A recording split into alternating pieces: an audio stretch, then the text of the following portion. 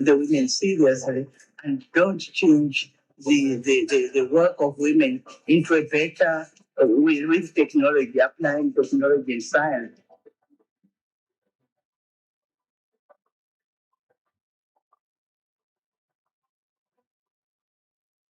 À cet effet, je sollicite la participation active et sans réserve des parlementaires nationaux, régionaux et panafricains à soutenir la position commune et unique de l'Afrique de d'un côté des gouvernements africains par l'enjeu des soins techniques mais politiques. Il s'agit d'affirmer le soutien des parlementaires et des sens à tous les échelons régionaux pour que vive le protocole de Kyoto pour la survie de notre continent. The Pan-African Parliament remains a platform for African people and their grassroots organizations to make an input into the decision-making process on the challenges and problems facing our continent. La première leçon que je tire, c'est que le Parlement est en bonne voie.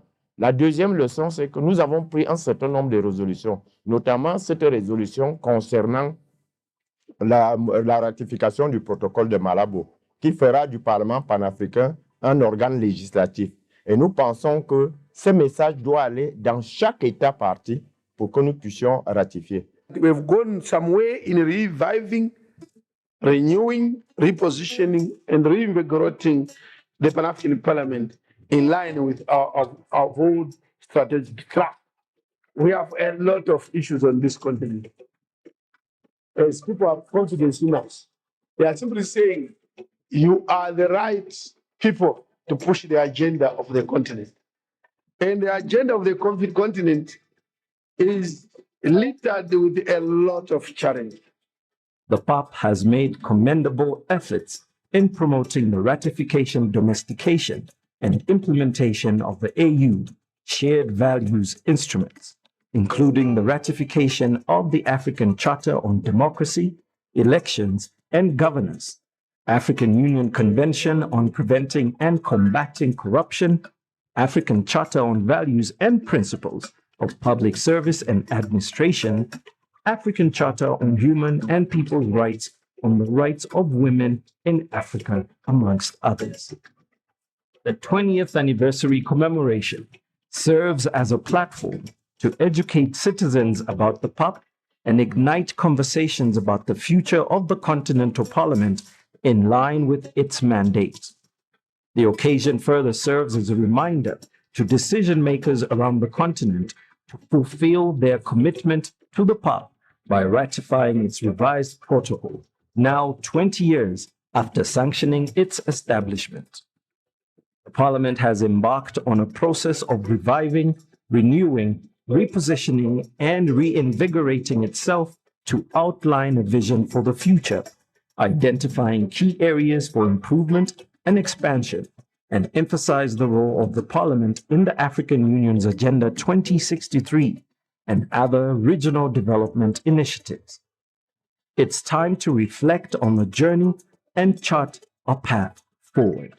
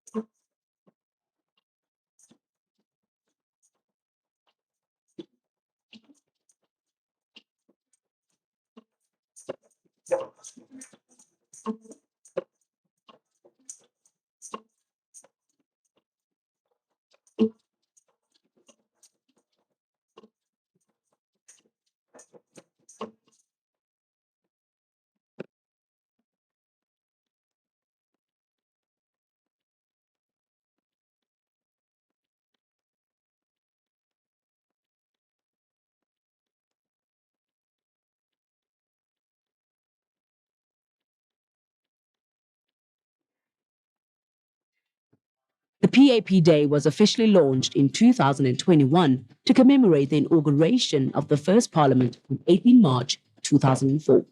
Excellencies, honorable members, distinguished guests, on behalf of the Pan-African Parliament, I hereby declare 18th of March of every year as the Pan-African Parliament Day or the PAP Day. The PAP was established as a platform for people from all African states to be involved in discussions and decision-making on the problems and challenges facing the continent. Its purpose, as set out in Article 17 of the AU Constitutive Act, is to ensure the full participation of African peoples in the development and economic integration of the continent. As it stands, the mandate of the Parliament extends to consultation and playing an advisory and oversight role for all AU organs pending the ratification of its protocol. The PAP Day commemoration serves as a platform to educate citizens about the PAP and ignite conversations about the future of the Continental Parliament in line with its mandate. The day further serves as a reminder to decision makers around the continent to fulfill their commitment to the PAP by ratifying its revised protocol, now 19 years after sanctioning its establishment. 14 AU member states have so far ratified the Malabo Protocol. 14 more are required. 6 parliaments have been inaugurated since 2004 with a mandate to ensure that the peoples of Africa are fully involved in the economic development and integration of the continent.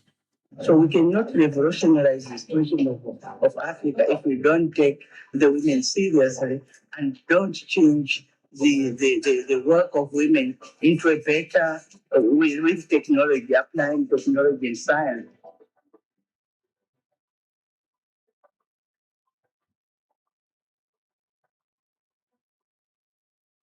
À ces effets, je sollicite la participation active et sans réserve des parlementaires nationaux, régionaux et panafricains à soutenir la position commune et unique de l'Afrique pour impliquer les gouvernements africains par l'enjeu des sons techniques mais politiques. Il s'agit d'affirmer le soutien des parlementaires résistants à tous les échelons régionaux pour que vive le protocole de Kyoto pour la survie de notre continent. The Pan-African Parliament remains a platform for African people and their grassroots organizations to make an input into the decision-making process on the challenges and problems facing our continent. La première leçon que je tire, c'est que le Parlement est en bonne voie. La deuxième leçon, c'est que nous avons pris un certain nombre de résolutions, notamment cette résolution concernant la ratification du protocole de Malabo, qui fera du Parlement panafricain un organe législatif. Et nous pensons que ce message doit aller dans chaque État partie pour que nous puissions ratifier. We should never lose sight of this one, that we are a platform for the full participation of African peoples on all issues affecting our citizens. And through our committees, we can achieve this.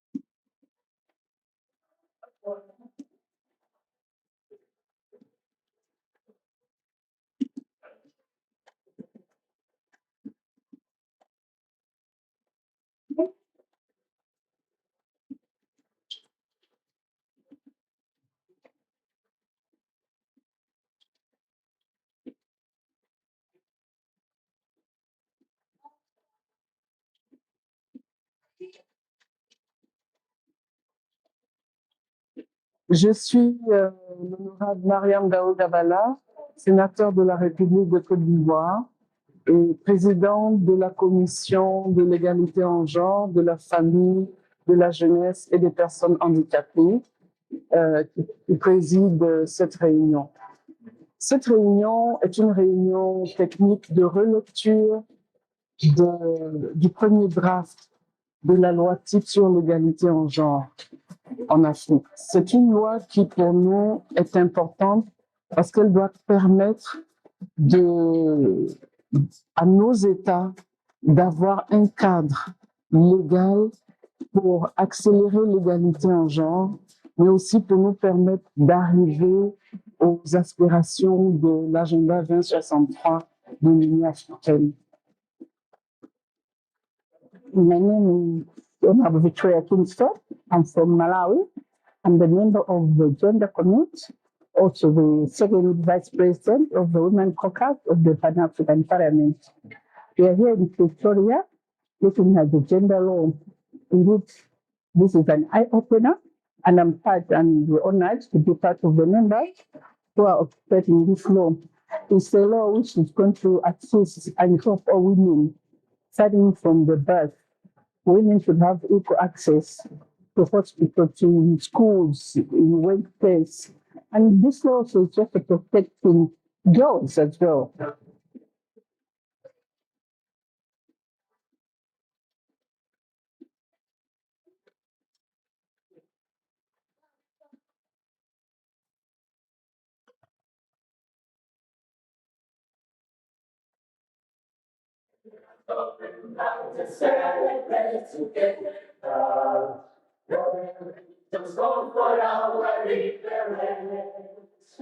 Let us dedicate ourselves to rise together to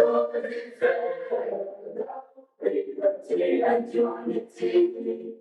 The Peace and Security Council, PSC, of the African Union, AU, and the Pan-African Parliament, PAP, held a consultative meeting from 17 to 18 July 2025 in Midrand, South Africa, at the headquarters of the Pan-African Parliament, under the theme, Enhancing Institutional Synergy and Collaboration for Sustainable Peace and Security in Africa.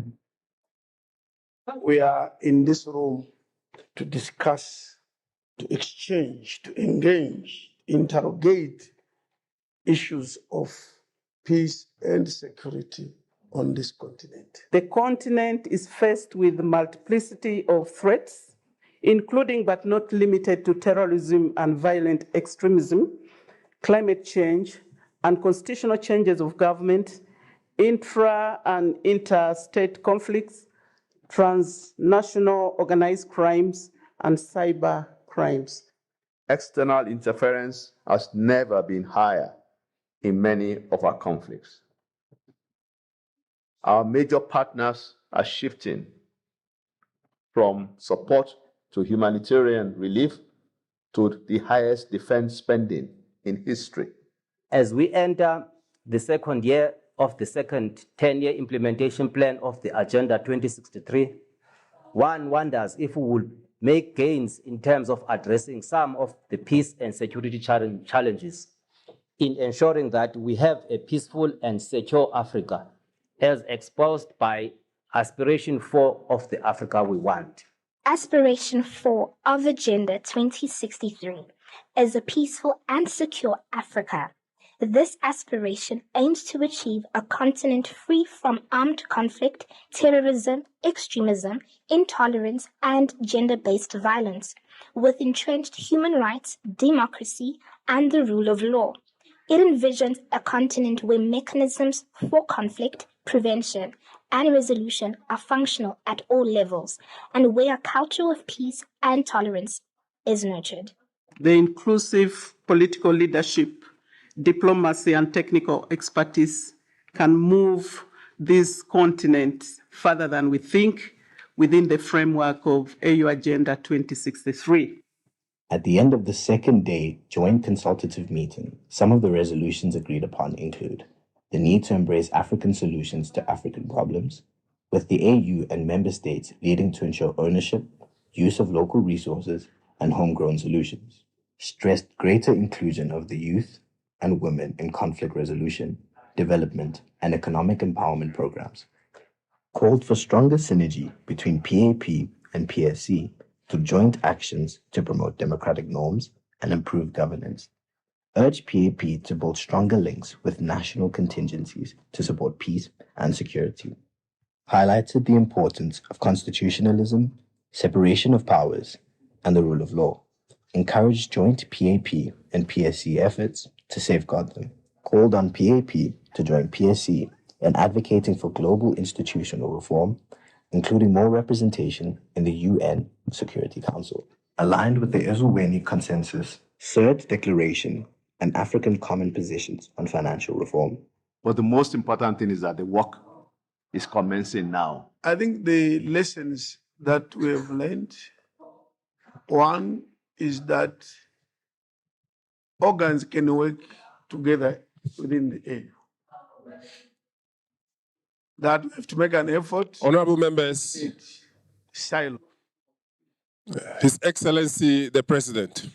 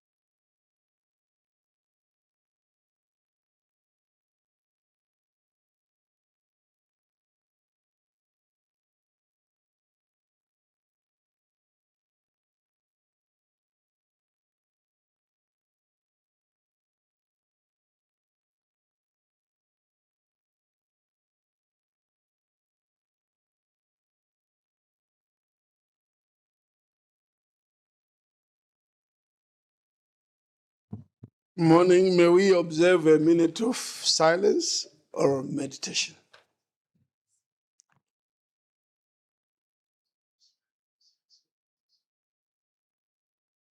Thank you. We can take seats.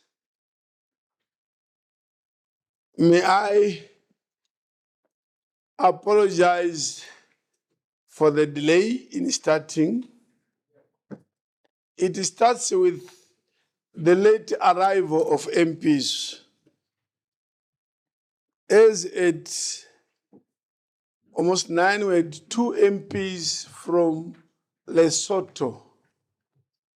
The 2 female MPs from Lesotho who are here. So at 9, at 9:15, the situation was bad, very low numbers. And I want to encourage you that if you come at 9, we start at 9. And then before we left around, we were told now we have 51. We then said, let's go. I want to be honest. We were then visited in the office, and the bureau was sitting as bureau, by a person whom we had to listen to before we came into the chamber. Our ambassador from Sudan. And knowing that we are debating Sudan today, he had some advice, he had some issues before we debate peace and security, which will include the situation in Sudan. He had some views which we as a bureau would not just agree with, but finally we agreed, and he is, I think, somewhere, and I would, at this juncture, invite him into the chamber. If he has entered the room, he may still be outside. The ambassador of Sudan is welcome into the chamber. Basically, that's why we delayed. There was quite some peacemaking process between themselves and ourselves. But I'm sorry for that. We do apologize. But I still want to implore our own MPs that we are all coming mainly after 9:30, something to 10, generally. So can we please keep time?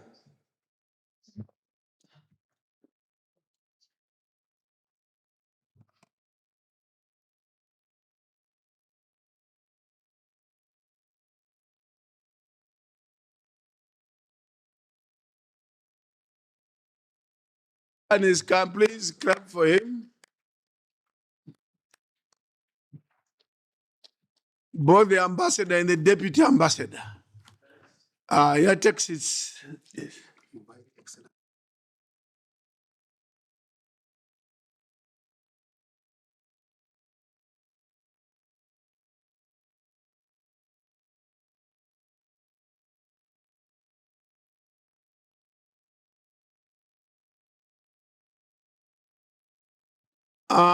May I invite Ambassador Aur Joan into the chamber?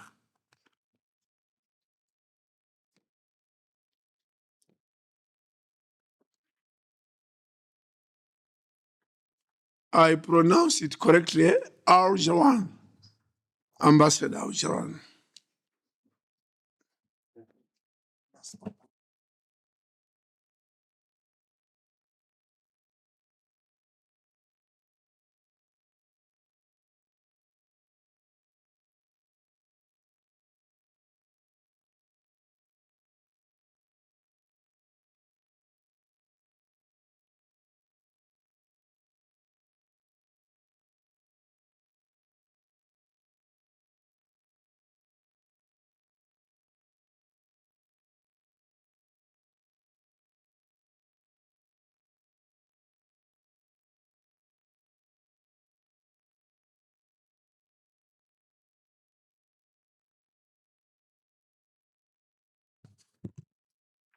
Honourable members, may I invite the clerk of the Pan-African Parliament to read the first order of the day. Honorable President, presentation and debate on the state of peace and security in Africa. Presenter Moses Crispus Okielo, Senior Researcher, Institute for Security Studies. And he's from Addis. Is it? Is not the one from Addis? ISS Addis. Okay, thank you. So, Mr. Moses Crispus Okelo, please take, if I hear you say, take the floor. Thank you, Mr. President.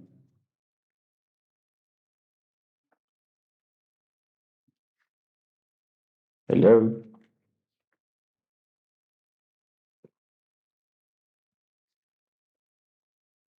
Can you hear me? Somebody give me a signal that I can be heard. We hear you, you are breaking a bit, but once you come out, the voice is loud and clear, but then it sometimes cuts off. Okay, that's likely going to be an internet.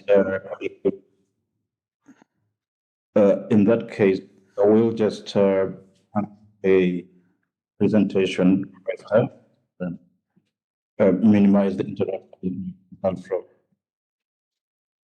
from these internet issues.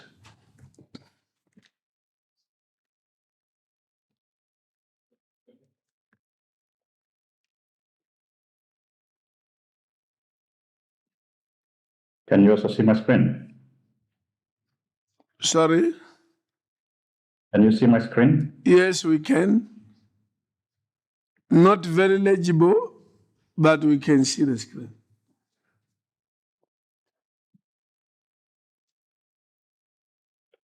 Okay.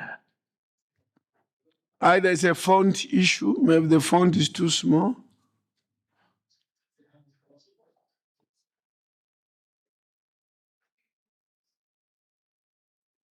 Is that better?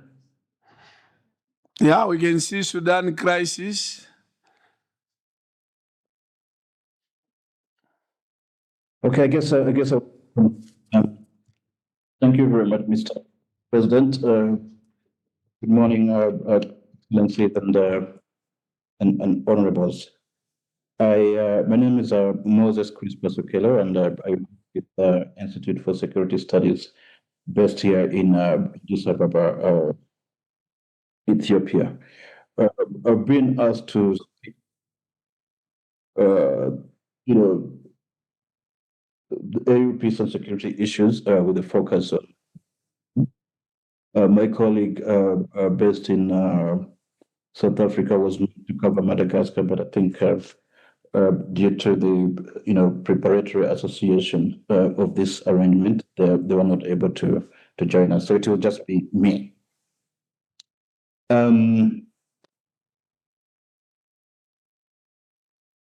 The presentation that I'm going to make will cover a number of issues that are associated with the current conflict in Sudan.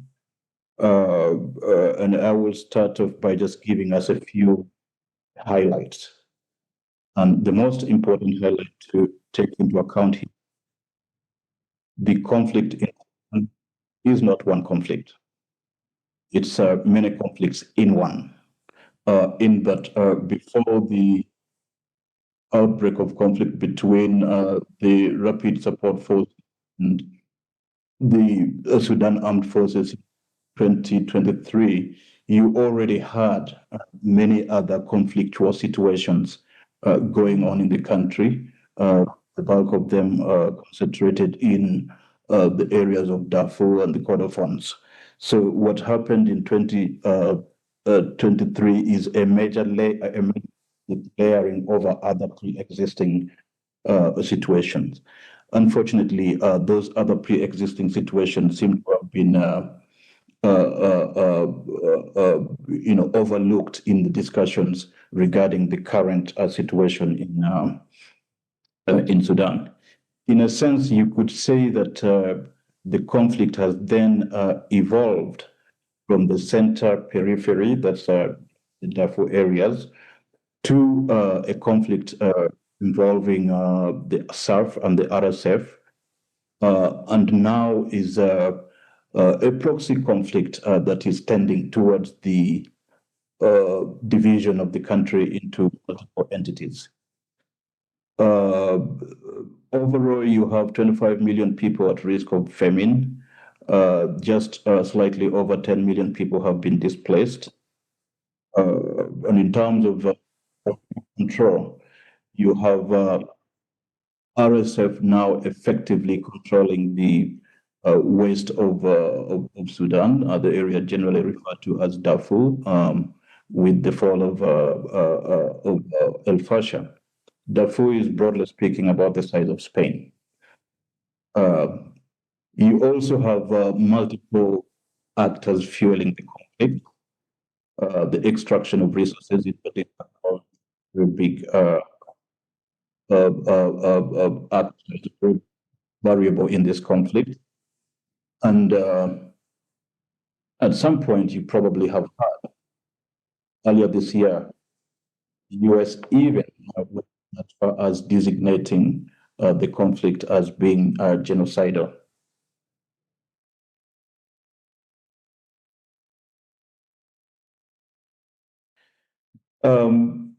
In terms of key actors and networks that you have in this conflict, you have the Sudanese Armed Forces. This is fairly basic information, but it's very important for us to, for understanding what's going on here. So you have the Sudanese Armed Forces that mostly controls the east and north of the country. The composition of the Sudanese Armed Forces has some Islamist-leaning elements, who by some account a source of the challenges to the resolution of the conflicts. But overall, the SAF is also allied to a number of other smaller militias, militias that were earlier on operated in Sudan, that were created after the conflict. So it's estimated that any up to 20 allied militias are associated with the SAF. In terms of support, the SAF gets most of its external support from Egypt. The overall presumption there is that Egypt supplies intelligence and sometimes jets. Iranian drones have been seen in the conflict, mostly associated with the SAF. We have also seen some Russian arms, and the presumption with Russian arms is that it might be a threat that's associated with the use of Port Sudan. What is less clear is the role that Saudi Arabia plays. But in general, it's believed that Saudi Arabia is associated with the Sudanese armed forces. On the other hand, you have the rapid, under the leadership commonly known as Hemeti, mostly concentrated in the Darfur and Kordofan areas. And he leads several decentralized paramilitary entities, generally under his command. The Rapid Support Forces is believed to have been an evolution of that 2003 entity that was called the Janjaweed. So what you see now as Rapid Support Forces is a modern-day Janjaweed. Terms of support, a primary supplier has been named to be United Arab Emirates, so they denied. There's also some element of Russia and activity. Russia, in this case, plays both ends. Most recently, in the tri-border area of Sudan, Egypt, and Libya, there's believed to be a link with the Haftar group, mostly for the supply of logistics. The Rapid Support Forces run a network of smuggling routes that it mostly uses for supplying resources. In terms of where these entities are located, I've tried to get a map from critical resources, visualize for us what we're talking about. You can see that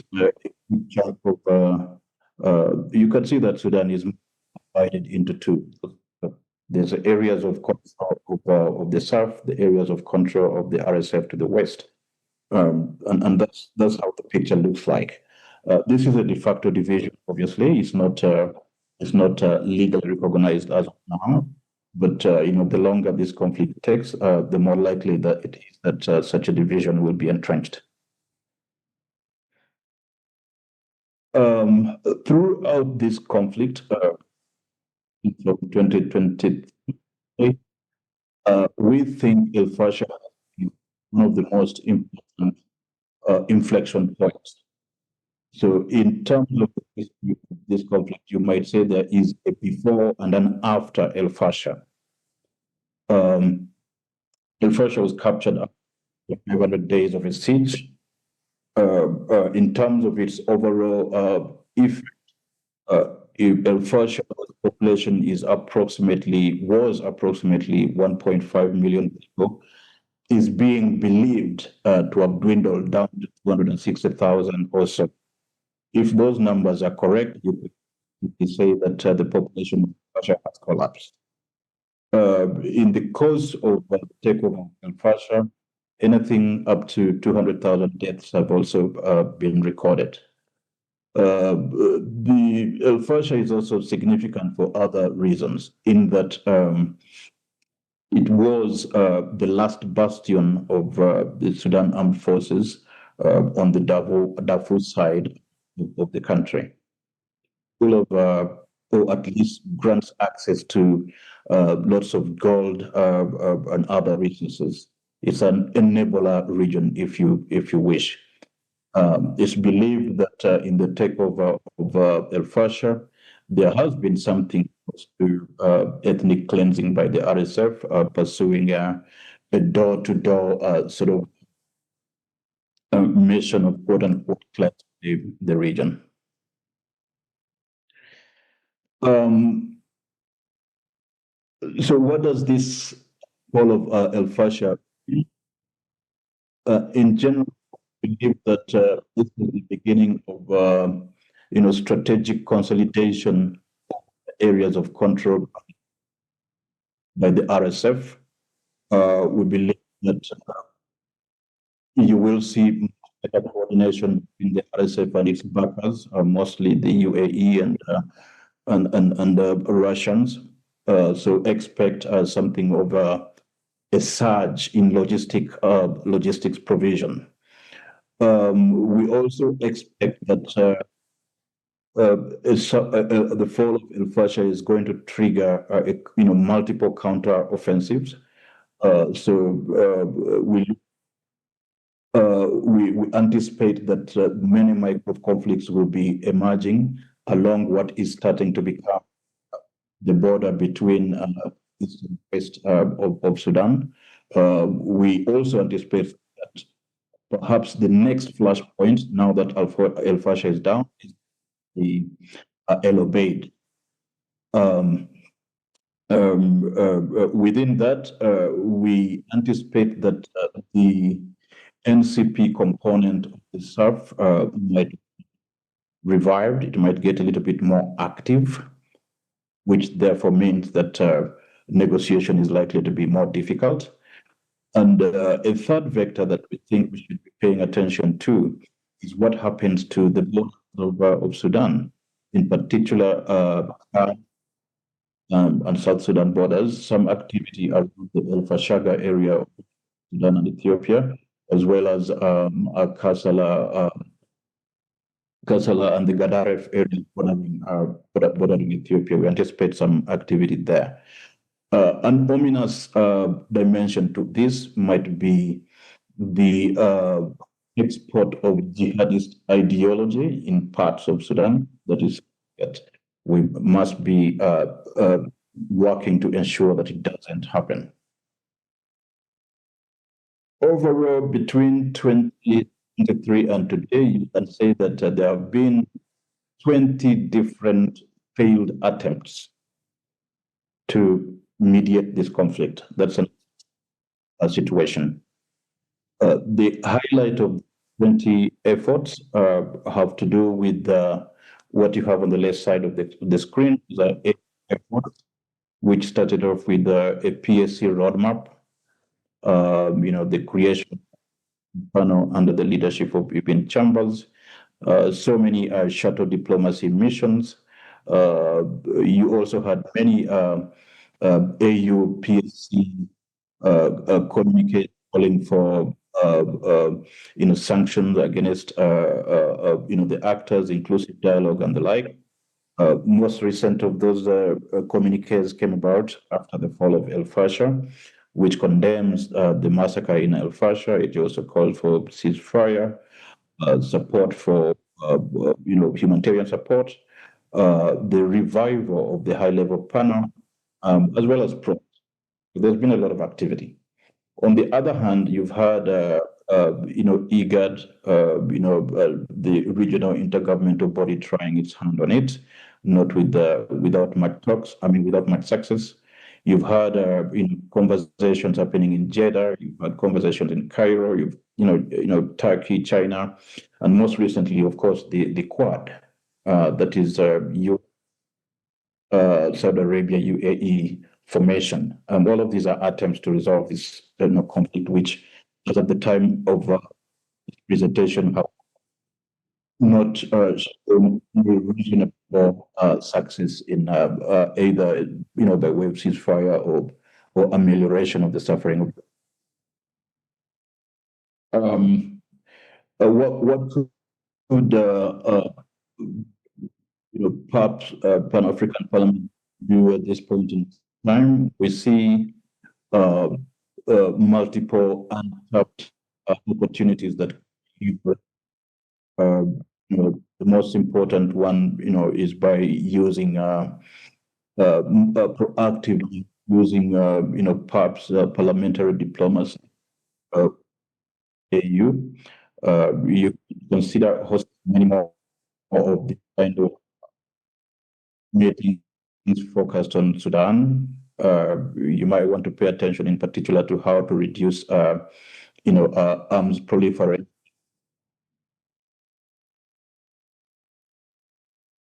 As well as the extraction of resources. So there is a lot of unity. The broader framework of perhaps over.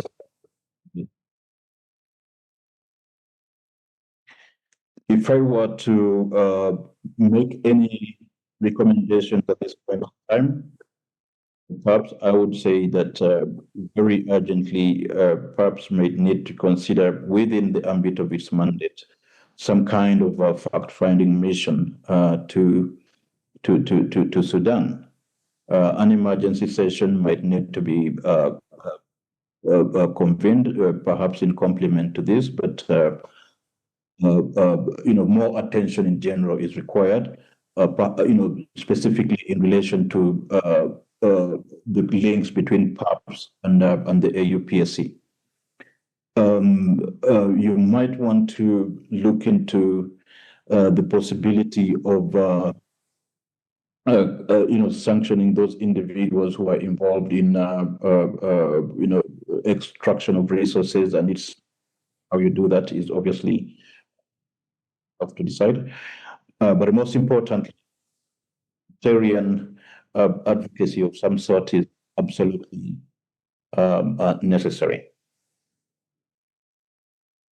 So, in short, what I'm trying to say is that before Sudan deteriorates to what we see either in Libya or Somalia, there is immediate intervention that is required. Naturally, that intervention has to be coordinated with the AUPSC and, of course, Sudan itself, or whatever is remaining of Sudan, in order to prevent a regional catastrophe.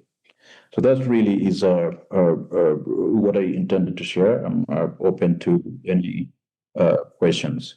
Thank you very much, and back to you. A moment of appreciation.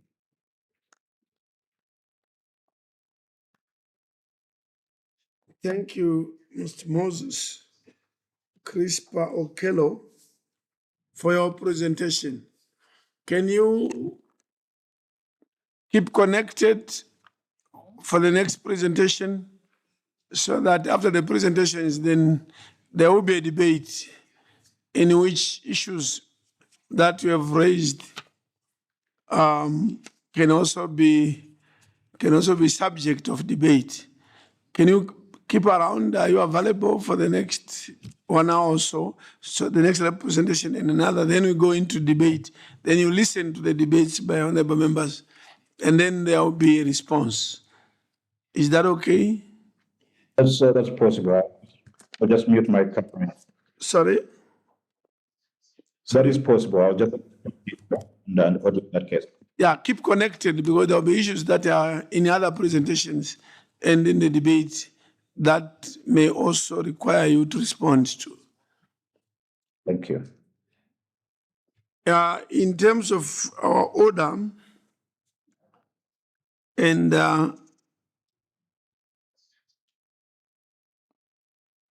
I'll then request peace and tolerance in the world. And then I bring the ambassador of Sudan on the floor.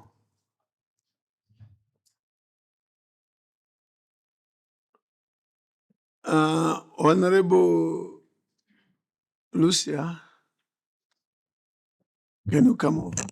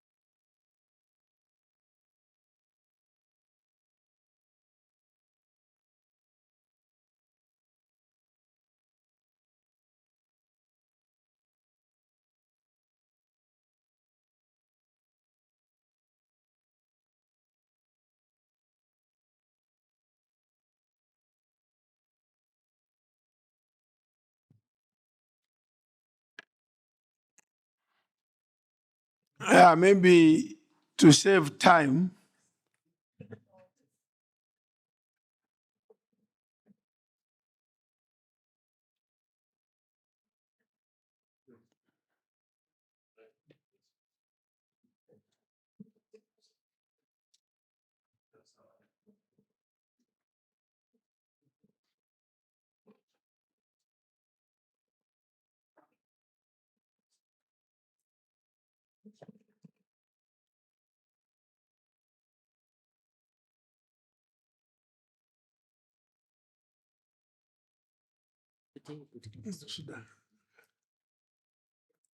thank you very much. You know, when you are dealing with issues of peace and security, and then, of course, leading to conflict, you also should not create conflict. So we are avoiding PAP as we debate and find solutions for others. We don't want to create more conflicts. So we are trying to manage certain situations. We, at this stage, invite a presentation on peace and tolerance in the world and the role of parliaments, including Pan-African Parliament. A presentation of peace and tolerance in the world and the role of parliaments, including Pan-African Parliament. And the presenter is His Excellency Ahmed Mohamed Al-Jaran, the President of the Global Council for Tolerance and Peace. Come over the front.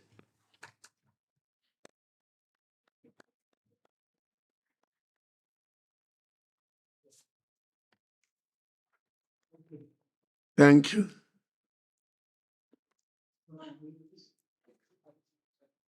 Assalamu alaikum. Sabah al khair. Greetings, good morning.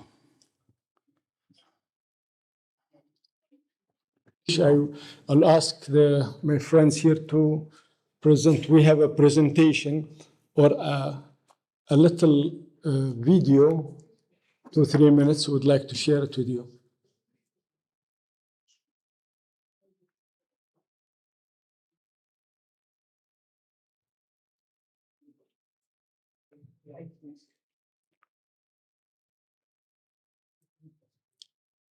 Video, please proceed. Our IT, can you proceed?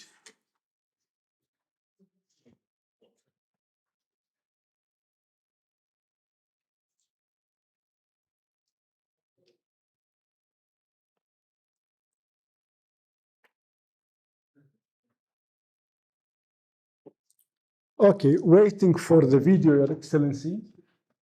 IT, our IT team, any problem? IT. We're still loading the video, Mr. President. Sorry? We are loading the video, Mr. President. You are what? They're loading the video. It's a big video. Oh, you are still loading. Okay, with your permission, Your Excellency, I would like to present myself. I am Ahmed Al-Jaran. I am the President of the Global Council for Tolerance and Peace. And I'm here, I'm invited to talk about the Council itself, the role of the Council, and how we can share those values to spread the culture of tolerance and peace. So this is our aim, and our main tools is the education and the media. So we don't talk politics, we talk preventive diplomacy about how we can live together, how we can share the values together, how we can work together. No politics, no other issues. I'm not here to deliver a political message, and I am only in this occasion, I am representing the Global Council for Tolerance and Peace and its parliament, where we are more than 120 countries signed in working together to promote the tolerance and peace.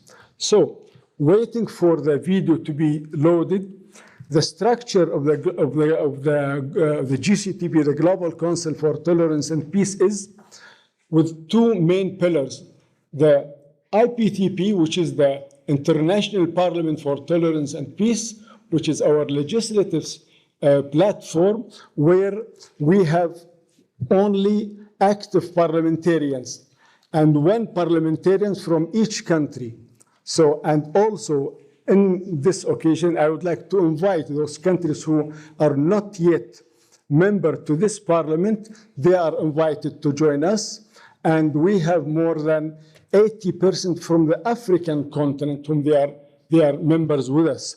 And we share discussions about promoting the tolerance, the culture of tolerance, and the importance of it. So this is the first pillar. The second pillar is the General Assembly, which contains three main units, if I may say. The universities and the think tanks, this number 1. Number 2, all the organizations who deal and work for spreading the culture of tolerance. And the third unit is the individuals, where we invite the civil society to join us and to teach us and also send their messages to the world about the importance of tolerance and peace. So this is what we agreed in. And also in the council, we agreed to not to talk about politics. where we have politicians we trust in, and the politicians, they know what to do. So this is the main issue. So in the general, in the first pillar of the IPTP, we had 13 sessions yet, and in all of our sessions, we agreed in spreading and launching resolutions and recommendations for adopting the tolerance and peace, for calling everyone, not only those countries who are in conflict, but also the countries who are in peace, to maintain peace, to work for peace, and to give their advice for the others. I don't want to name countries who are they are facing some challenges now in their countries, but I think we need to promote the culture of tolerance, where those I'm sorry to use the word stable countries, so those stable countries can talk to us about the benefits of tolerance. So we cannot talk or invite the countries who are in some difficulties to call them for how to talk peace and tolerance, right? And also, we don't go and teach others how to make peace. No, we learn from them, and we also are just reminding them how's the loss of the war. Now, one bullet costs certain amount. So by this bullet, we can build universities, hospitals, name it, a lot of civil and protective organization, let me say. So this is the IPTP, the International Parliament for Tolerance and Peace. Now the General Assembly was its 3 main units. If we start with the universities, for example, we contracted more than, not contracted, but we signed, let me say, MOUs and agreement with more than 50 universities around the world, and we asked them to design for us programs for master and PhD in tolerance, to teach students the importance of tolerance and peace. And we had the first program. It was enrolled in Spain, in Madrid, and we graduated 30 students in this program. So the idea is to promote the tolerance and peace through the education sectors. The organizations, by the way, in the universities also, we invite intellectuals to write books, to give lectures, to talk tolerance, to invite people to adopt the culture of peace, the culture of tolerance, the culture of the future, instead of going back and putting ourselves in certain positions. The second unit is, as I mentioned, all the organizations. We traced more than 3,000 organizations around the world talking tolerance, and they are adopting the tolerance, which means that the tolerance is not new. This is in our religion, even in Islam, in Christians, and other, I don't want to say religions, because the religion is one, God is one. So we know that tolerance is there, is existed. So what we are promoting is not something new. People don't know, and we came with new idea about tolerance. Tolerance is there, but our role is to, I will permit myself to reactivate some of the organizations, to facilitate and cooperate with those organizations, how we can work, how we can promote tolerance, how we can invite the new generation to talk tolerance and peace. So this is very important. And also, Your Excellency, in the parliaments, I used to be parliamentarians. I used to be I'm the first speaker of the Arab parliaments. And the parliaments is the representative of the citizens and of the people. So the connection is, the message will go to the parliament through the people, through their supporters, and then it will go higher and higher. So the organization we are inviting, we are cooperating with them and we kind of facilitating their missions to teach us and to give them the chance to talk about peace, about tolerance, the importance for the future, for the countries, for everything. Yeah. So here is the role of those organizations.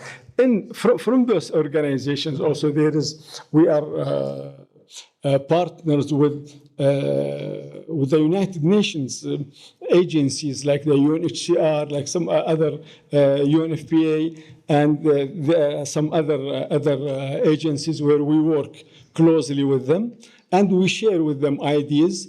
Again, we don't talk politics, we talk how we can live in peace. The third unit is the individuals. We consult our partners in the parliament and the IPTP to invite some of their intellectuals from each country whom they trust and they believe in their vision to be part from this organization, the Global Council for Tolerance and Peace, where we also again invite those intellectuals to join us in our meetings and also to raise their voices in calling for promoting the tolerance and peace. If we will go talking, by the way, I'm not reading from anything here. You see me, I'm just putting here, but this is putting my hand on it. If we'll keep talking about tolerance and peace, the importance of tolerance and peace, we will need hours, days in talking in that, because this is it's a faith, it's something we need to adapt and talk to. But I will stop in here, and I would like to see if the video has been loaded, and we can enjoy to see that. Thank you very much. The Global Council for Tolerance and Peace is an international organization dedicated to tolerance and peace. We stand against discrimination, sectarianism, and extremism. The Global Council for Tolerance and Peace brings together members from every corner of the world. At the heart of our structure lies the International Parliament for Tolerance and Peace, IPTP, fostering global peace. With diverse representation of national parliaments, the IPTP serves as a powerful platform where voices converge, building a more peaceful world.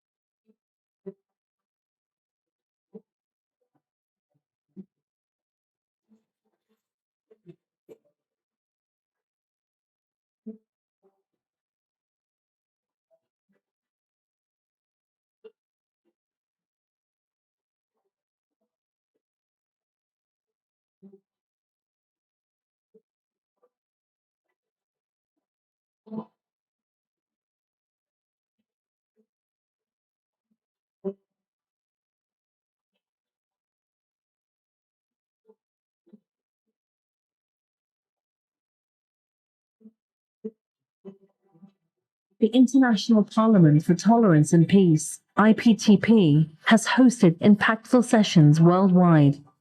The inaugural session took place at the Maltese Parliament, while the second session unfolded at the Albanian Parliament in Tirana.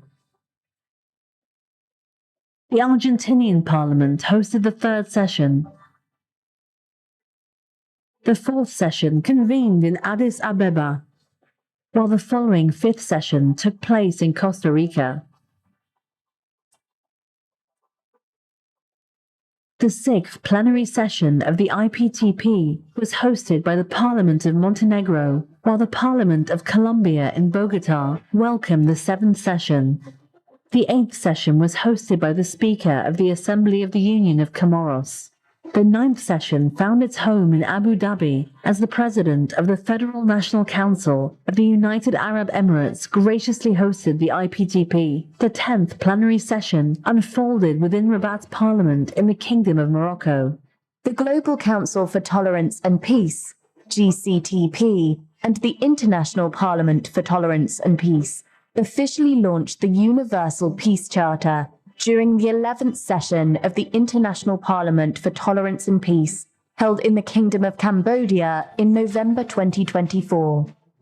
His Excellency Ahmed Al-Jawan, President of the GCTP, awarded the International Medal of Peace to His Excellency Hun Sen, President of the Senate of Cambodia.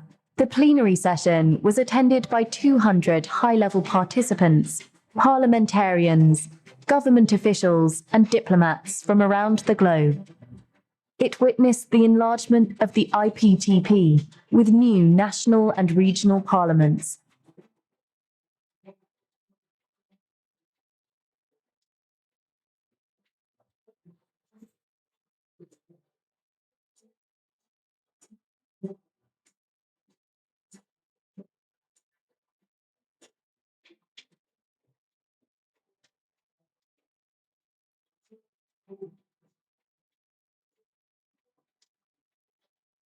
The IPTP's membership grew to over 100 national parliaments, as well as the largest international and regional parliaments of the world. The fast-growing membership and global activities serve as a recognition and a responsibility for humanity in overcoming the challenges of our present times. National parliaments, which are members of the IPTP, now represent 1,662,000,000 people in the world.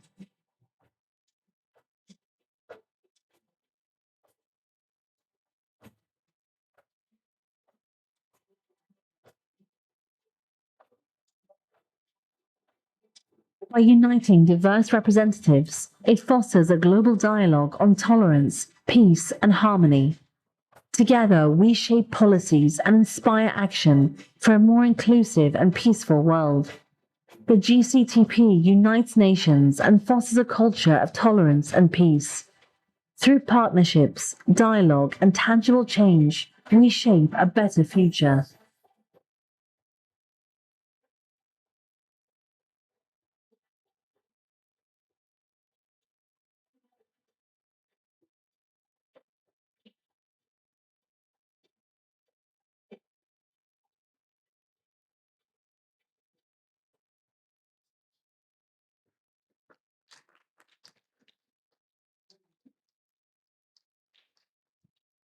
Your Excellency.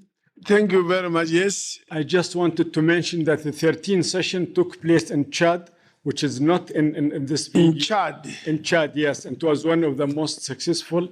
There were more than 40 countries from Africa and the world attended this session, sir. Thank you. Thank you. And what were the dates, by the way? 5, 6 October.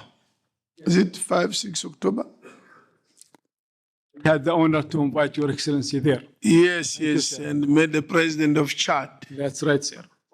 Thank you very much. Thank you very much. We now proceed to this presentation was on general tolerance and peace. The first one was on Sudan. It's now proper and appropriate that the ambassador of Sudan in Pretoria, in South Africa, takes the floor and also informs this parliament, our parliamentarians, as to what is happening in Sudan. And then the MPs, of course, will make an input, they will debate. We are anxious, we read, we hear of millions, people starving, displaced, and other bad things. So I call upon you to take the floor, the ambassador of the Republic of Sudan, Osman Abu Fatima Adam Mohammed, Your Excellency. Your Excellency, take the floor. Thank you.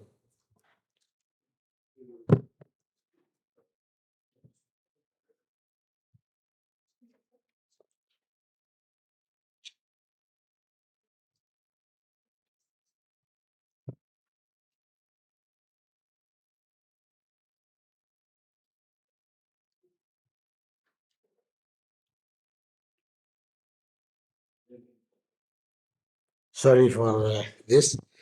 Actually, thank you, Honorable President Zafinia Shambura, for inviting me to this session, and thanks also to the Vice Presidents of the Pan-African Parliament. Also, thank you to the esteemed and distinguished and honorable members of the Pan-African Parliament.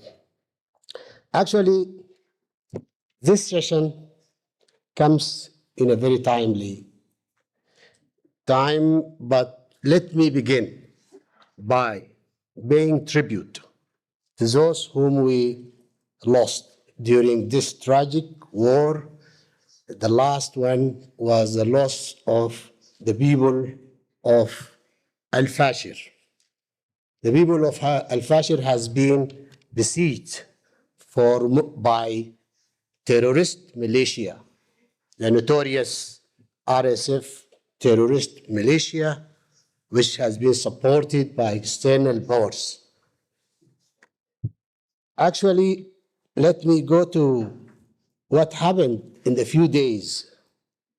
More than 1,500 has been killed in Al-Fashir on one day, on the 25th of October, when the terrorist militia, RSF, which is supported by the UAE, has taken over the city of Al-Fashir and killed more than 1,500 people in the city. You know, more than 500 who were in the hospital, which the Saudi maternity hospital in Al-Fashir, in the hospital, sick people and their companions has been killed by the RSF.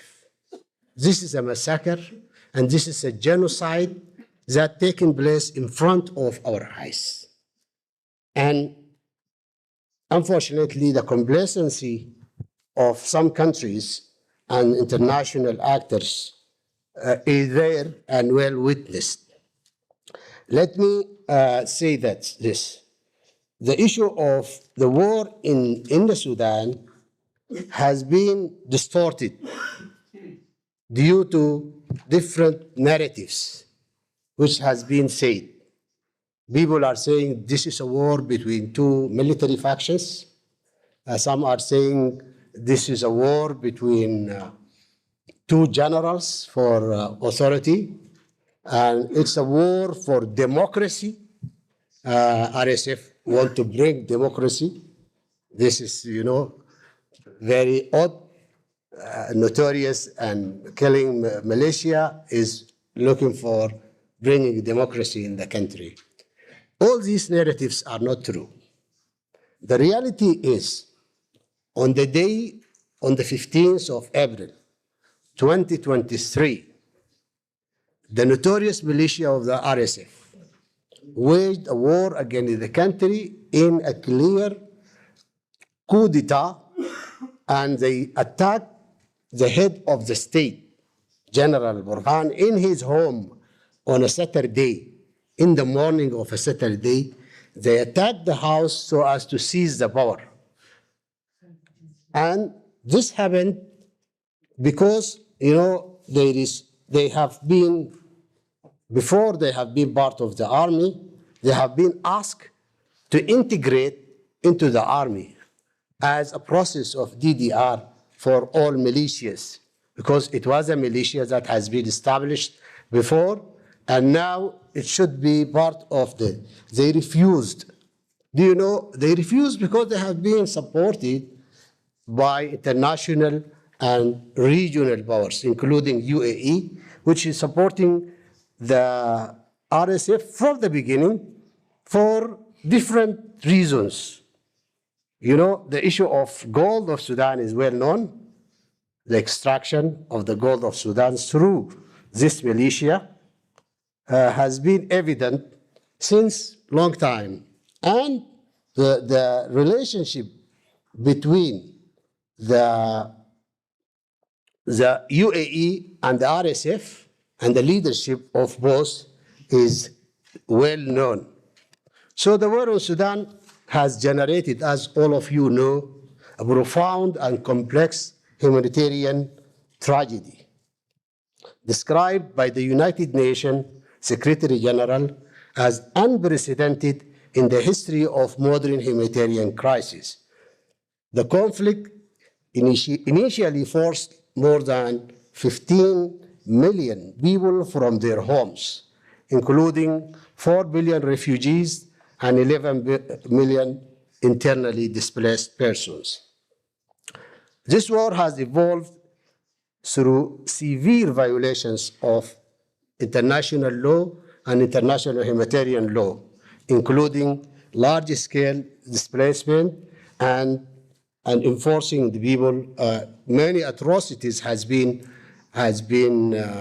attributed to the RSF, and including mass killing, rape, gang rape, and all crimes. It is unprecedented in the history of wars in Sudan and elsewhere. So all this has took place in Sudan due to the RSF violation.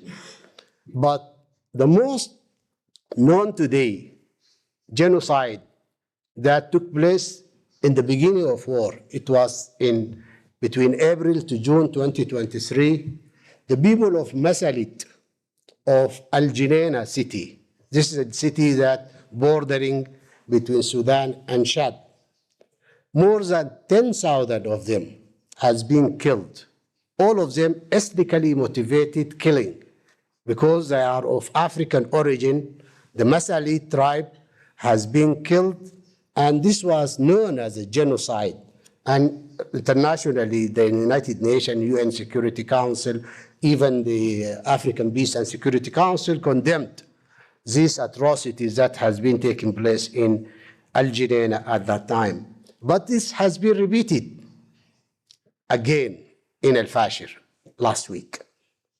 So the state of Darfur, North Darfur, which contained Al Fashir, has been in the siege for 17 months, despite there was a UN Security Council resolution 2736 asking the militia to lift the siege on Al Fashir. So this was a blatant disregard of the international community and a blatant disregard of the UN Security Council resolution. And the besiege continued until the time that we see the horrendous massacres in Al Fashir. These people, even before that, they suffered from, the besiege of 2 years made the people suffer to the extent that they feed animal food in Al Fashir. Despite this, the complacency of many countries with the UN. It was evident, I will not just talk like that, evident that UAE support to the RSF is well documented in the UN documents. It has been mentioned in the panel of expert reports of the Security Council, and we made the complaint against UAE in the UN Security Council, and we asked for stopping fueling of the war in Sudan by this country. Actually, it was odd for me to invite to the August House of the Pan-African Parliament a representative from the country that's supporting killing of the African peoples in Darfur. It was really so. I don't know what we say in Arabic. فاقد الشيء لا يعطيه. We say in Arabic, those who don't have anything, they cannot offer it to others. You cannot give peace when you are making war. You cannot speak about tolerance when we are waging and fueling mercenaries. Point of order. Point of order, Your Excellency. I think let's be fair. This issue of tolerance and peace has been all over the continent. In Chad last month, it is not dealing with any specific country. I think if someone were to punish you because you are from Sudan, just because you are from Sudan, that is apartheid. That is how apartheid problem. Because you are black. Because you are black, you are not allowed to use this road. Each one should be condemned for what they have done. And the justice says a person is condemned for that, what he has done or she has done. So if anyone attacked you for being Sudanese, I think it would be unfair. And I think you came to address us on issues in Sudan. And it would be unfair for you to attack the person because you come from the United Arab Emirates, so you should be attacked. Let's attack him for what he has done that is bad. He is a person. There are a lot of people who come from countries and they don't agree with what their own president does in this room. There are people who don't agree with what their own head of state does in this room. So it will be unfair to attack a person because you come from this country. But if they've done something that's bad, that's a different matter and that should be addressed. Proceed. Thank you. Thank you, Mr. Chairman. Actually, I'm not attacking a person. I'm not speaking about a person. I'm speaking about an aggression, an external aggression being perpetrated by a proxy war of a militia supported by another country. Let me speak about, I don't know, Your Excellency, the audacity of the Emirates, and as their wealth allows them to evade justice, I wonder how the conscience of their leaders is untroubled by the murders of thousands of the Sudanese by weapons and mercenaries they sent to the militia. They wanted to have, actually, you may have heard that they have a puppet government, which we call the parallel government in Niala. This is against the unity of the African countries. When you have a puppet government that's been installed by foreign countries, and now there is a government that has been rejected, fortunately, by the UN Security Council, rejected by AU Peace and Security Council. All these organs and all the people of Sudan has rejected this parallel government, which not wanted to be installed by UAE to serve the interest of the UAE, not to serve the interest of the people of Sudan. Actually, Your Excellency, the UAE, as the oil monarchy, has managed to buy the silence of many countries and institutions.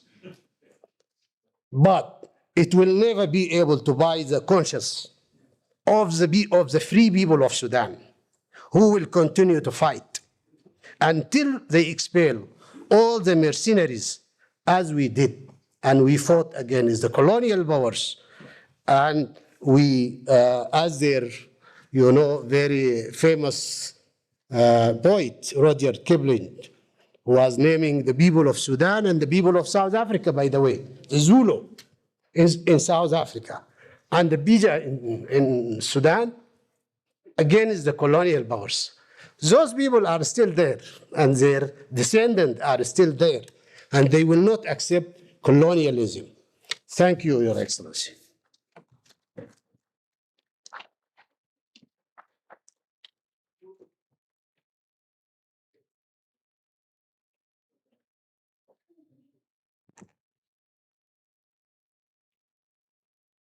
Let's give another loud applause for His Excellency.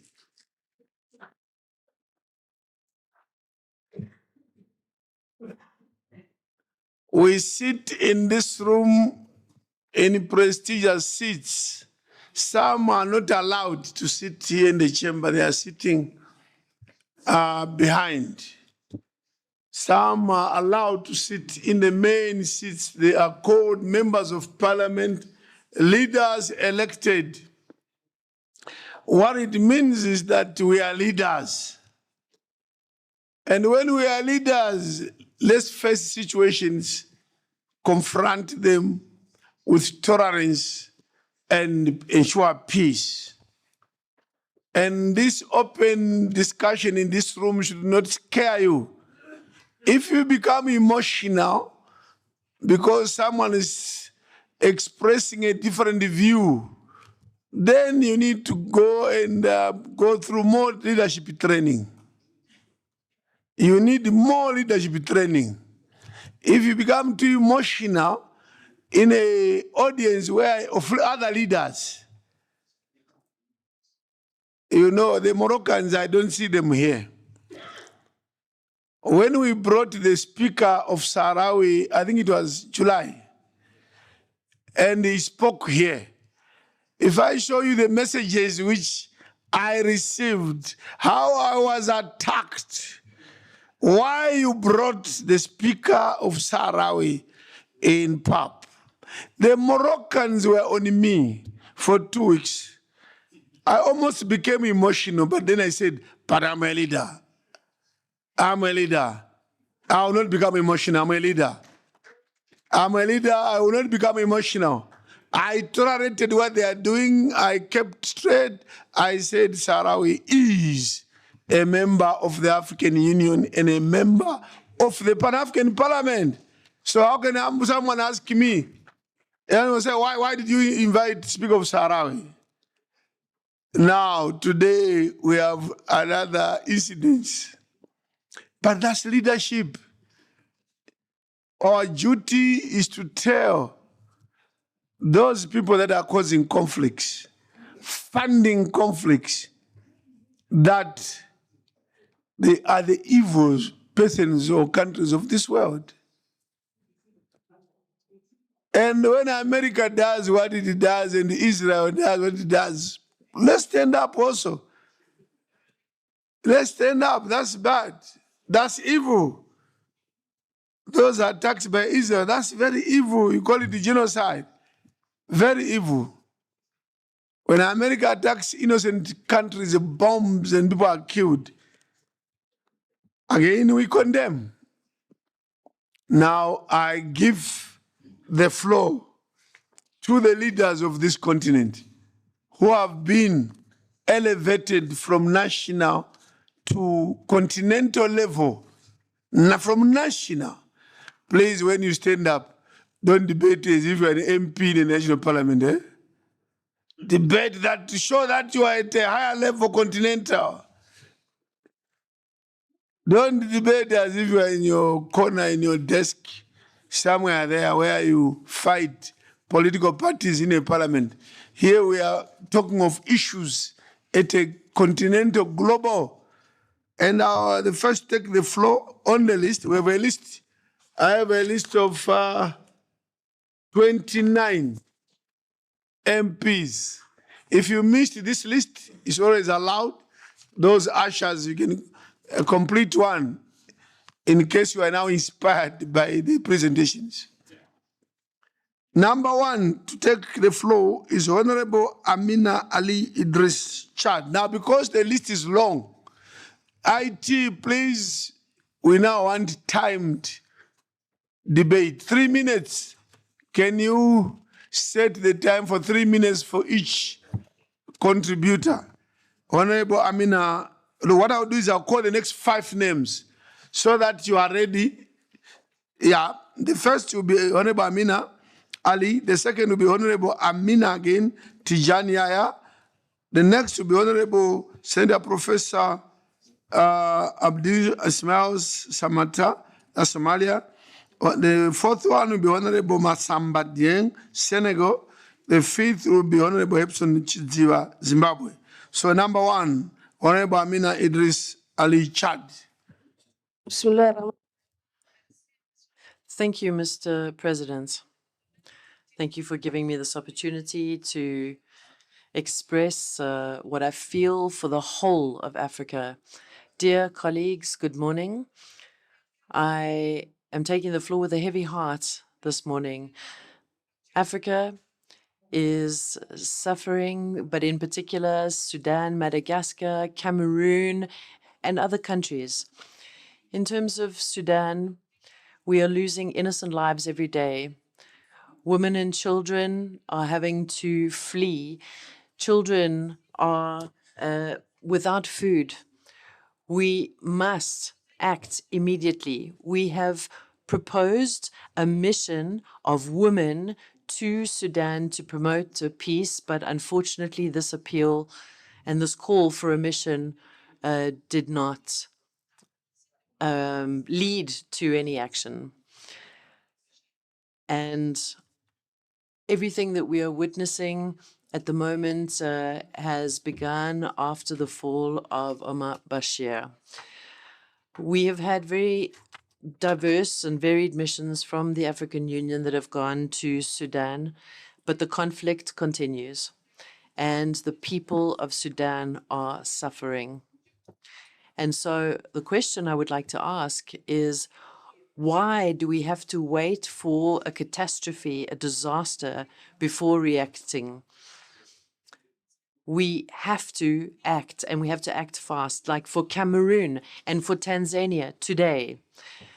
That's enough with all the promises and the inaction and the speeches. I am appealing to and calling on the African Union and all of its representatives to waste no effort to stop problems from arising, to stop the conflicts and avoid an absolute disaster in countries like Cameroon and Tanzania. We cannot wait for it to become the same as Sudan. We have to have hearts that feel and bodies and minds that react. And we cannot have situations where conflict is used as a pretext to massacre our populations, as a pretext to steal our natural resources. We have to live in peace, and we cannot have a situation where we have foreign powers who are providing arms and encouraging people to fight one another. Let us not have Africans who massacre one another. We need peace. Thank you. Je vous remercie. Very much. We are a continental parliament. The quality, structure, nature of debate should be higher than debating in a national parliament. We have given you 3 minutes. First 1 minute and 2, 1.5. Maybe you can set the context.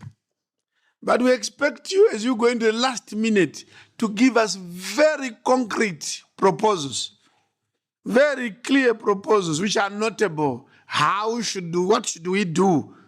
Don't tell us about so many people, millions have died. Yes, it has been said by all the presenters. Now, ours is to act.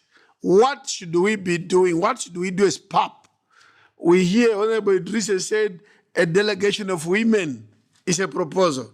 He said, we want to send women to Sudan. That proposal, I believe all those that are recording proceedings is a proposal. Those that are coming on the floor, please don't just narrate what we know already. Tell us what should we do as PAP, as AU. Thank you. So we move to the next presenter, who's Honorable Amina Tijani Yahya, Chad.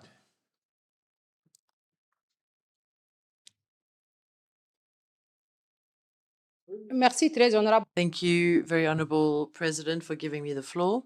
I would like to know, Mr. President, I put myself on two lists. The first list was on the debate on peace and security, and the second list was for peace and tolerance.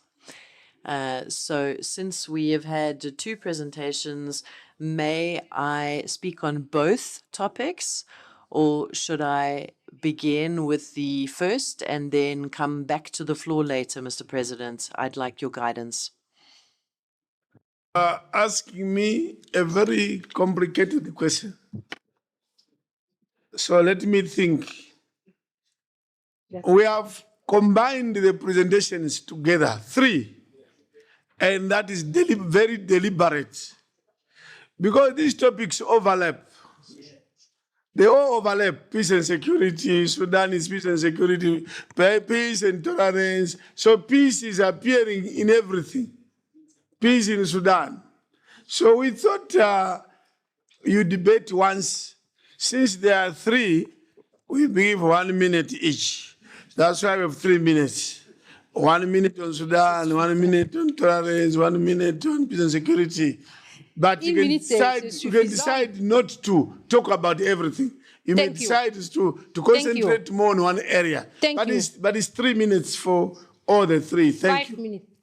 No, it's 3. Give me 5 minutes, The list is too long. Because I have, The list is too long. If we give 5 minutes... Thank you, Honorable President. If we do 5 minutes each, we'll be here for 3 hours debating this topic only.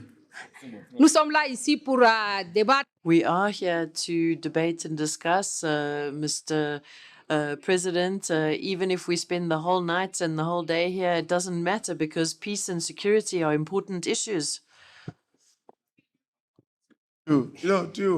What we do is sometimes when you feel you ask for an extra minute, it becomes 4, which is a bonus. So 4 minutes, that's okay. But if we close debate, and the members say this topic is very, very important, we want it back to continue the chamber, we can set it for another day to continue. No problem. Thank you.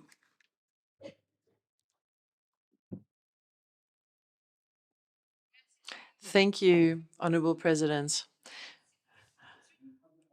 Before I begin, I would just like to say something.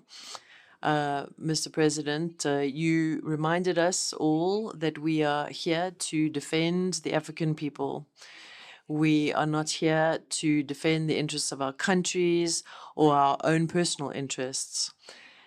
And we are not here to attack one another either.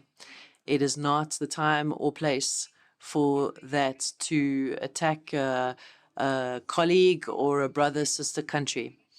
We are here at the Pan-African Parliament as representatives of our national parliaments and of our people. It is for us to make the voices of African people heard. And so if there are attacks that take place, this is really not the time and place for that.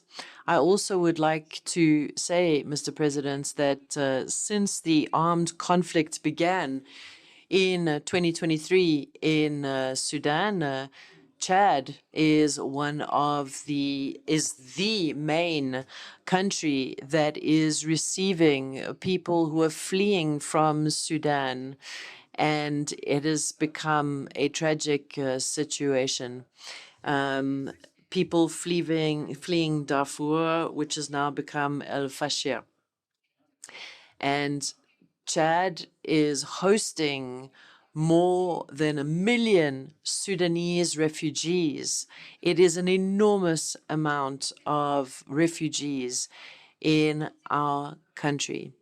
And it is a huge destabilizing factor in the region. And women and children are once again the principal victims. However, I would like to express our commitment as Sudan to support human rights, peace and tolerance, as well as stability on our continent, and especially in countries in crisis like Sudan and Madagascar. Africa cannot achieve development without peace and security, and peace and security cannot last without justice, inclusion, and the participation of women and the youth in the political process. I would like to make part of my speech in Arabic, please, Mr. President.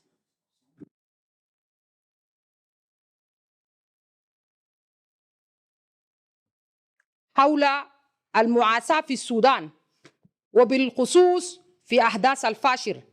إنما يحدث اليوم في السودان أو في دولة السودان الشقيقة تحديداً في مدينة الفاشر يوجع الضمير.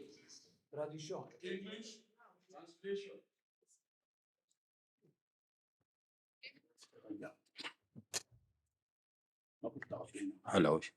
No. Go ahead. Go here. What happens in Sudan today, the sisterly country Sudan, especially in Al-Fashir, is something that pains the human conscience and shakes the conscience of everyone who believes in justice and human dignity. Al-Fashir, the city which was the symbol of coexistence, is turned today into a place of destruction and displacement. Women are being displaced, children killed, civilians running away in the international silence. We in this parliament, we cannot be silent in front of this. We have to raise our voice in the name of humanity, in the name of Africa, in the name of every lady who lost her children and every child lost hope. What happens in Sudan is not an internal matter. It's a wound in the body of entire Africa. Our moral responsibility and political responsibility requires of us to ceasefire and open humanitarian corridors and return to a comprehensive national dialogue that return to Sudan its human face and its dismantling. The world must understand that Sudan does not need more statements, but it needs brave positions to consciences that shoulder responsibility. May God bless and rest in peace the soul of those who lost their lives. Thank you very much. Thank you, Mr. President. I would like to continue my speech on peace and tolerance. We have to have national commitment to peace and tolerance. In Chad, it is the condition for our stability and our development. And we have recognized that parliaments have a central role to play to promulgate just and fair laws. Take your seat. First of all, let's be orderly as MPs. Let's observe rules of debate. I know you wanted 10 minutes. You don't just switch on your mic again. When you are off, you ask for permission. Please, may I have 1 minute or 2 minutes extra? So can you stand up for another minute? Thank you.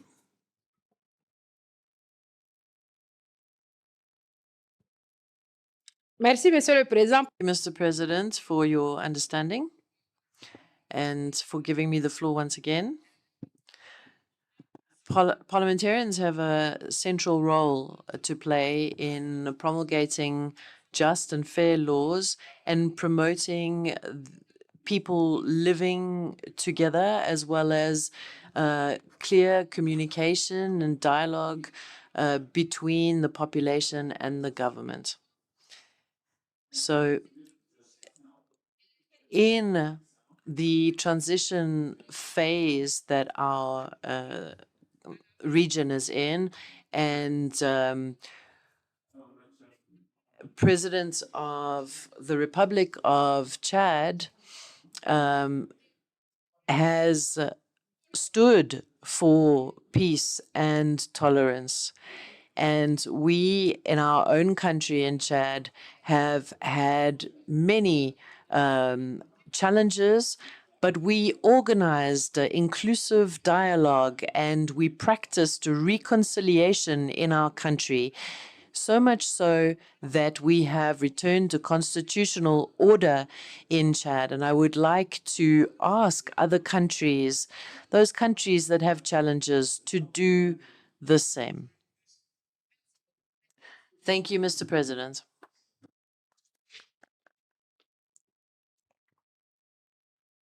The chair sets the rules of debate. Don't set your own rules. If we say 3 minutes, please accept. Those are the rules that you approved. The next is Honorable Senator Professor Abdi Ismail Samata, Somali. Thank you, Mr. President. I'll be brief to the 3 minutes. I'm speaking as a Somali, a country and a people who have suffered for over 30 years exactly because of the same conditions in the Sudan and because the African Union and the African people did not come to the help of my own people. So I urge everyone here to support the people of Sudan. Number 2, creating peace is a political project. To be told that politics and peace have nothing to do with one another is an illusion. There are 2 kinds of politics. A politics that constructs peace, constructs welfare, constructs development, and brings people together. This is what we are all about in this chamber. And then there is politics that divides people. But to say that politics has no place in peacemaking and tolerance is an illusion that the Pan-African Parliament should not accept. Second, the United Arab Emirates as a country, not as an ambassador or individuals, but as a country, is comparable, let me repeat that, is comparable to those who supported apartheid and those who supported Ian Smith in what was previously Rhodesia. So we should deal with that country exactly as we dealt with supporters of apartheid and supporters of Ian Smith. And therefore, we should sanction them. We should take them out of the African Union. We should not invite into our forums until they come to their senses. Finally, here's my recommendation, very briefly. Don't invite criminal regimes to our midst, to our forums. Second, sanction the UAE from all of African Union forums. Thank you, sir.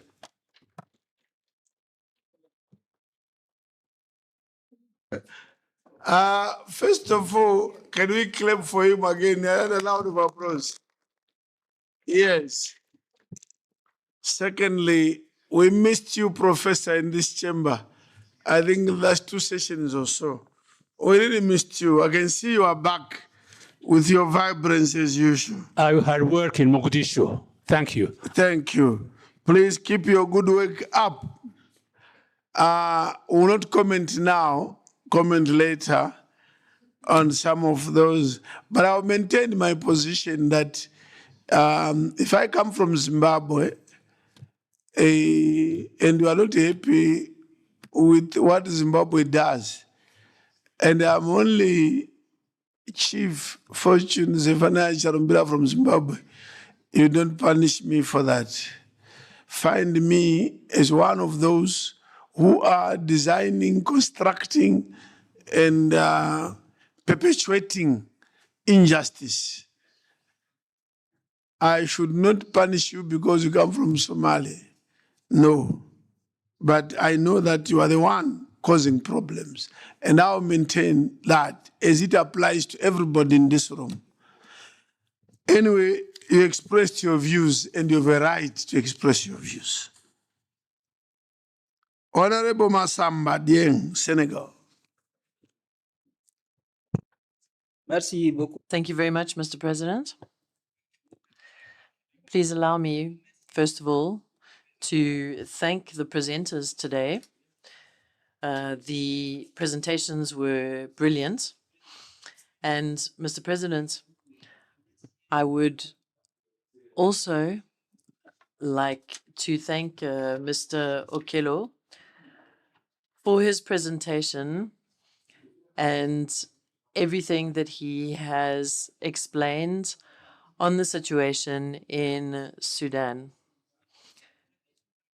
And earlier on, I think you said that we need to make our speeches about concrete proposals. So I would like to say that we need to find these concrete solutions for all African countries that are currently finding themselves in these intolerable situations. The Pan-African Parliament is here to represent the African people, and we have a responsibility to propose concrete solutions for these populations that are suffering in these crises. We are not lacking for representation to be able to do something, but Africa is still struggling to pull itself out of wars, conflicts, genocide, massacres, and mostly because of our natural resources that are being plundered and pillaged. So we must free ourselves from these external foreign forces that are trying to take advantage of our natural resources and create conflict. We cannot accept that. We need to start off by educating our African youth. We need to educate them and our leaders, our African leaders, also have to recognize that Africa is behind. We are running behind, and we need to catch up with the rest of the world. We constantly have the problem of foreign powers who are trying to take advantage of our natural resources. And the conflicts that are waged in Africa are very often with foreign weapons that are brought from outside of Africa. They are not made in Africa. And these foreign forces are creating chaos in Africa so that they can pillage our natural resources. We want a new Africa, and so we cannot.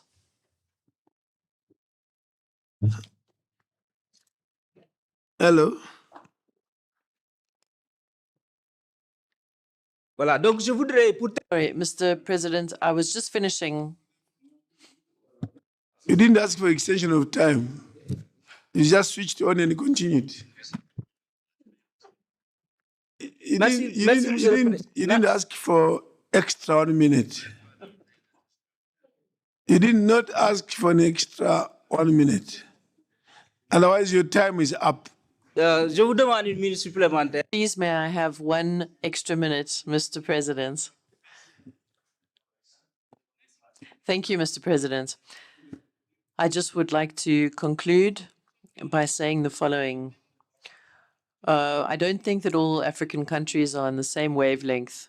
There are some countries where things are going better than others. So we need to have African institutions, starting with the African Union,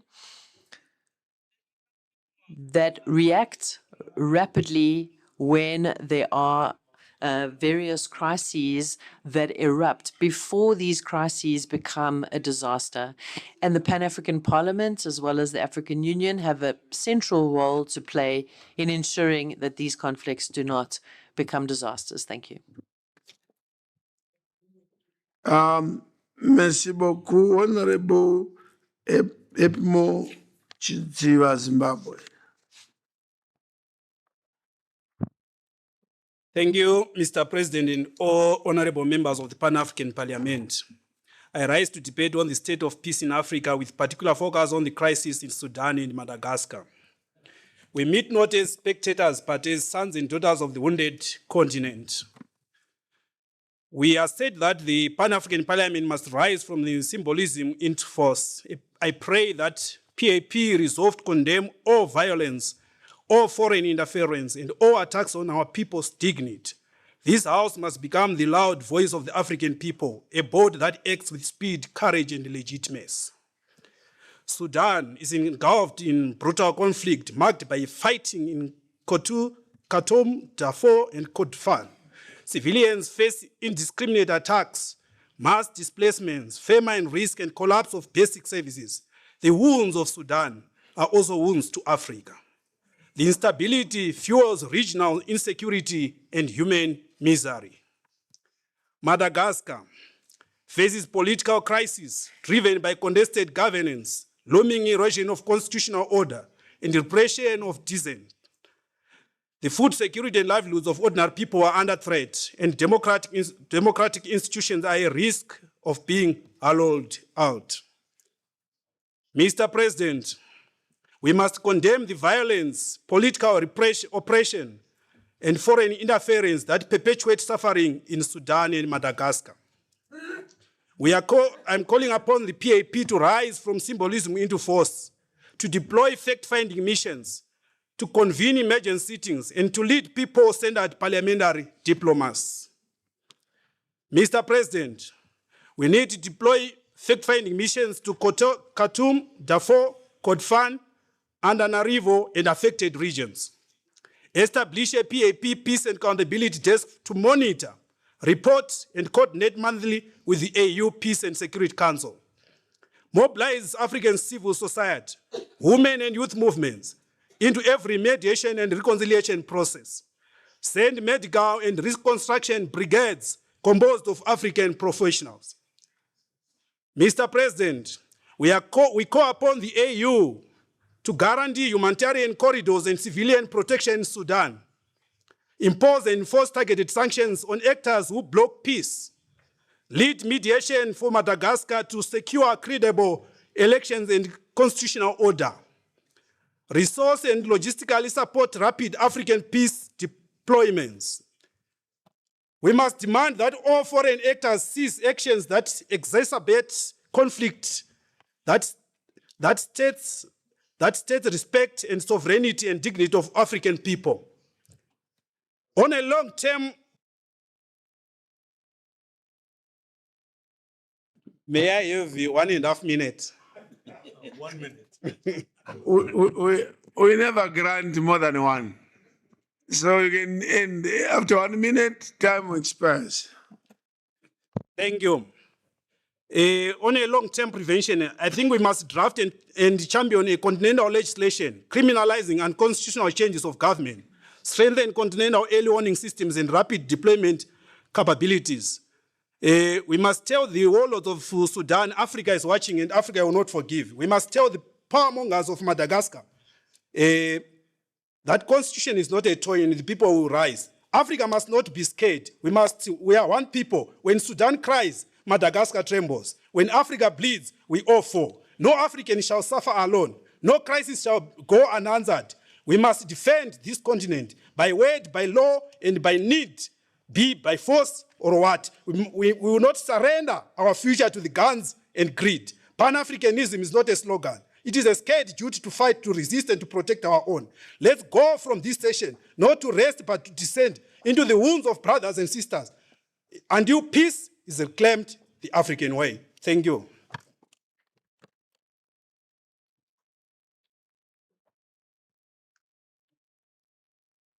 Thank you. As I move the next 5 to prepare, Honorable Senator John Bideli, Bones Bideli, Rwanda, Honorable Mariam, Mariam. Maria, Honorable Ambassador Emmanuel Owila, Sudan, Honorable Mohamed Bangura, Sierra Leone. So we move next is Honorable Senator Bones Bideli, Rwanda. Thank you, Your Excellency, for giving me the opportunity to talk about the debate on peace and tolerance. I want on the onset to say that reconciliation is key to sustainable peace and stability anywhere in this world. Reconciliation in Rwanda has paid dividends. We are now a more united nation, inclusive, with a common purpose.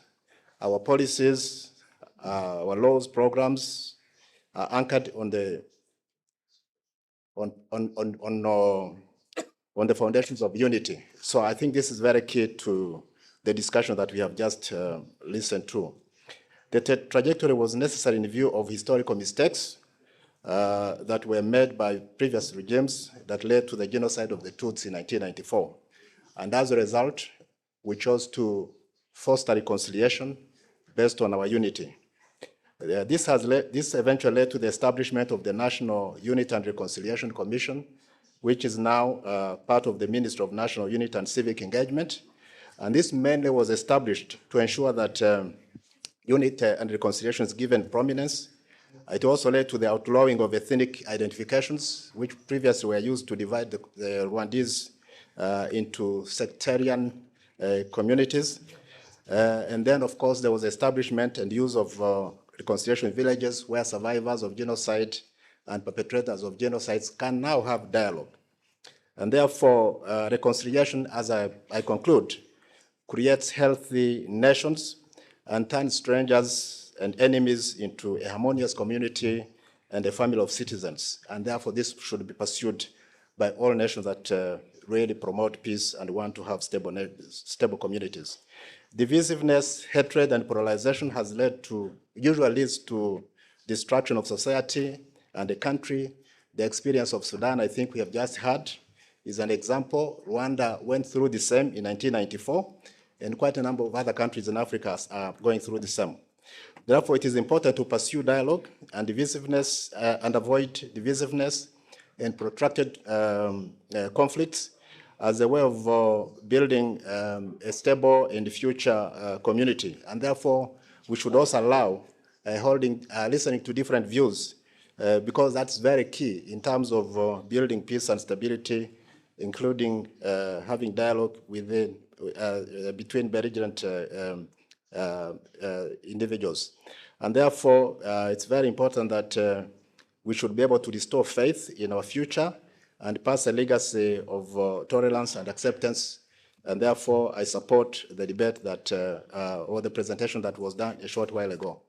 Coming back to Sudan, we are well aware that the Rapid Support Force was previously a militia created by the government of Sudan. And we are also seeing some emergencies in our countries within the continent. When you create a military force like that one to support an existing government structure, you are actually creating two centers of power. And therefore, if you create two centers of power, you are likely to have challenges in terms of solving conflicts that may arise. And therefore, I would really propose that our countries should not pursue creation of military militias of that kind, because the future is not reliable when you have such militias. I'll take an example of Rwanda. In 1994, we had what we call Interahamwe, And these are the ones that have eventually become the FDLR that is creating problems within our region. And therefore, I would encourage that our countries, our nations do not really pursue or solve problems by creating other forces that are not really supportive of peace and stability in our own countries. I conclude and I submit. Thank you, Your Excellency. Thank you. You didn't ask for extension of time, which is good. Honorable Mariam Mohammed Mrs. Saharawi. شكرا السيد الرئيس. Thank you, Mr. Chair. Honorable members, I would like to, I wanted to intervene in all the issues that were presented today, but I would like to make my intervention brief. With regard to the chair of the International Council for Peace, he mentioned his speech that he's not adopting any political or politics, that he comes to speak about tolerance and peace. But there's conflict in his contradiction in his speech. He mentioned, or he welcomed the decision of the International Council of the UN Council. He said the decision is based on what he's mentioned, the question of self-rule. We don't know, in fact, any decision. What decision is talking about? The decision, we can put it in, before you. It is mentioned in details that sticking to the framework of the United Nations, the principle of self-determination and respect for the Sahrawi people, and emphasis on the on both conflicting parties, the Morocco and the Polisario as the sole representative of the people of the Sahrawi people, and referendum should be conducted. That is, council also refused all the approaches that tend to change the nature of the Western Sahara, and the share should be the consent of the parties as a condition for any operation. This is what is mentioned in the report, and I would like to give you all this, to share it with you, so that you can have a look at it, so that there should be some conflicts and then fake celebrations. And I would like to hold the PAB responsible for not reviewing the speeches of the speakers, and to align them with the principles of PAB. So everyone who comes here must respect this parliament. Africa is not something UAE, internal UAE affair. Whoever wants to cooperate with Africa must respect the African institutions and its principles, objectives that are seeking to achieve. Peace is not just window dressing or just a word. History records strongly whoever stands for the rights of the people and those who connive with the perpetrators and those who utilize their funds for destruction, and between those that use their funds for service of humanity. I would like to make it short that sovereignty on the Western Sahara is for the Sahrawi people. Thank you very much. That is very good. هذا جيد. العضو الموقر مريم، أنت تعبرين عن نفسك حول قضايا تثير العاطفة، فإذا ليس هناك أي اقتتال في المكتب، فأنت تقدمين وجهة نظرك بقوة وبصورة عاطفية، فأنت لست عاطفية في ورقتك، فهذا شيء جيد، وأنا أصفق لك، فأنت قد أبليت بلاء حسنا. أنت لم تكوني عاطفية في ورقتك، كنت ذكرت Translation. Yeah. Arabic translation, please. It's okay now? Hello? Arabic, are you okay? The Arabic translator. Now, how could you do that when I was saying very important things in Arabic? And then you cut off Arabic. I was saying, Honorable Mariam, thank you very much. You were debating on a potentially emotional issue for you, but you suppressed your emotions and you expressed yourself very well, giving facts. And that's what we need, facts, not emotions. It's a chamber of leaders. Maybe one thing that arises from this issue, Honorable Mariam, is, and the other MPs, when you address anywhere as a leader, anywhere, we call it know your audience. Know your audience. Who is in the audience? We move to Honorable Mohammed Sagres, Algeria. In the name of God, most gracious, merciful, I would like to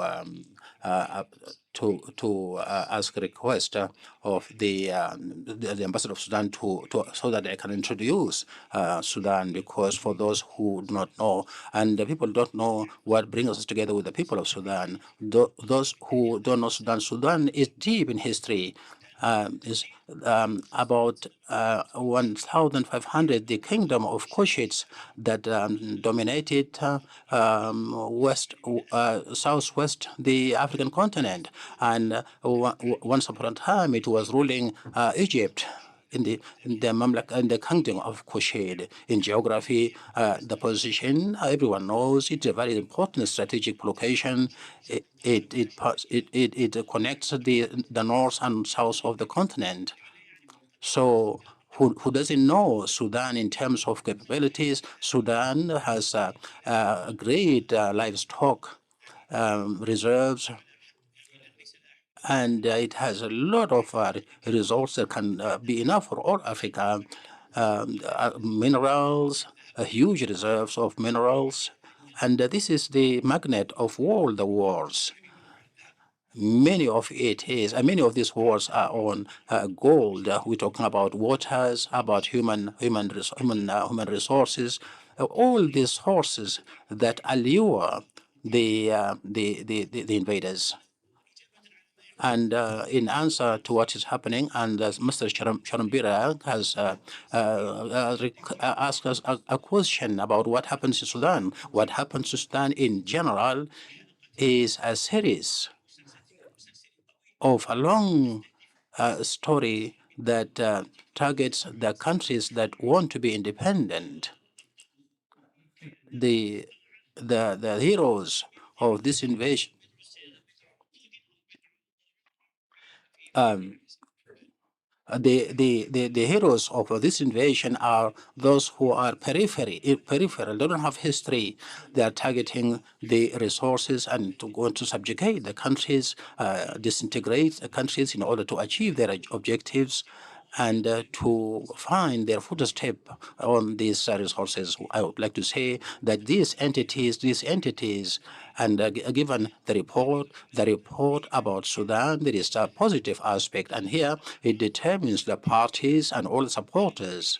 However, there is a negative aspect that this equation, equalizes between the parties. The national army cannot be equaled with the rebels. National armies are the guard of the nations. All the institutions may collapse, but the army remains the protector of the countries. So what happens in Sudan is some kind of destruction of the Sudanese armed forces. This is what's happening, and we have seen that many countries that whose armies have collapsed, or the armies are not strong enough to prevent the collapse of these countries. The countries have collapsed, and we have seen many African countries and Arab countries, and the series includes all these other may go extend to other countries. So we in Algeria, we know this very well. And the Algerian state has strengthened the army. in the context of protecting the state, so that the state institutions must be strong with the protection of the army. I can say that these entities are raising slogans from here and there, and very flowery slogans, democracy, human rights, peace and peace, tolerance, and all these kinds allure those who are listening to them. But these slogans, Gaza is present, and the Zionist state that destroyed Gaza, its slogan is combating terrorism. We can say that resistance is something and terrorism is something else. What happens in Sudan is continuation of what happened in Gaza, Syria, Yemen, Libya, and many Arab countries and African countries and the Sahel countries, and what happened in many other countries that have been whose resources are dissipated. But when it comes to solution, I think we as African Parliament are not qualified to give solution, because these entities are cooperating and collaborating. The solutions can be like imposing sanctions, but who is sanctioning who? These entities are dominating international institutions. Who is punishing who? Who is sanctioning who? Here, I would like to send a message, the members of the pub, that please, we need as an African rise, so that we can have sovereignty over our decisions, and there should be collaboration and solidarity among ourselves, so that we can be able to block the threats that we are facing. Thank you very much.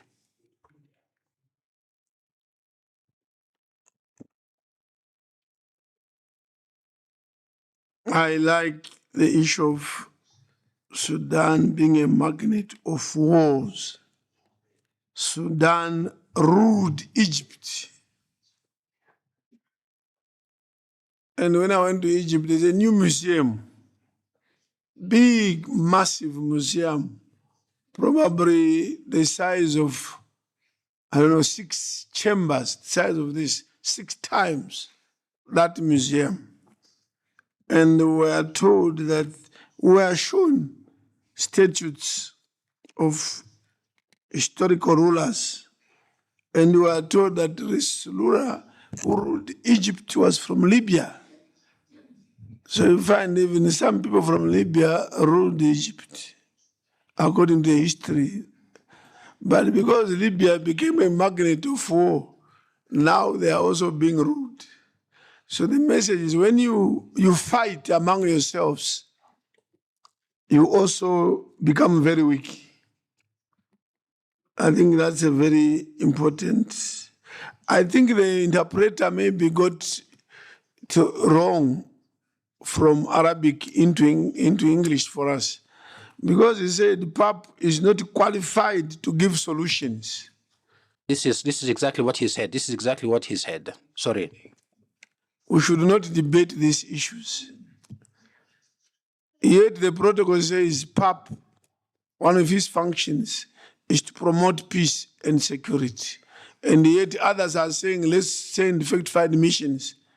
So I think the interpreter didn't get it correctly. I don't think Honorable Sakris was saying PAP is not qualified to give solutions. We are the voice of the people. So wherever there's a problem, whether it's agriculture, or it's health, education, it's conflict, PAP should stand up and provide solutions or recommendations. We now move to Honorable Ambassador Emmanuel Lowila, South Sudan.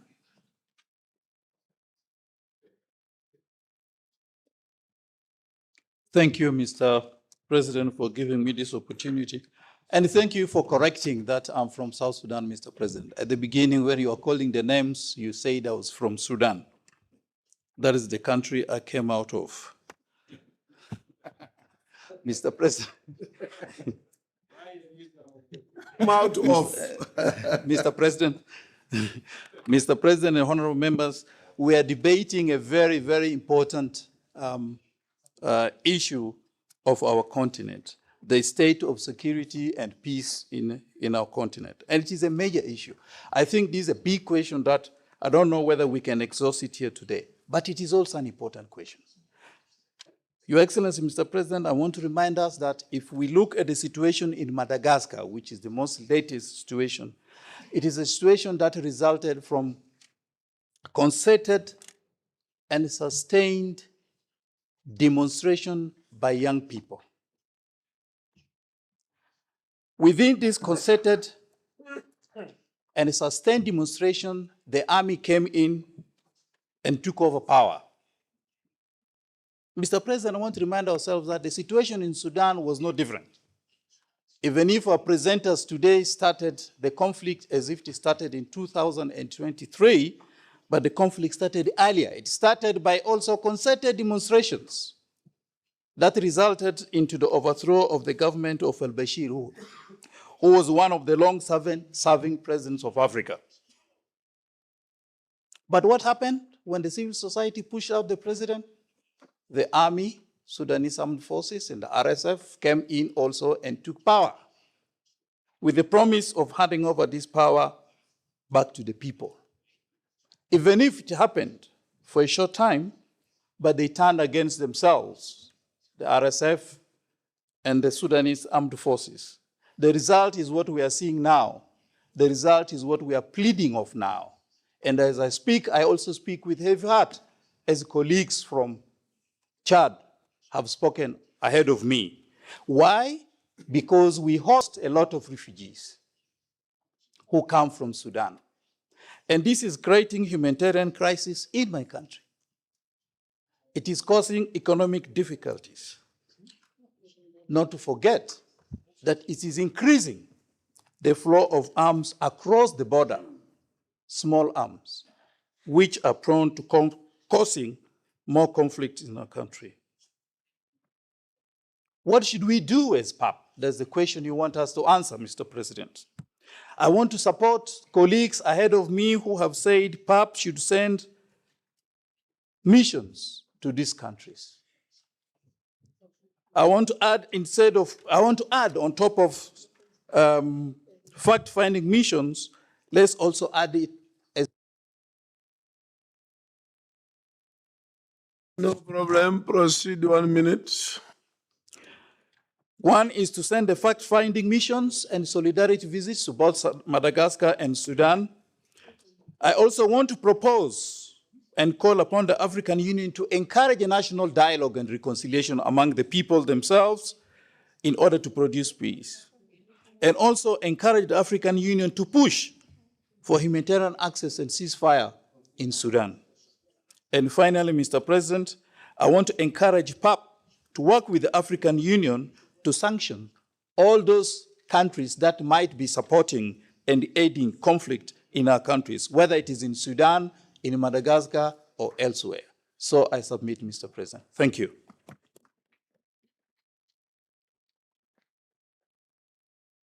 Thank you, Honorable Mohamed Bangouras, Sierra Leone. Good morning, Mr. President. Good afternoon, Mr. President.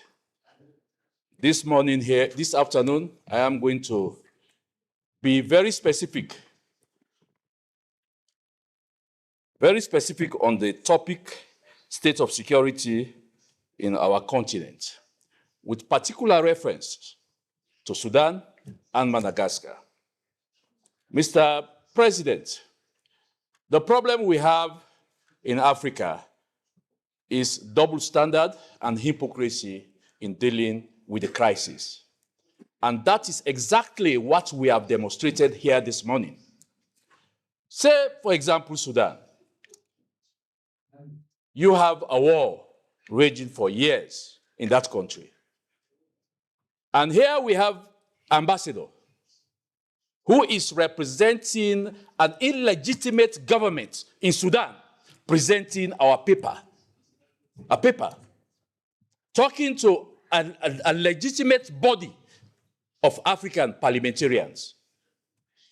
There we get it wrong. If we want to talk about the problems of Sudan, we should have somebody from a legal institutions like the civil society. They can come here and present a paper. But here we have this morning the ambassador.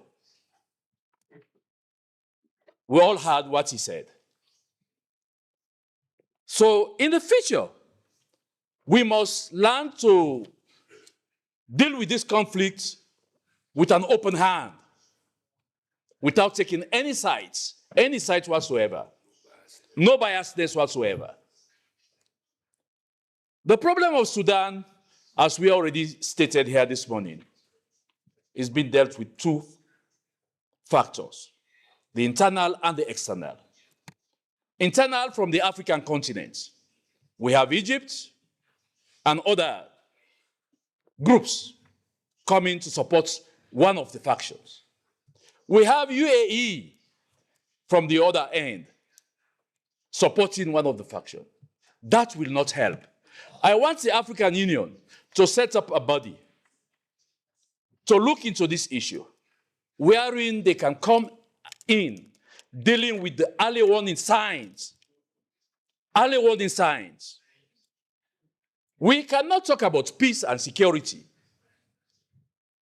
without, first of all, dealing with the early warning signs.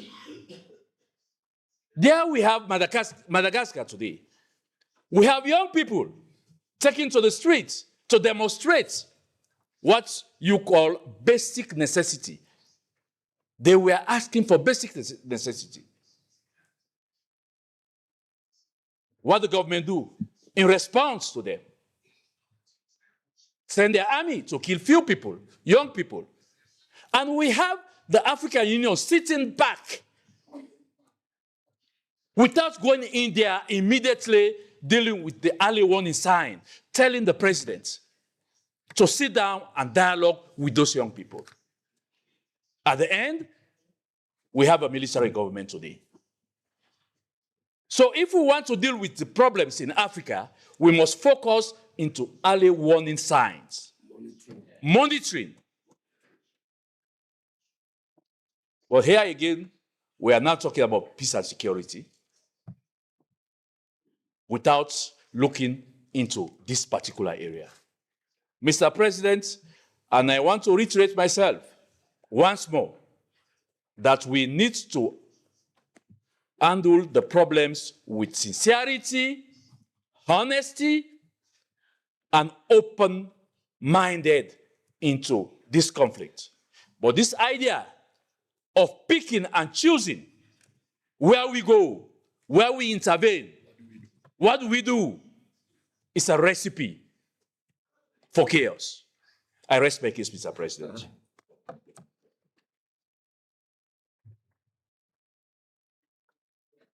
This is a unique day. Everyone is being attacked. From whichever angle you are coming from, you are being attacked. Now you see the ambassador also being called illegitimate here. The ambassador attacked UAE. And let's see by the end of the day how many will be attacked. The next 5 will be Honorable Senator Danson Mungatana, Honorable Abdraman Mohammed Hussein, Somalia, yes, Honorable Saleh Abraham and Musa, Sarawak Republic, Honorable Fateh Budbik, then Honorable Samba Oshabe Patrick. Thank you. So get prepared, please. We now move to Honorable Mungatana. Thank you, Excellency, for giving me the floor. I want to appreciate the presentations by our 3 presenters, Mr. Moses Olo. I want to thank His Excellency Ahmed Mohamed Al-Jarwan. I also want to appreciate the presentation by the Ambassador of Sudan. Your Excellency, this is not the first conflict Sudan has had. Historically, Your Excellency, Sudan experienced major wars The first one, 1955 to 1972, was the first war that was fought as a civil war. The second one was the one of 1983 to 2005. In the first one, Your Excellency, Addis Ababa Agreement created an understanding that the southern side of the then big Sudan would create some form of internal government. The second solution that came after the Second War resulted in the creation of South Sudan as a new nation on the 9th of July 2011. And Kenya, where I come from, was very involved in the Comprehensive Peace Agreement. Why I'm mentioning all this is to say there is no other solution except discussing and talking and talking. And Mr. Okello put it very well. He said there have been 20 failed attempts to bring peace. But where else do we go, Mr. President? We must go again there. It's like, Mr. President, when you have lost a job or your business has failed and you go home, when you look at the children, you must go back and try again. When I saw the videos of North Darfur in Al-Fashir, people holding guns, celebrating, what a shame when people have died. And even if we have 20 failed attempts, we must go back because people are dying. Children are dying. Women are dying. We must go back and try again. And so, Mr. President, I say that peace efforts are not new. We have short-term efforts, we have medium-term efforts, and we have long-term efforts. But the short-term effort that we must all fight for to achieve now is to make the guns go silent. Your Excellency, RSF and the government, the army, must come to a stop about these killings. Your Excellency, we have been told about the external forces, the Quad. These countries have very big effect in this war. They have effect both with the RSF and the Sudanese government. We must send a very strong statement because I believe as a parliament, one of the things we can do is to express opinion to the AU and the AU to take what we are saying, that they must put their best foot forward. Our missions may not be as effective as a statement. And the IGAD and the AU and the Quad, they must play their role. We don't have any other options. We cannot make military intervention there. But the first and immediate thing is to stop the guns and create safe humanitarian corridors so that food and water and medicine can go there. This is the first thing, so that, Mr. President, the people can feel that there's some peace. Gaza, there was so much talk and so much whatever, but when some sort of ceasefire and food and medicine started flowing, that's when the people saw that the leadership is doing something. And I pray that we shall make a resolution here to call for an end to the war and creation of safe corridors for humanitarian aid to pass so that food and water and shelter and medicine can reach the people. Your Excellency, this is what I am asking if colleagues can agree with craft this resolution so that we can call upon this peace to happen. When we talk about sending missions, those are issues that will take long, but we can agree today that we can give a very strong statement to urge the parties affected to come together and to tell the AU, IGAD, and the Quad, and all the people who are involved, they must not give up. We must keep going and going until peace is achieved. Thank you, Your Excellency.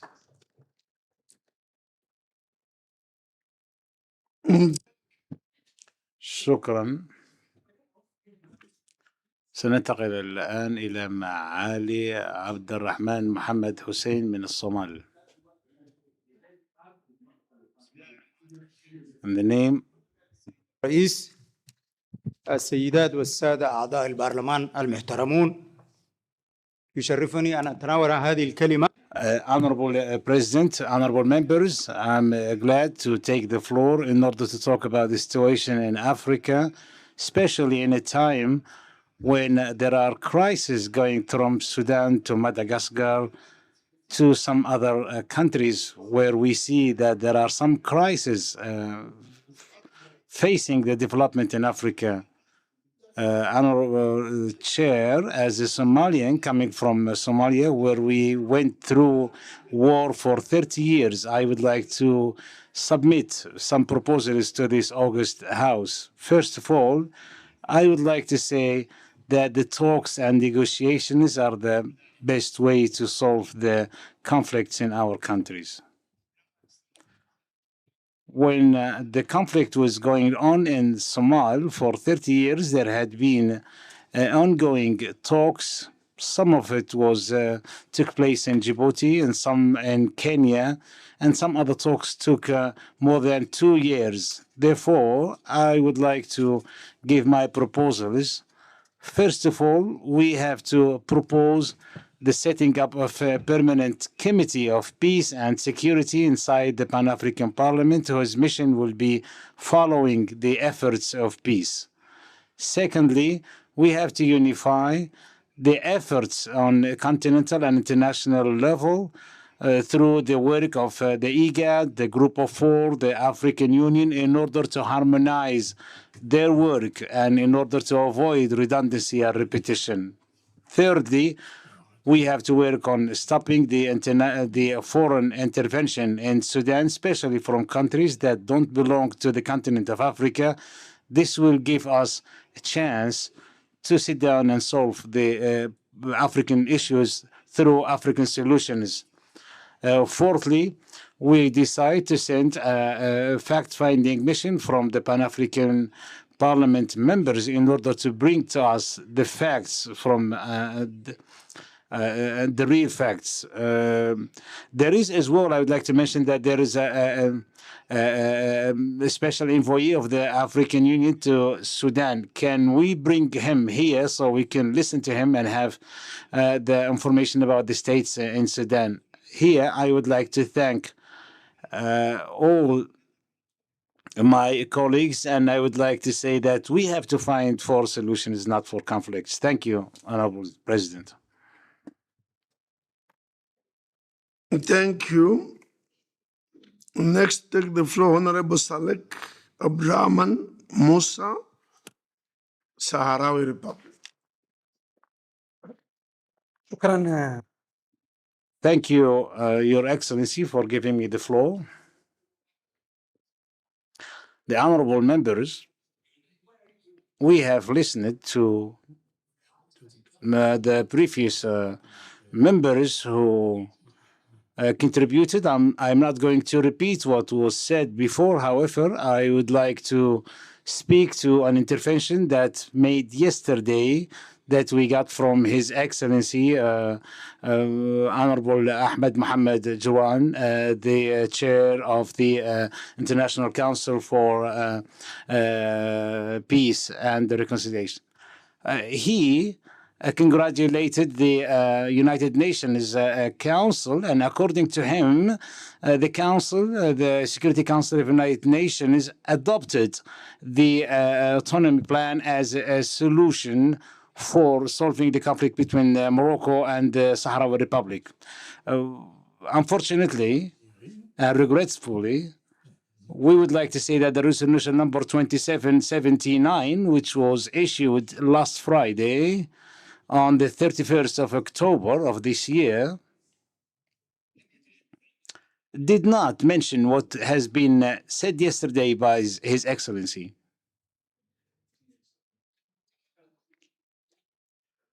The resolution further spoke and it can be accessed through the United Nations website and through the press, and you can look at it, honorable members.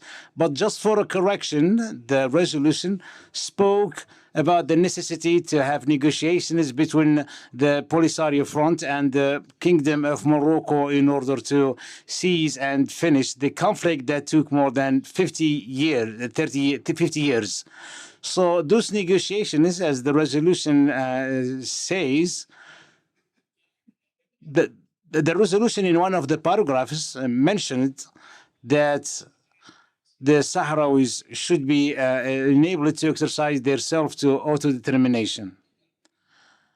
As well, the resolution spoke to about the parties of the conflict, and it did not said in any of its paragraph. It only said that the Morocco autonomy plan should be one of the options.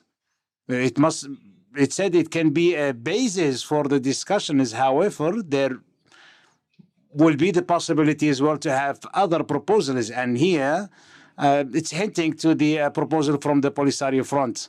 Now, to the negotiations that we are going to do as a Polisario Front, and the Morocco Kingdom will be under the auspices of the United Nations and the Security Council. However, there will be on one side the Moroccan autonomy plan, and on the other side as well, other proposals made by the Polisario Front.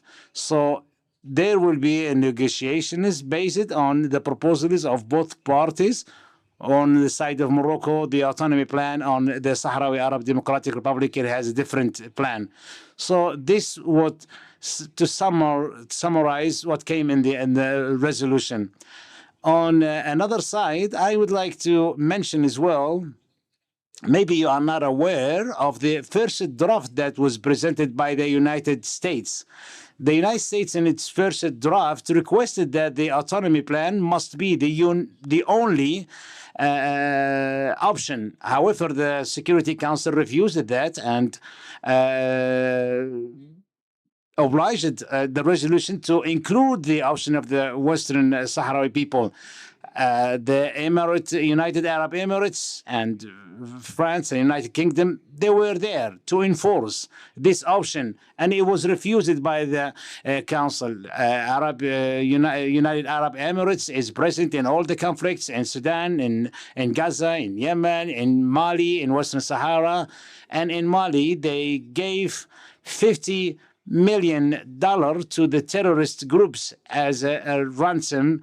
Imagine if you can give to a terrorist group 50 million as a ransom money. How much efforts can those terrorist organizations do with that money? Well, we would like to say that the work of everyone should to be solved. The problem is not to increase them. Thank you. What I notice has improved in this chamber is that when now we debate emotional matters, people are not emotional. They just give facts. And that is a sign of a continental parliament. So I want to thank you, Honorable Saleh Abdurrahman Musa, that these are usually very emotional points. And the debates lead to somewhere else, even insulting. But this morning I see a great sign of maturity emotionally. And thank you for unpacking this UN Security Council resolution. Thank you for unpacking it. That is for explaining what it said, because some people may have misconceptions, may have not understood properly, that they thought it was all over. The game is over. But you are saying, no, the game is yet to start. That is just a document or some resolution as one of the options that will be part of the negotiations. So thank you for the mature debate. Honorable Fateh Bodbik, Algeria. Absent.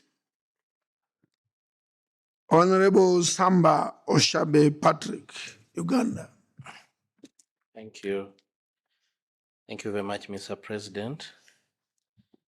Mr. President, I want to reiterate my usual demand that all these beautiful submissions would have been made a lot of meaning if we had the Peace and Security Council representative here, if we would have had the head of the Department of Peace and Security at AUC, so that like we talk at home, when we talk, the ministers are there to respond. Unfortunately, it looks like we are talking to ourselves, yet there are organizations in the AUC that must be accounting.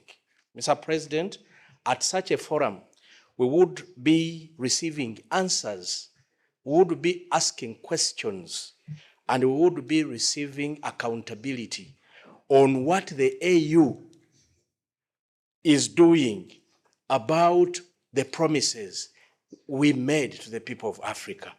Mr. President, there was silencing of the gun. It was a big promise. We want AU to come here, account to the people of Africa what happened to the promise that AU is working on silencing the guns. We want them to come here and account for every war that is going on in Africa. What is the problem? What are they doing about it? Which efforts have been put up, Mr. President? Mr. President, we should also appreciate that absence of war does not mean peace.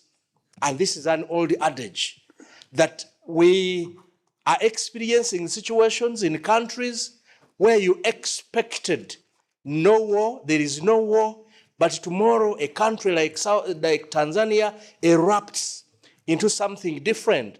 Madagascar erupts into something else. We need African Union to come and speak to the members of this house and tell us. One colleague here, Honorable Muhammad Bangura, talked about the early warning signs. What is AU doing? There are early warning signs that shows that this country A might boil into a big conflict. And these early warning signs are known, we know them, and we really need to come up and say, what is the state of human rights abuse? Mr. President, we are coming from countries where human rights are abused every day. People in the opposition, people with different opinions about governance are treated as criminals on the continent. We need AU to tell us what are they doing about it, what are they talking about it, what we should do about it, what can we tell them as the solutions, so that we create a synergy that probably can yield into something to the people of Africa. Mr. President, every day we are witnessing a sham election on the continent. Can't this be avoided? Can we really continue to be here when every other day the people of Africa are erupting because of a sham election and elections are still going on? What are we doing about it? I need to hear from those responsible for managing the continent of Africa to see what is there to be done. Mr. President, there is silencing of dissent across the continent. Everywhere you go, it's as if the governments in Africa were told that the job you're supposed to do is not to build a country, that your job is to keep yourself in power. So every leader is working on ensuring that they are silencing the dissent. That is very unfortunate. And we really need to be honest as we talk about these matters. Mr. President, there is a talk about the Gen Zs of the continent, but the young people on this continent, they have nowhere to appeal to. They are jobless.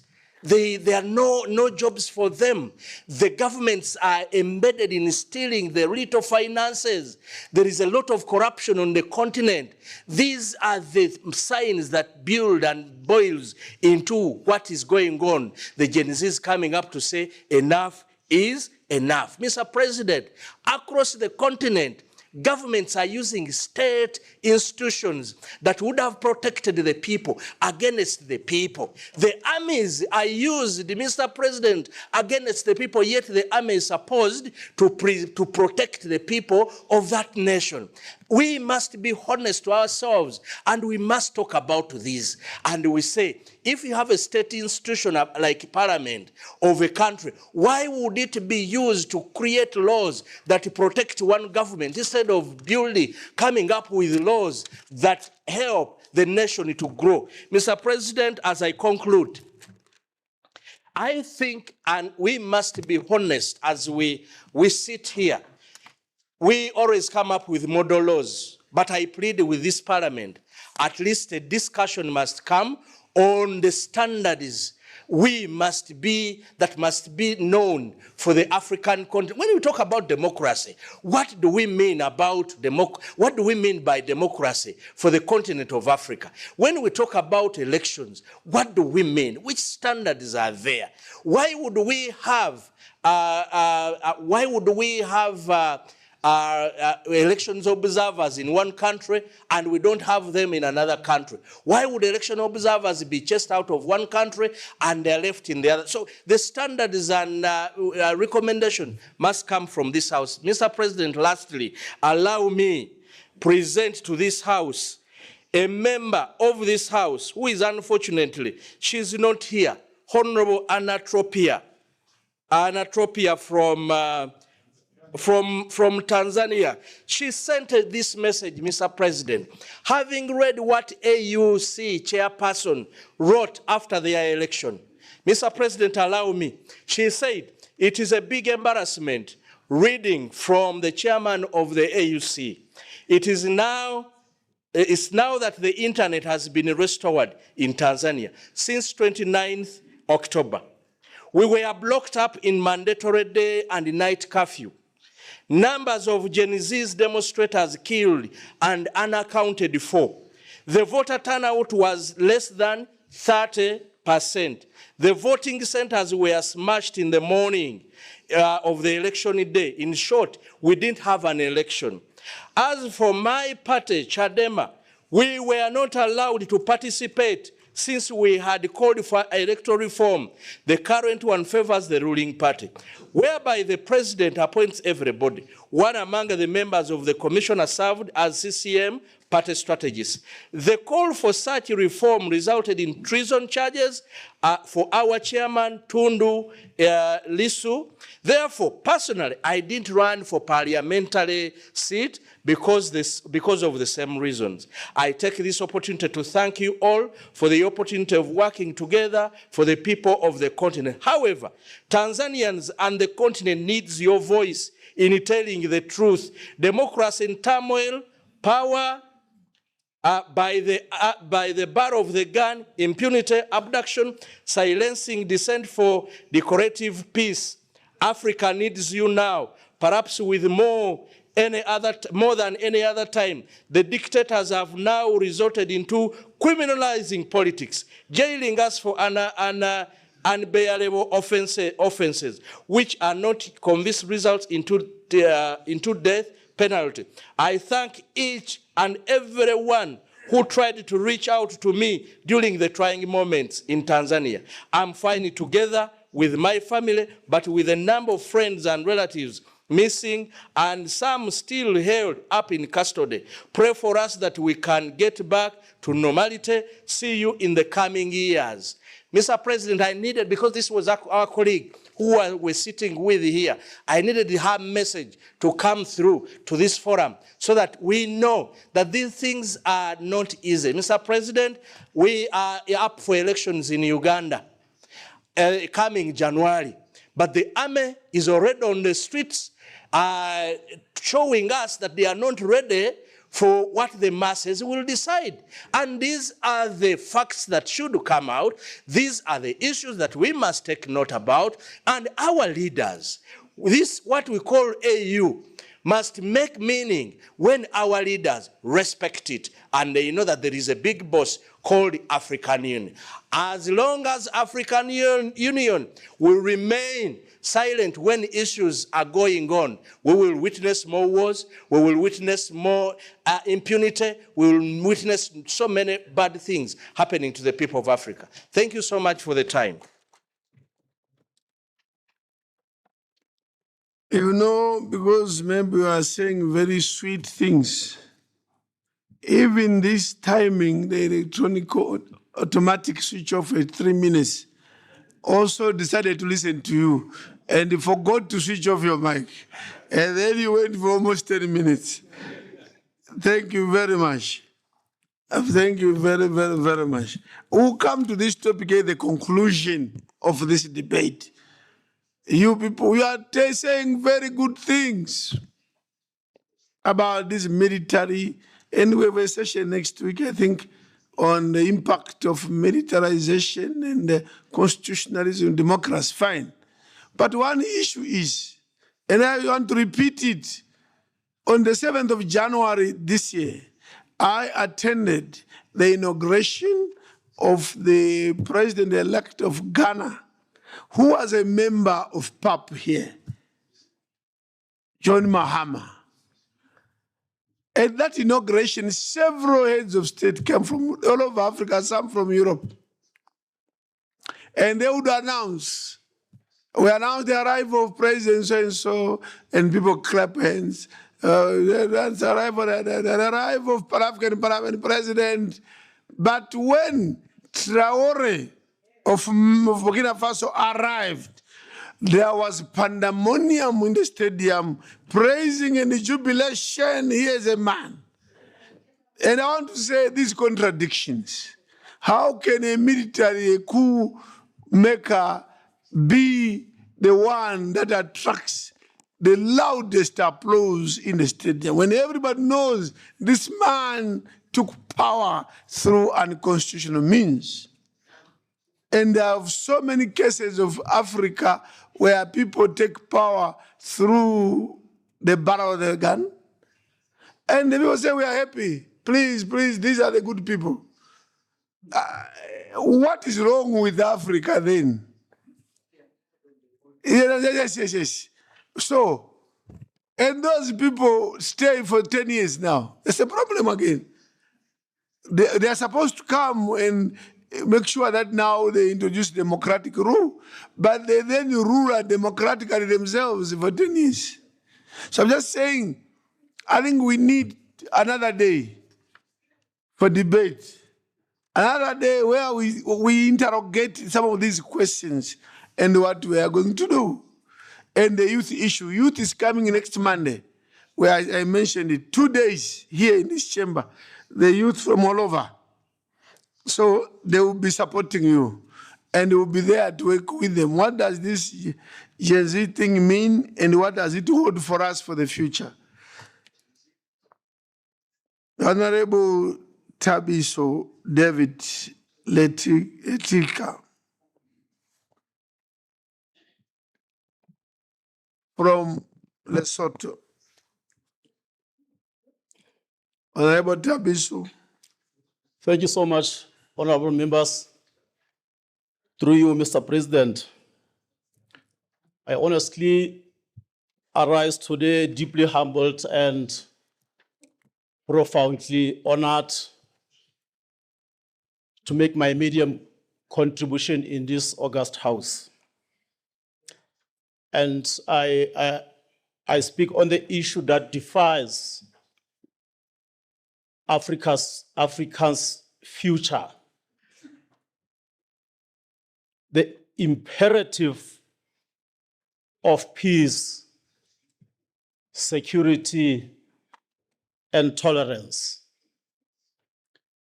Honorable members, through you, Mr. President, our continent faces a crisis that threatens our collective future. The ongoing conflict in Sudan, whereby the civilians pay the heaviest price, and the fragile governance in Madagascar, the instability in the Sahel and the Great Lake region. Honestly, honorable members, this is not a distant headlines, but they are an urgent challenges that demands decisive action from us as a representative of the people of Africa. Honorable members, through you, Mr. President, I want to remind this House that Africa has built a strong instrument to safeguard peace. And one of them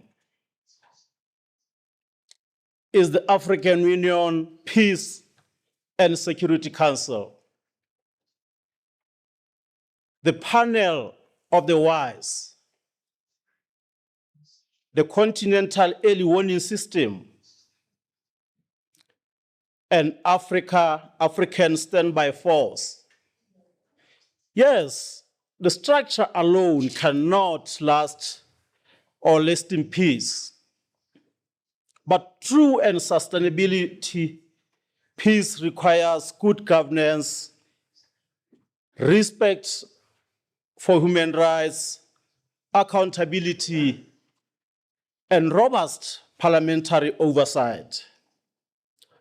Honorable members, through you, Mr. President, the Pan-African Parliament must assert its mandate and remind this House that the Article 11 of the PAP protocol does charges us with promoting peace, security, and the rule of law across the continent.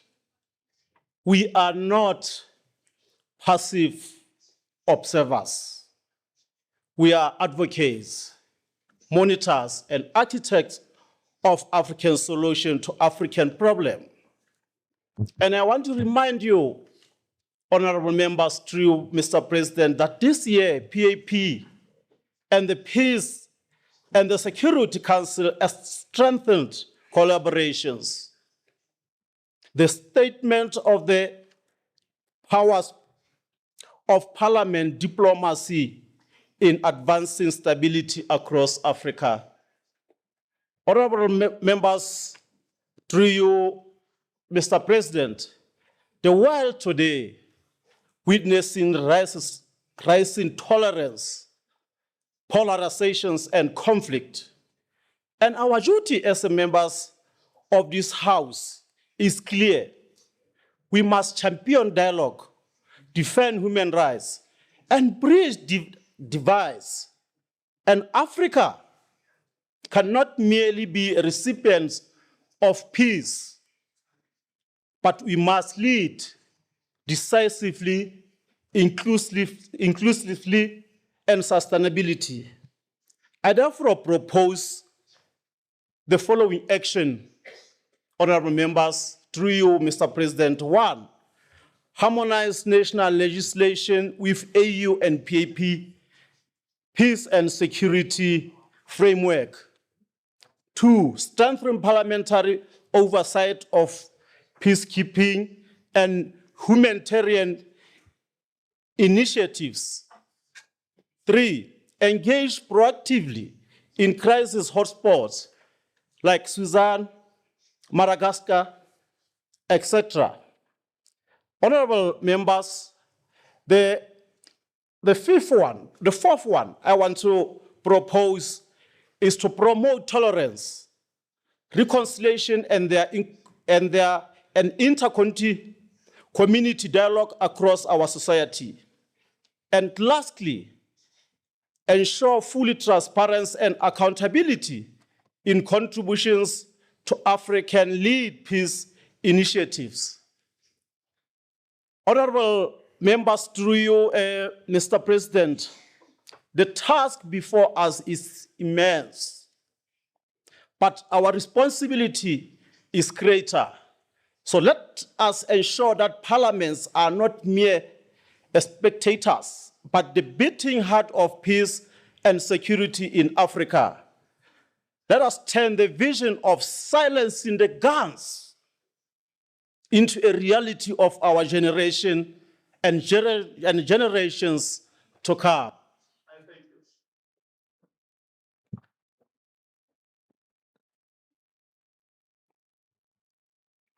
Honorable Said Brahim Said of Sarawi.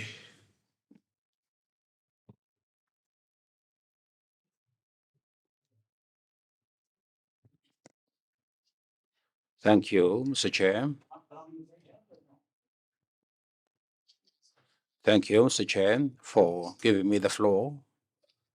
At the beginning, I would like to thank you, Mr. Chair, and the Bureau for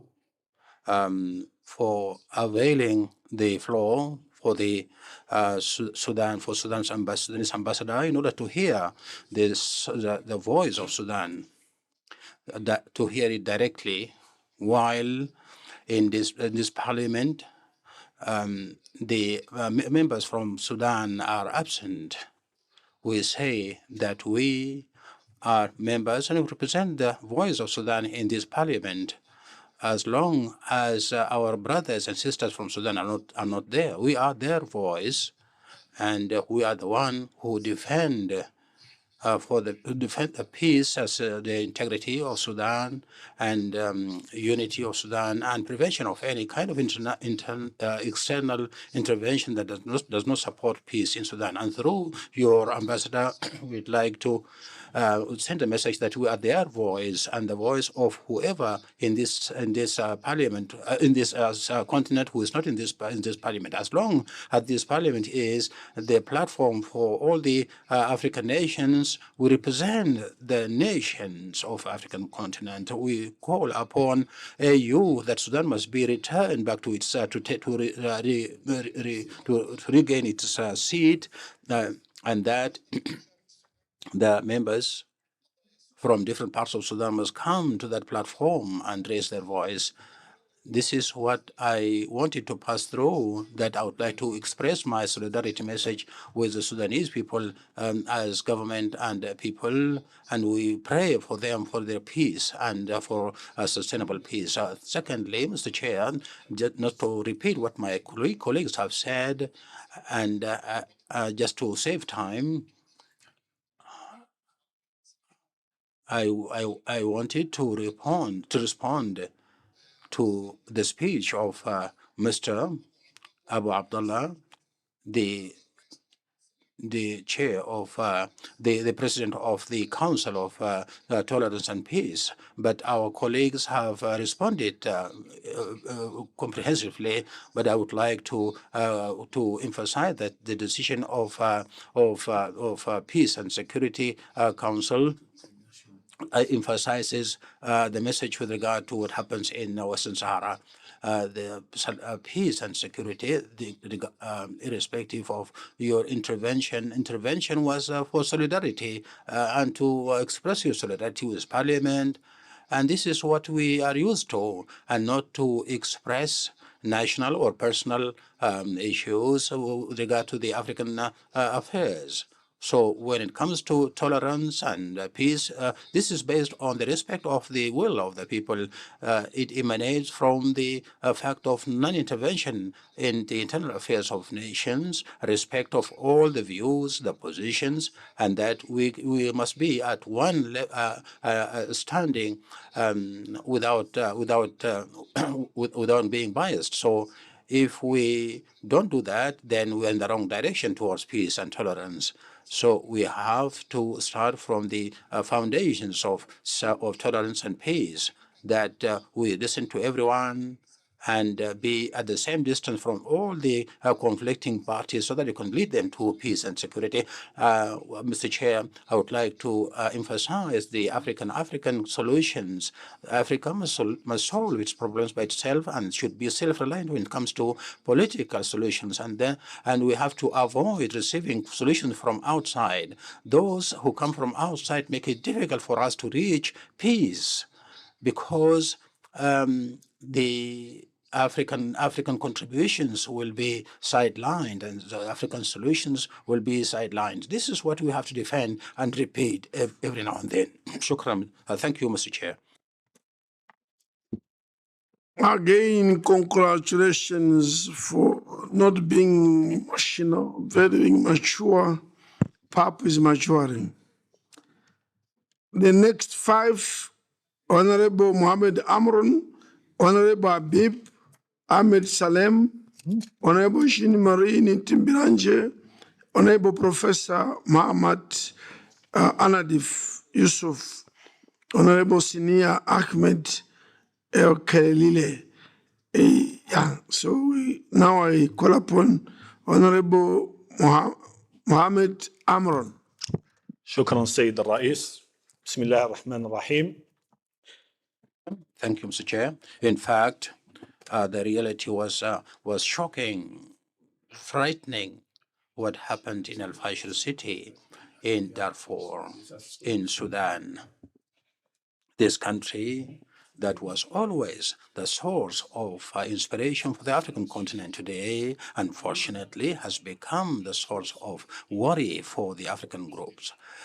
My colleagues, members of PAB, I would like to ask you honestly how we accept that the Darfurian crisis must be repeated. How can we allow massacres to be repeated in Africa? And we have all the institutions that are qualified to manage peace and security in Africa. In fact, the crisis of Darfur and Al-Fashir in particular confirms again the silence of our institutions, the absence of our will, how our values are being tramped on. In the past session, we spoke about peace and security in Africa, about early warning, and all the mechanisms that we established to be shocked today with the massacre of Sudan. In fact, what happened in Sudan is a result, the natural result of recurrent failure of our African institutions and for the international group. We have left Sudan alone, which made it subject to foreign interventions, fueling divisions, and involved in conflicts. Another question which I would like to ask you, my colleagues, PAB members, can we leave this crime to be with impunity? If the question is yes, I would like to say that there are so many Al-Fashirs in Africa. And if we said no, and this is the logic, and I would say that we are required to move based on our moral responsibility and political responsibility as African MPs.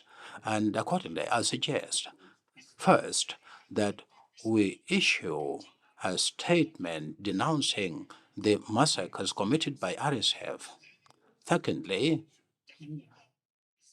my colleague who just intervened spoke about establishing fact-finding mission. This is part of our work. And because it is difficult to achieve this, I see that it is important that to activate a meeting with representatives from Sudan, with humanitarian organizations and witnesses to present the testimonies here in this parliament. And I would like to call the peace and security mechanism of Africa, the peace and security architecture. Sorry, sound is missing. There is no sound. Okay. time. 1 minute. Thank you. 1 minute is granted.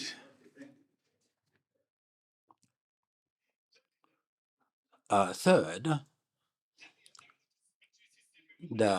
the peace and security architecture should hold an urgent meeting for dedicated for Sudan and to take urgent measures to protect civilians and open corridors under the supervision of AU. Lastly, that Al-Fashir's crisis should be included in the coming summit of African Union.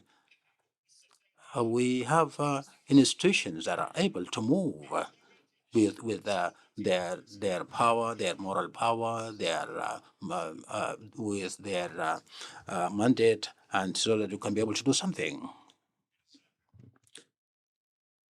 I now call upon Honorable Habib Mahfoud Ahmed Salem, Sahrawi Republic.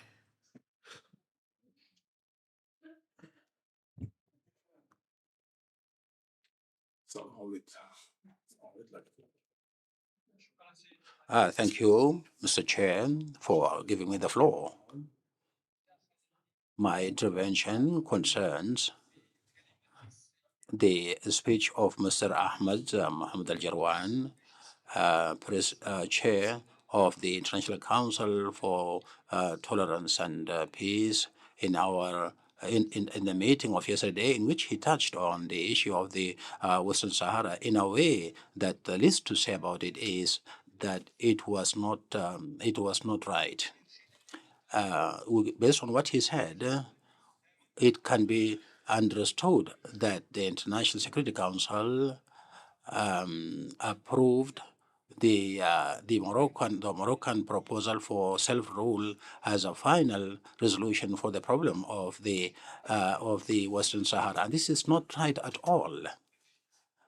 The International Security Council, in its decision on the 31st of October 2025, is maintained the principles and foundations of the fair solution of the conflict in Western Sahara. It emphasized the importance of negotiations between the conflicting parties, the Kingdom of Morocco and Polisario Front.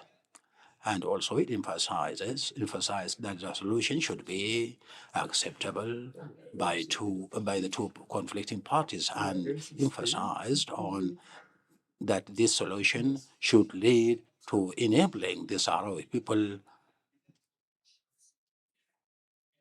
to exercise its right in self-determination and independence.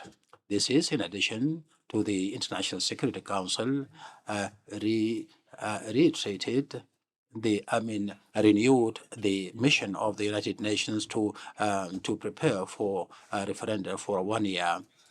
It is not acceptable that president of an organization that is working for tolerance and peace to present salutations to a regime that is oppressive and colonialist, and it looks like he is presenting a salutation for a victory in a football team. It is not like that, Mr. Chair. It is also a war. It's a colonialist war waged by Morocco on the Sahrawi people for 50 years, and it led to tens of thousands of deaths, and it is still killing people on a daily basis, unfortunately.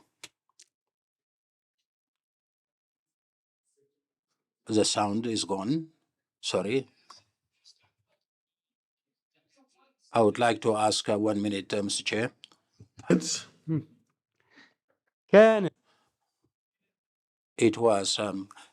It was better for an organization that claims to support tolerance and peace to stand in the same distance between the conflicting parties and to adopt the method of of negotiation and to push the two parties to real peace, not to encourage those who assaulted us. And based on that, there are organizations that has nothing to do with the titles that they are carrying.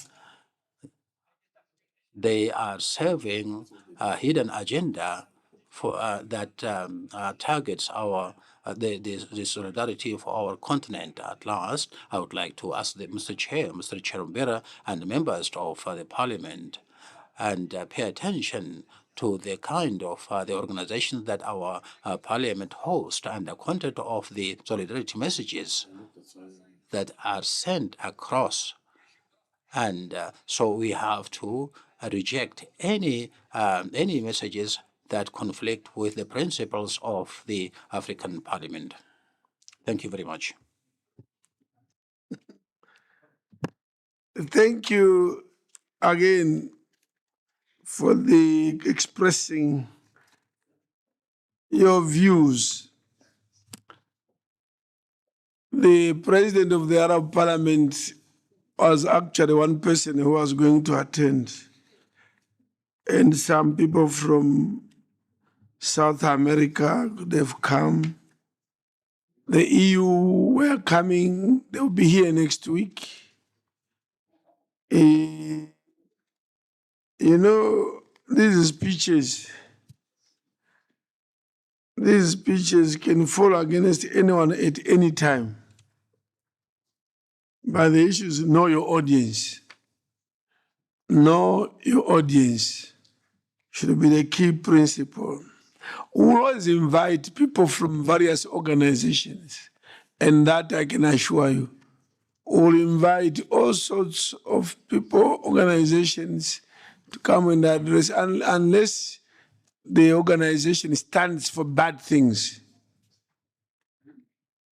Unless the organization stands for bad things and we know they are standing for bad things and they've done bad things, we may then restrain ourselves. If the organization was in Chad with the president of Chad a month ago and they were celebrated, our countries were there, even from southern region, there were several were there, all the regions were there. Surely the invitations were a global parliament. But if we know this person is a terrorist, this person stands for terrorism, we won't invite, and we've never invited such people here. They will never. Some other groups that we all know stand for bad things. If you stand for tolerance and peace, then that's good. But if the individual is known to be doing bad things, we don't invite. When we invited, the president of this organization had no record of anything bad.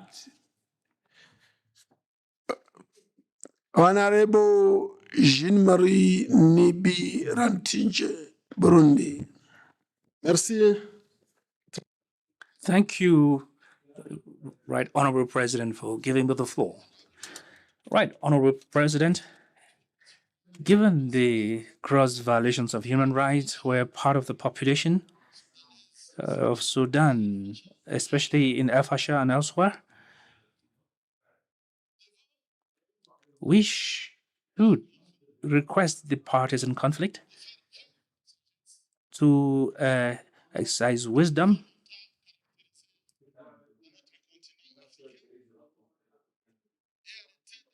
and to stop arming, request African countries to stop arming the militia that are wreaking havoc on our populations who are future development actors.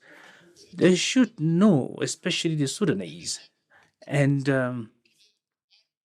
those who are providing weapons to them, that often the people who provide assistance and we accept their acceptance, the assistants are often our predators. And tomorrow we should know that all the actors or the players, be it inside Sudan or outside, that these predators who use us today are also waiting for us at the turning point to divide us in our various countries. Accordingly, it's high time we started refusing assistance from predators who are interested in our resources, because we have realized that they have changed their tactics. They are weakening us one by one, all African countries, and then ultimately tomorrow everybody will be weak.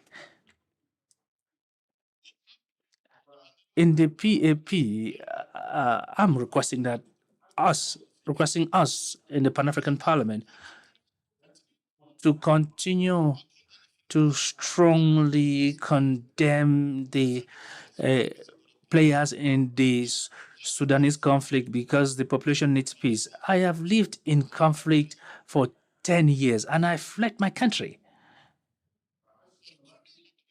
I know what pain is. And I like to commend the Burundians, because after 10 years of conflict, they came together and they merged the army. And now we have a very strong army, because after 10 years of war, everybody became a warrior. So I'm also requesting the Pan-African Parliament to request the African Court to activate the machine, because impunity in Africa continues to lead to other conflicts due to impunity. There are other countries that assault others, and nobody's talking about it.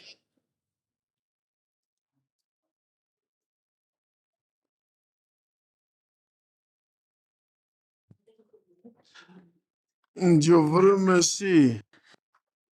Thank you very much. Thank you, Honorable Professor Mahmoud Anadif Yusuf Chad. شكرا سيدي الرئيس. أنت قلت لابد أن نبتعد عن العاطفة.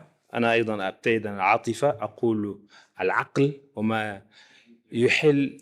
So I'm going to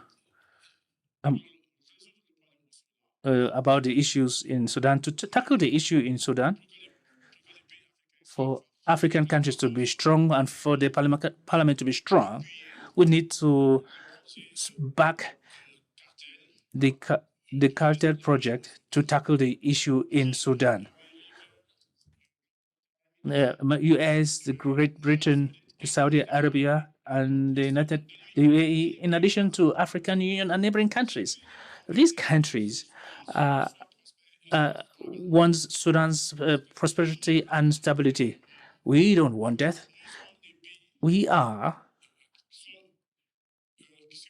countries that are suffering from the consequences of war in Sudan. So we really like peace to return to Sudan. This peace is indispensable.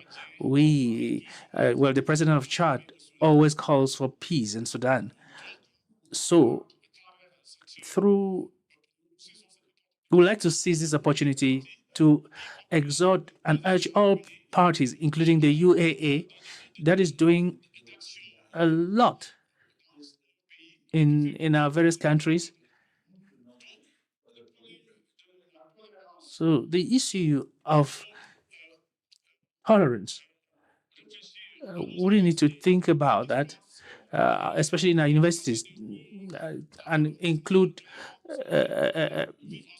courses on tolerance. Even in primary schools, in high schools, we need to cultivate the culture of tolerance. Even in research centers have to has to start, cultivating the culture of tolerance as well.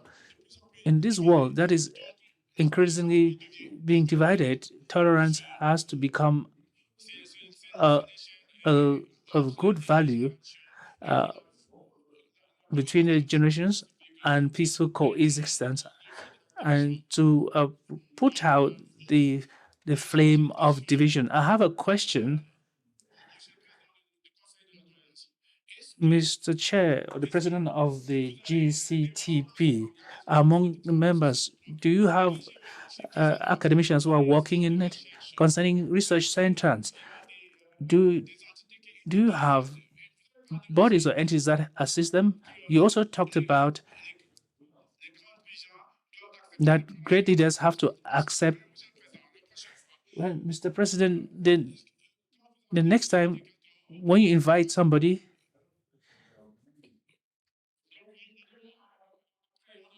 we need to really comprehend the problem very well to ensure that the person will not an object of divergence and criticism. We need to avoid that in future, Honorable President. Thank you.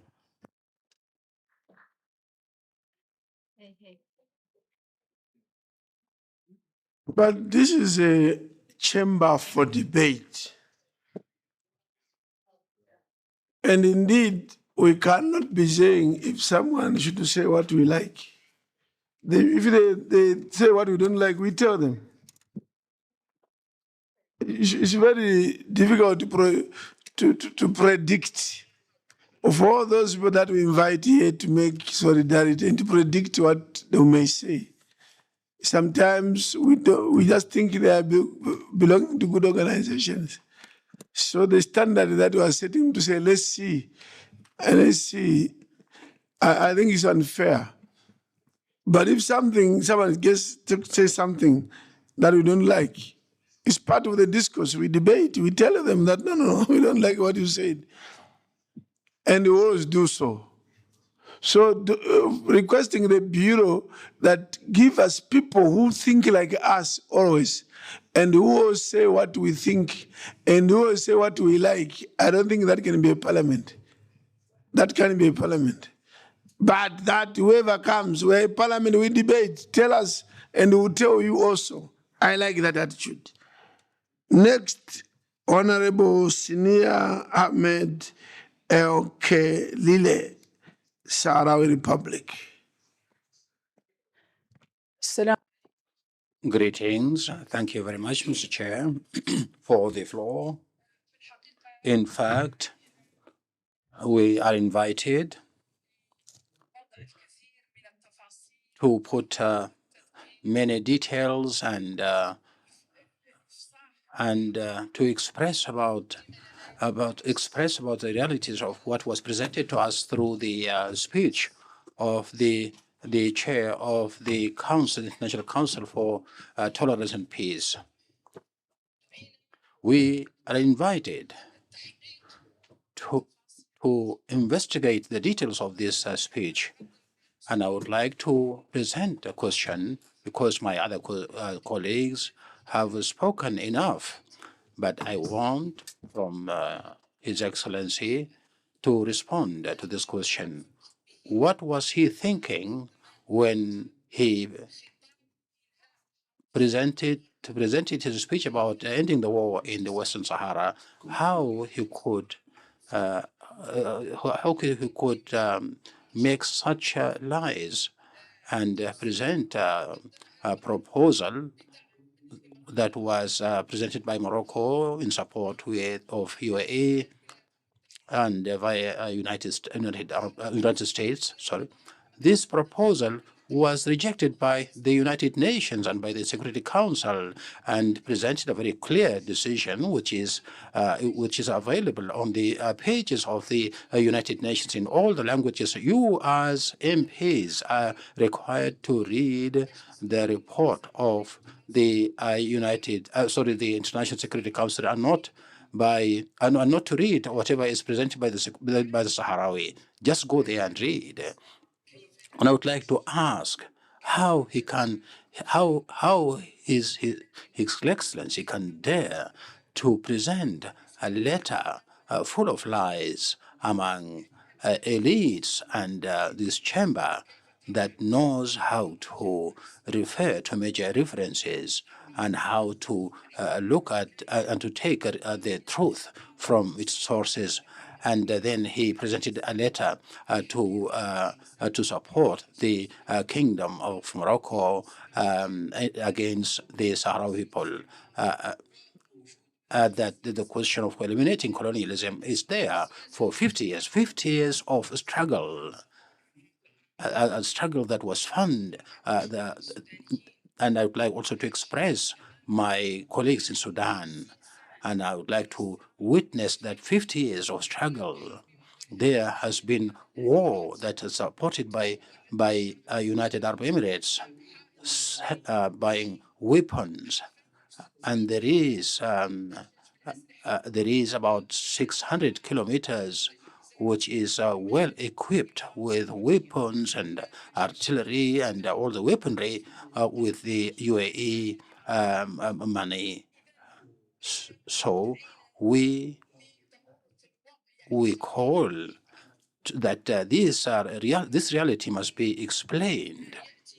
We cannot accept for someone to come and dare to tell us lies and present congratulations and thanks to those who are doing injustice, something that is not correct. We cannot accept. So this is kind of lie. It's a high level. It's a very strange that someone can dare present lies among these elites who are parliamentarians. Another something else, I would like to express my solidarity with the people of Sudan, and I regret for the crimes and the genocide that is taking place in Sudan. Sorry, I got lost the sound. Just 1 minute. Just to solidarity. This is the other phase. There is a phase in the Western Sahara and another phase in Sudan. As for Gaza, then it is something else. I would like to the Mr. To the Excellency to respond. How can he dare to present this speech in a place that is not his and in a way that full of lies? Thank you. One great thing is that although she says full of lies, but she's saying it without too much emotion. Just cool and very calm. That is intellectual debate. And we note, of course, that of the 5 delegations of the Sahrawi, everyone had to speak and everyone attacked the statement, but in a very civilized and cool manner about the statement, and that these are lies. Fine. The next 5, and I should say we have how many? 3, 9, 6. We have 8 more who want to take the floor. Help us. We are now in the repetition zone. So please make, these things have been said by others. So take 1 minute, it is better. It's not a rule, no, the 3 minute applies. Please respect the chair. Please respect the chair. Please sit down. Please sit down. Please sit down. Please sit down. Take your seat. What is the problem? What's the problem? المشكلة يا سيد الرئيس المشكلة. Can you take the floor properly? في مشكلة يا سيد الرئيس في مشكلة. Listen. There is a problem. There is a problem. There is a problem. There is a problem.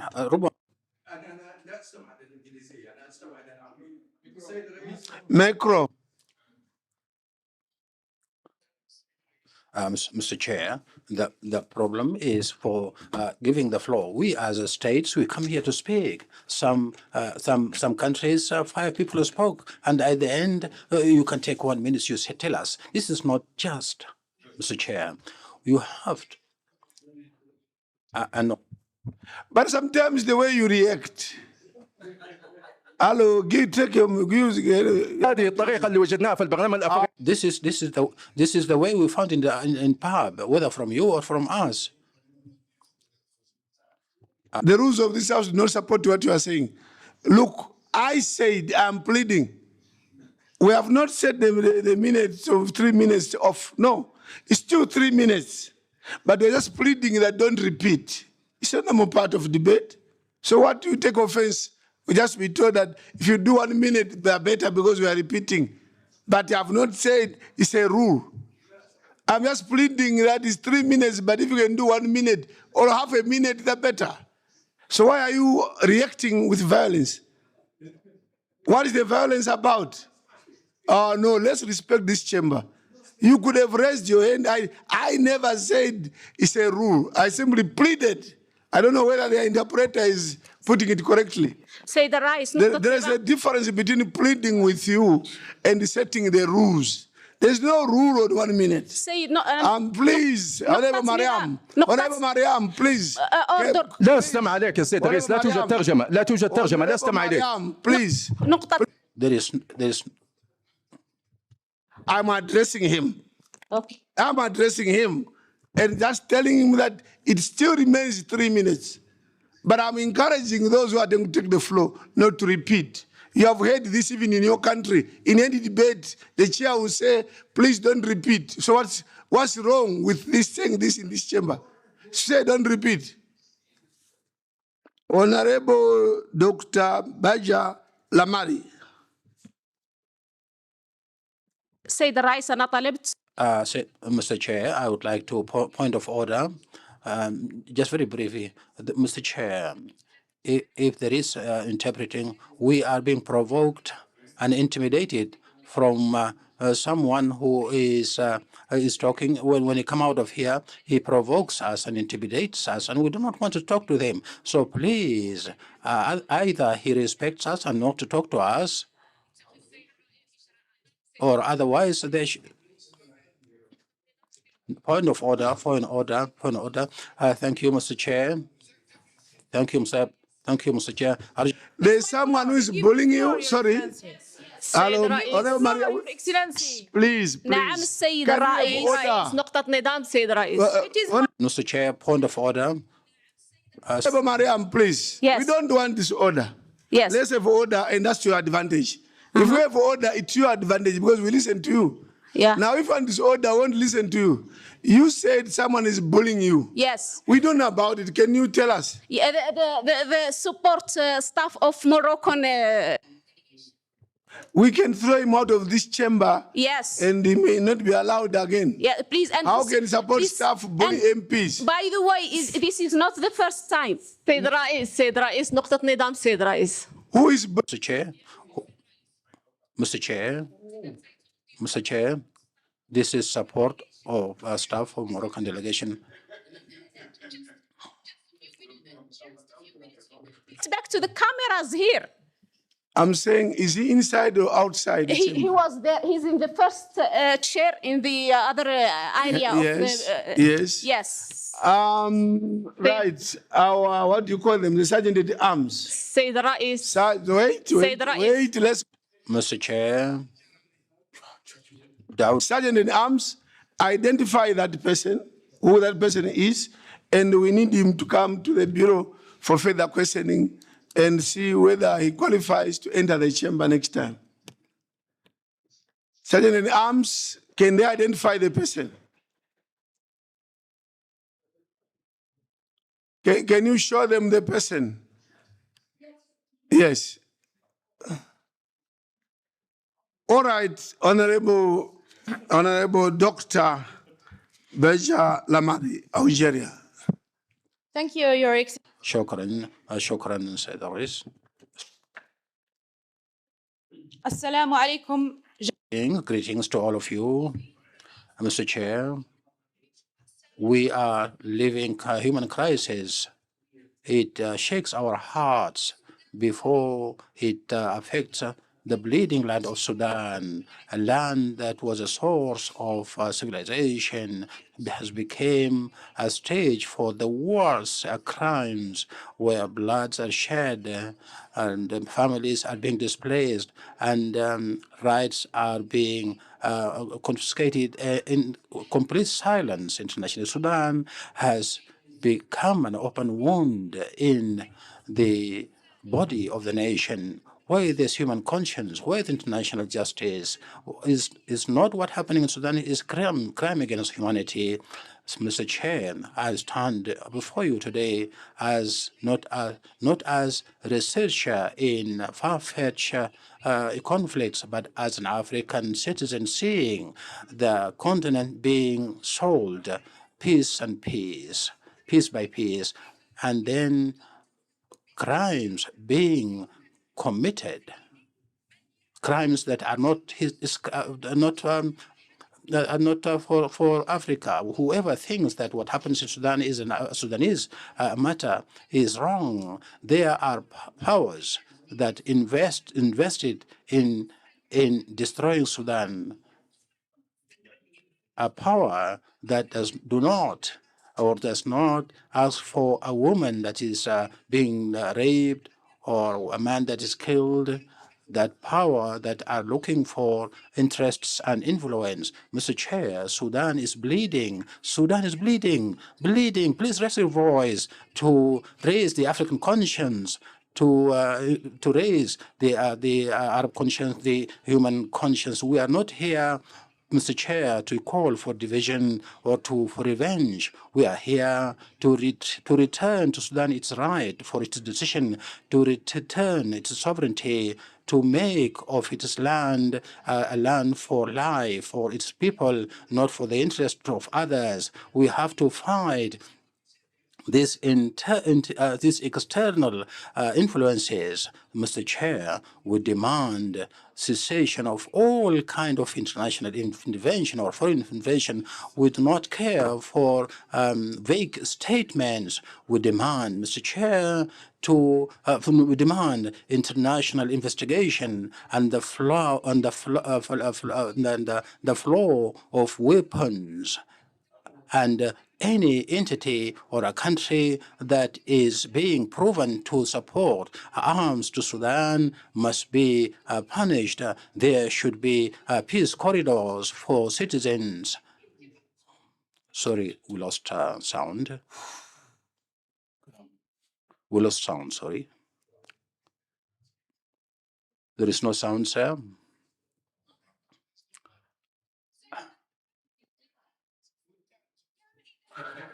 A country that is defending. I'm proud of the November Revolution, and I would like to congratulate the Algerian people for the revolution. The Algerian nation that does not trade with the blood of the innocent people, and I would like to say Algeria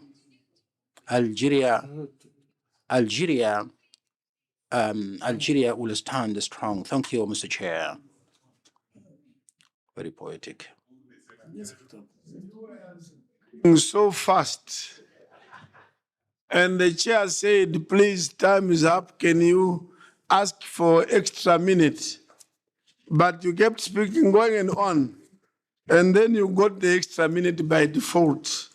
But anyway, now on the list, next will be Honorable Abdallah Barakat Ibrahim, then there will be Honorable Okam Lamini Estamtoni, Honorable Sali Kurma Danko, and then Honorable Majimbo Kalasinga. So let's move to Honorable Barakat. Merci, Monsieur le Président. Thank you, Mr. President. Sudan seems to be divided into two parts, according to the presenter. One part controlled by the SFR and the other part controlled by The Sudanese military. Apparently, our regional and continental structures have not managed to resolve the conflict between the Sudanese. And this, despite the fact that the conflict in Sudan requires the adoption of certain measures, an embargo on weapons and arms.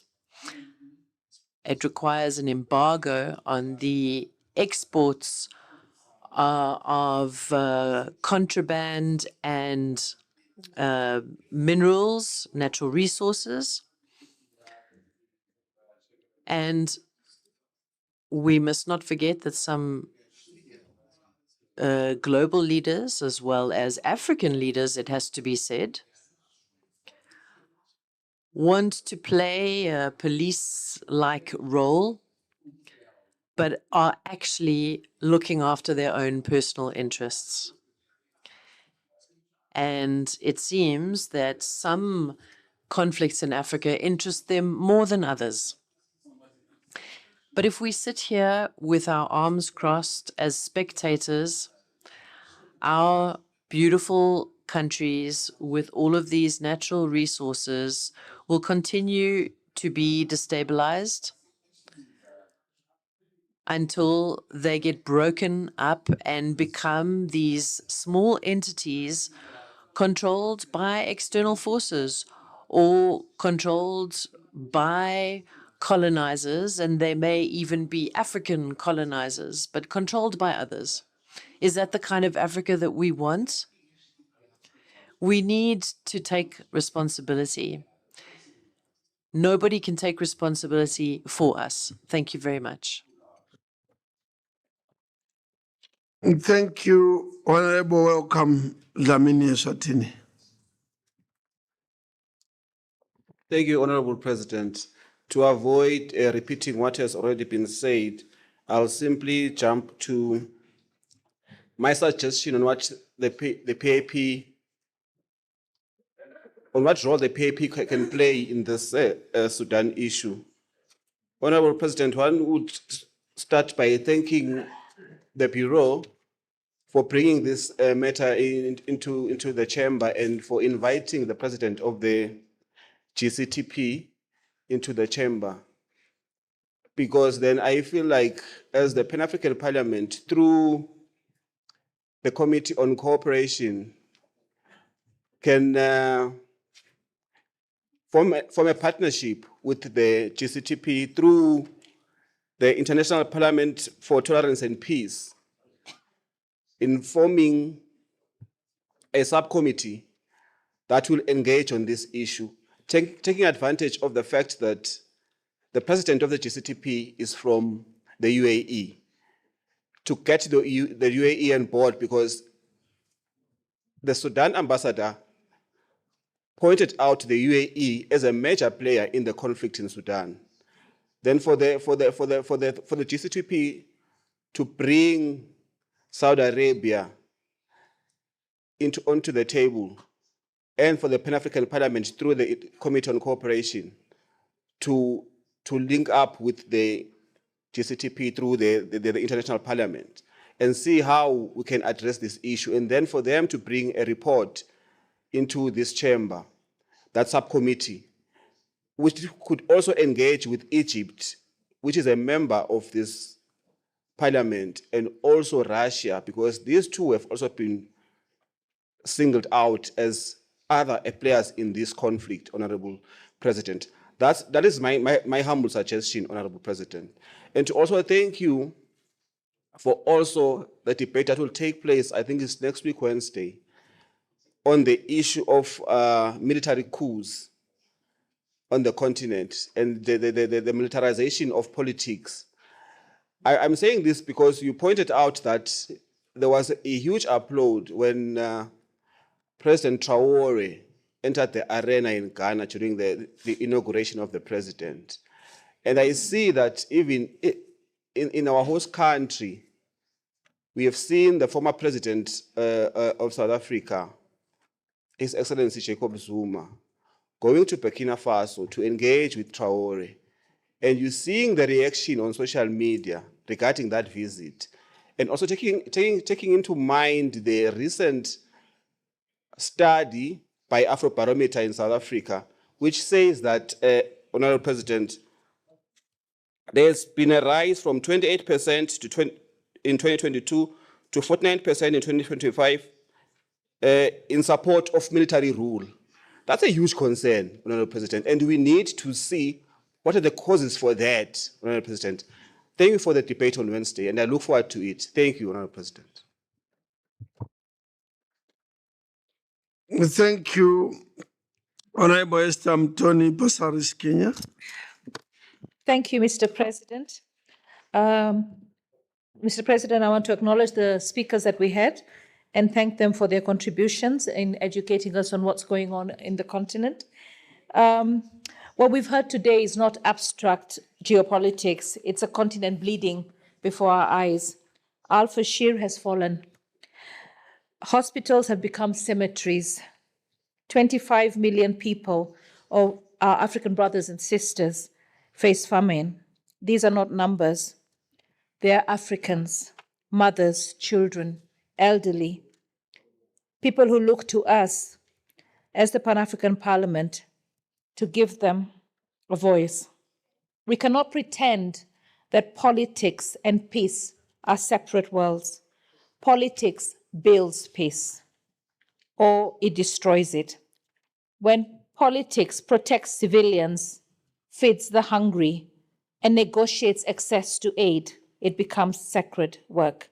But when politics arms militia, funds wars through stolen gold, and hides behind silence, it becomes complicity. Today we must decide which politics defines the Pan-African Parliament. Let us call it as it is.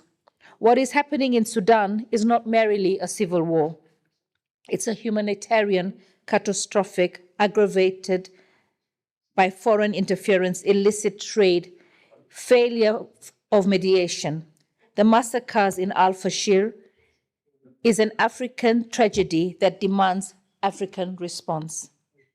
Silence or caution now would be total betrayal. Therefore, I propose these three immediate actions. First, we call with one voice for an immediate humanitarian ceasefire and unhindered corridors so that food, medicine can reach every trapped community in Darfur, Kordofan, and beyond. Second, this House should establish a parliamentary fact-finding mission to document atrocities, map the supply chain of arms and illicit resources, and report within 30 days to the PAP Bureau and the AU Peace and Security Council. Facts must precede fury, evidence must guide accountability. Third, we urge the African Union to consider targeted sanctions, not rhetorics, but real measures against individuals, companies, or networks proven to profit from the blood of Sudan's civilians. No flag, no fortune should shield perpetrators of genocide. Mr. President, this is the moment for the Pan-African Parliament to reclaim its purpose. Let us move from speeches to stewardship, from sympathy to strategy. Let our record show that on this day, Africa refused to look away. Thank you.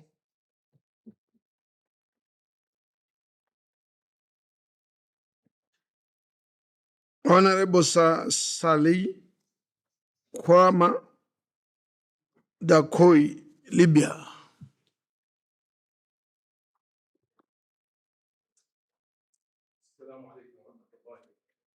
Assalamu alaikum. Greetings. At the beginning, I would like to appreciate the presenters, Mr. Jarwan, Said Othman, Mr. Osman, and presenter of through the internet. I don't remember his name, Mr. Chair.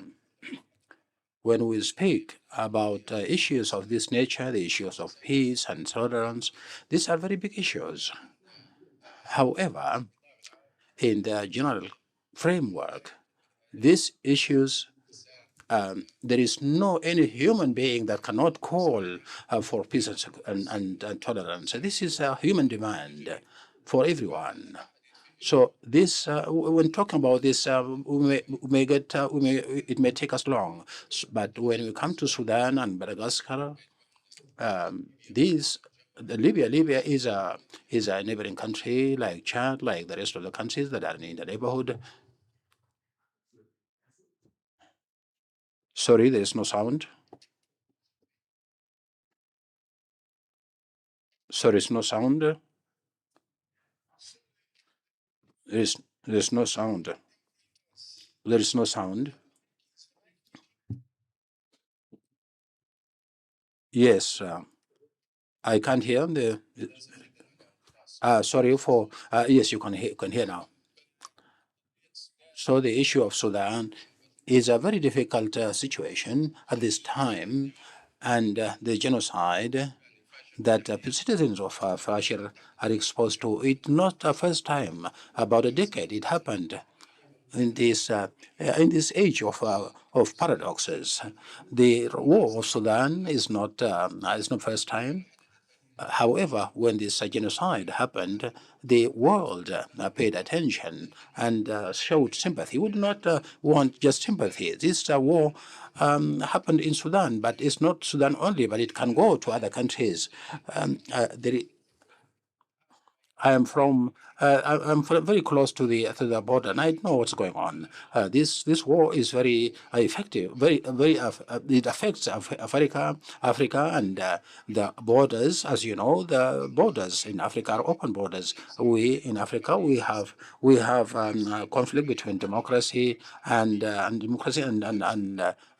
conflict. There are economic conflicts. There are international or foreign intervention. So now, if you capitalize on international community, there is no international community that can solve problem. We in Libya, we have the experience of 10 years of militias, killing, foreign intervention.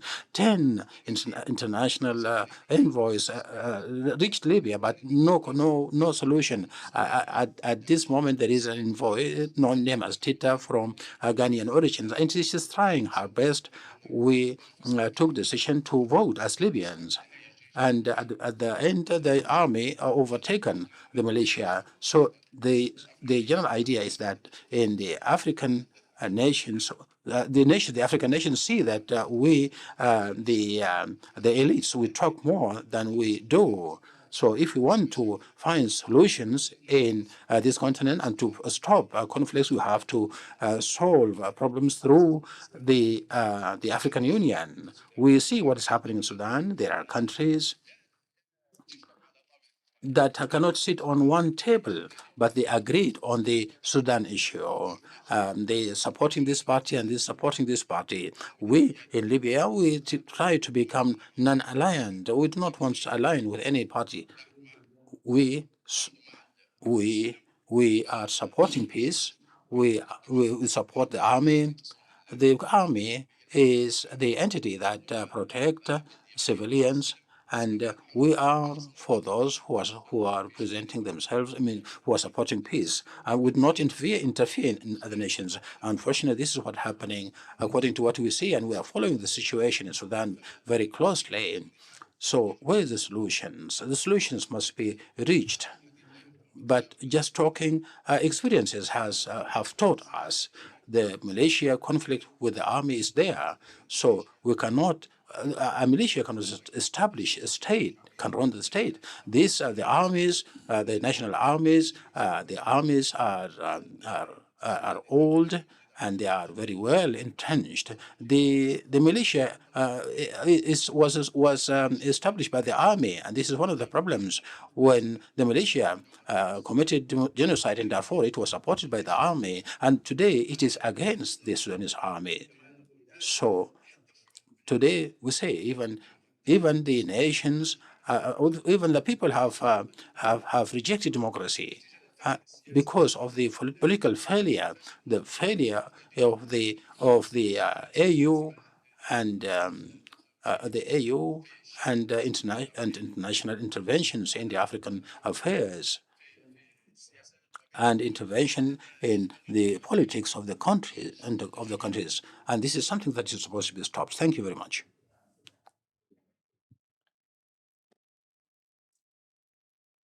Honorable Majimbo, Karasinga, Kenya. Oh, thank you very much, Mr. President, for according me this chance. Mr. President, before I speak my point, I want to tell this House that from where you sit and the chair you sit on, you are our image. Internationally, Mr. President, we need to respect your chair. Any heated arguments with our chair does negative for international image. That one should be warned, Mr. Speaker, Mr. President, as we go on. Okay, my point is, what is happening in Sudan? It is happening. There are also early warnings from several countries, Mr. President. Now, when early warnings are showing up, like Mr. President, East Africa, the countries of Eastern Africa, we are sitting on a time bomb.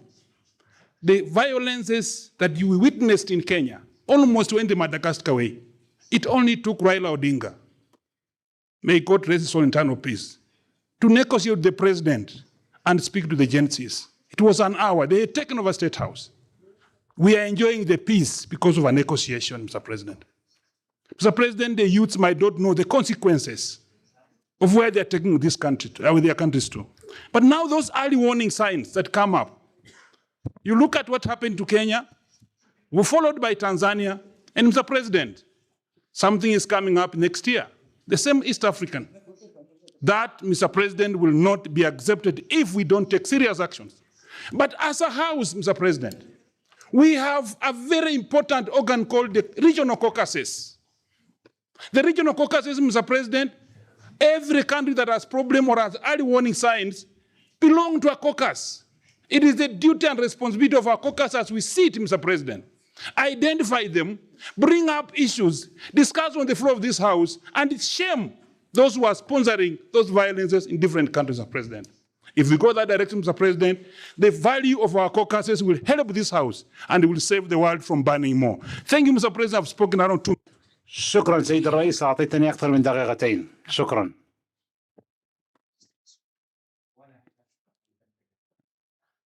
شكرا جزيلا. هناك طلب أيضا من مشارك من معالي فاطمة نجاي من غامبيا، وهي معنا عن بعد وتود أن تقدم مساهمتها. معالي النائبة فاطمة نجاي من غامبيا، تفضلي.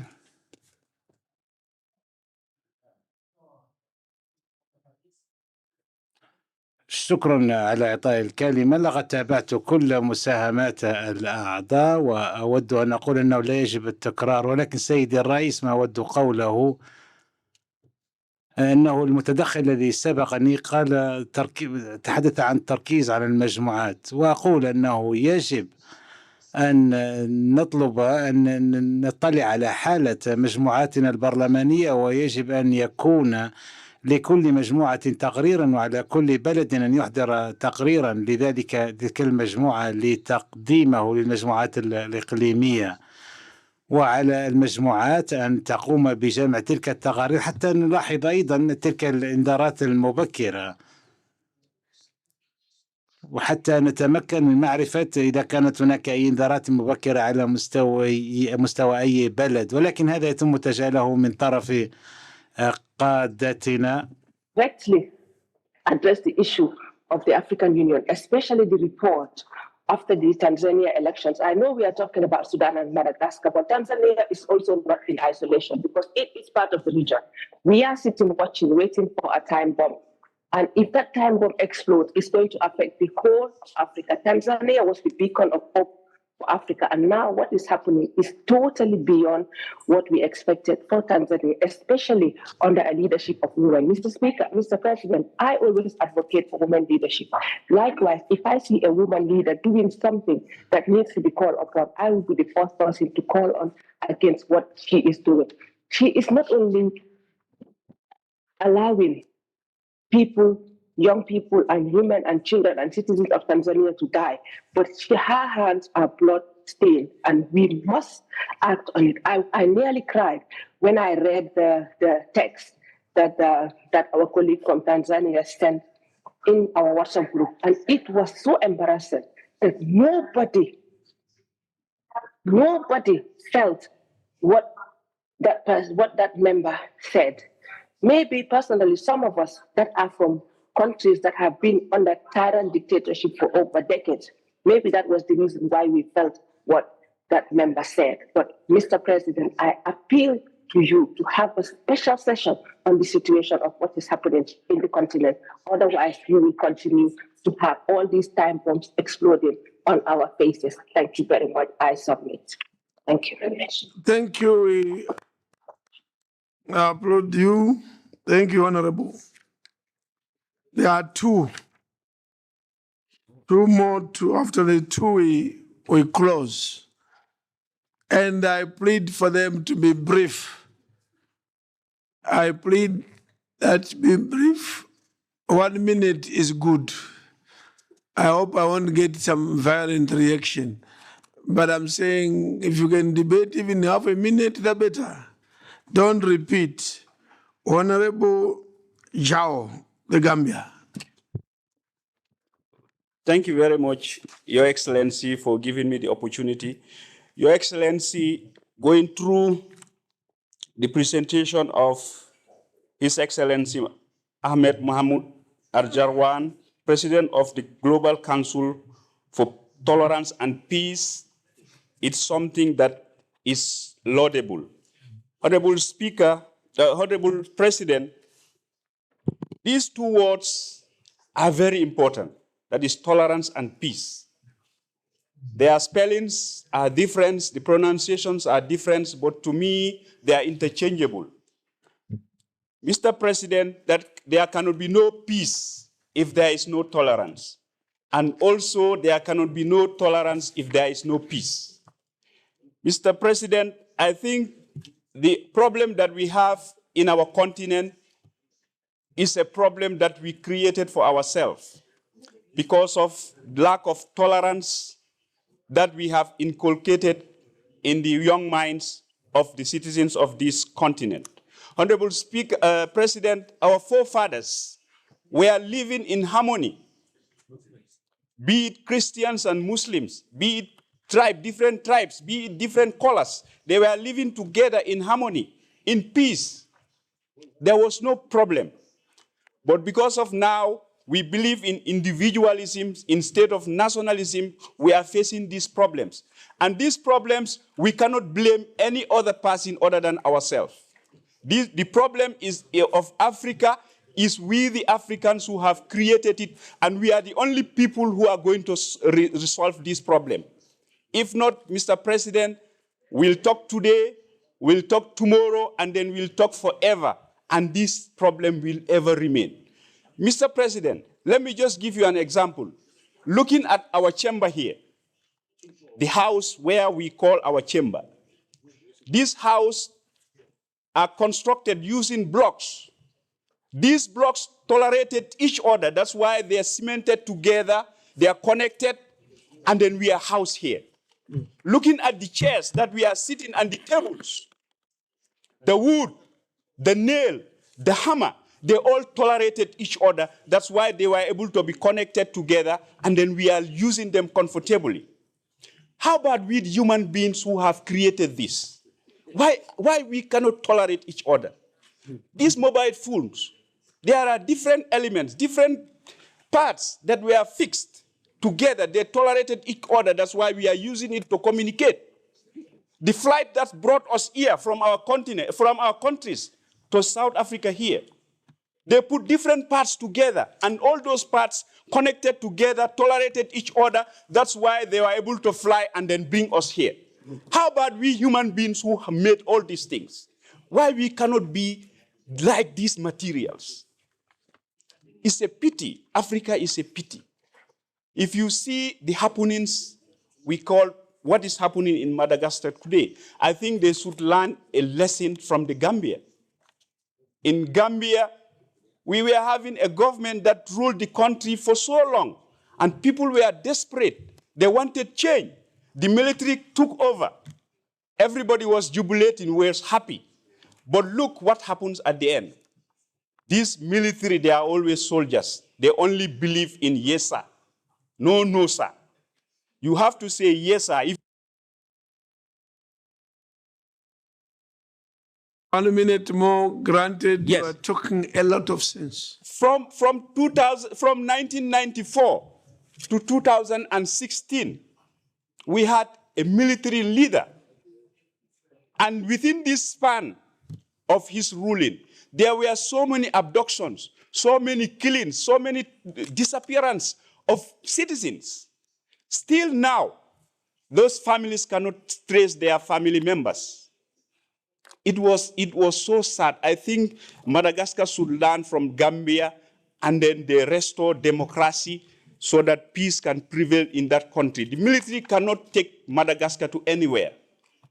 They are jubilating today, but if this military does not go to barracks, they are going to cry.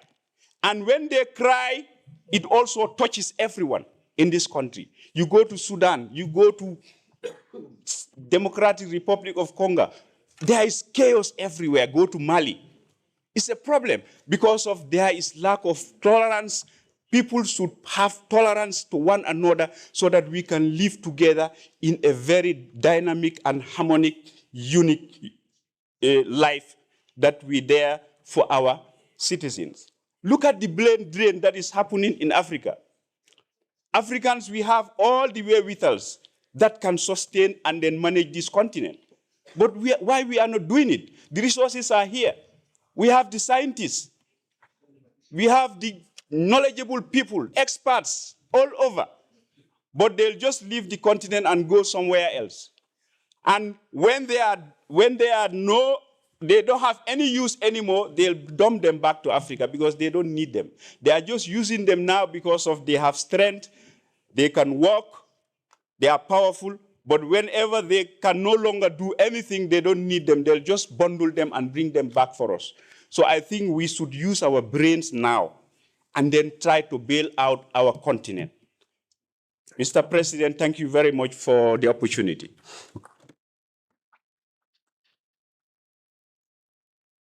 I think this one will be the last to take the floor unless Bureau members want to comment.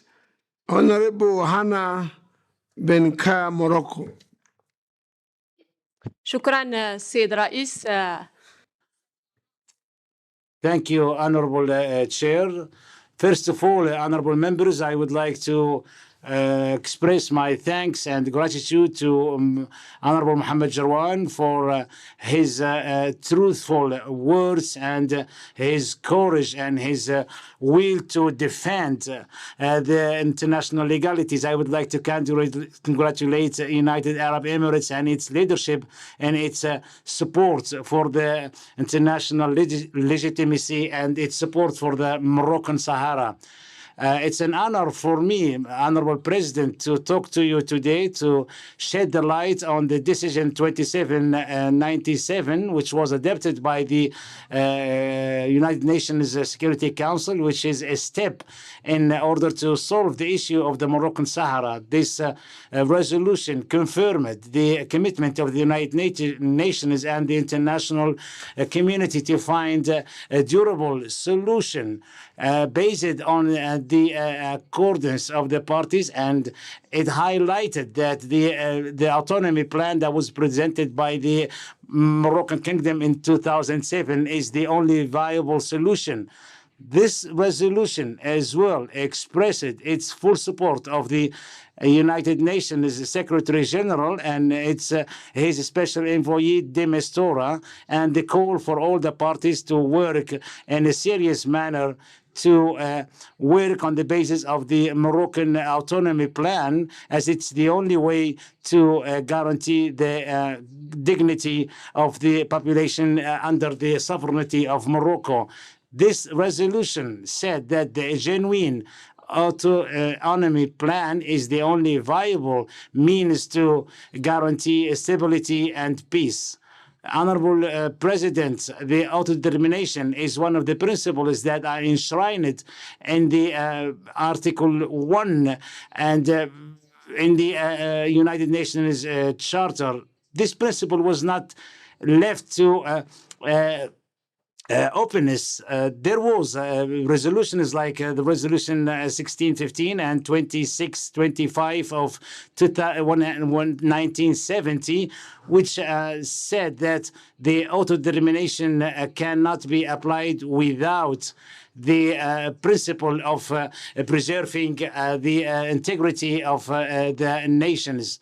So according to the last autonomy, the last resolution, it was declared that United Nations see that the adoption of the autonomy plan is the only way for the people of the region to decide their destiny. So any attempt to keep the intent of separation is against the United Nations resolutions.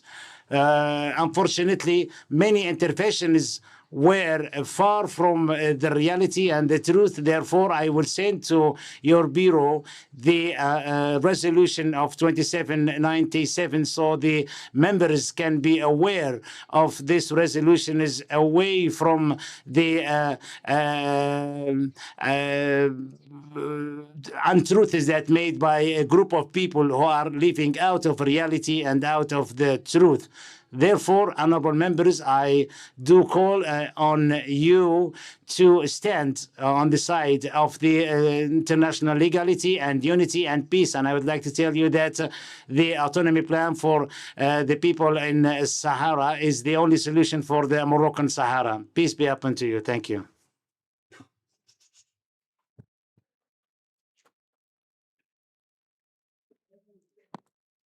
The beauty of this debate of Morocco, autonomy, what, is contained in a UN resolution in black and white. No one can lie to the other. No one can manipulate the text. I think both Sahrawi, Morocco, just give us the text, just say, look, we read for our own. Place the text there, each one reads, because there is a difference in understanding and interpretation of what then was the resolution. So give each one those documents we read. We bring them there, people read, and each one will make or understand the correct position. But of course, President, we will give you the... Yes, this is done. They bring it tomorrow morning, because this afternoon is committees. Tomorrow morning, everybody will read on their own, and we understand this. This is yes, of course. Yes, that's better. Because Morocco is saying something, Sahrawi is something. But we love both of you, Sahrawi, we love you. You are our brothers and sisters. And in Morocco and Sahrawi, please solve your problems, negotiate. And I like the spirit they are saying.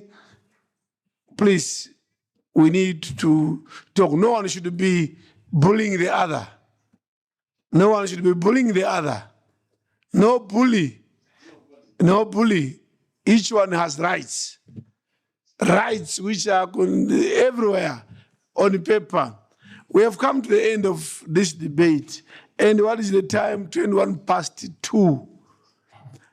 The practice means I should call back those who presented. In view of this debate, do you still have the energy to come back on the floor to respond? Or we just say, we have heard and we go? Because this issue can't come back. Both of you, Ambassador, Excellency, do you think you want to take the floor? Okay.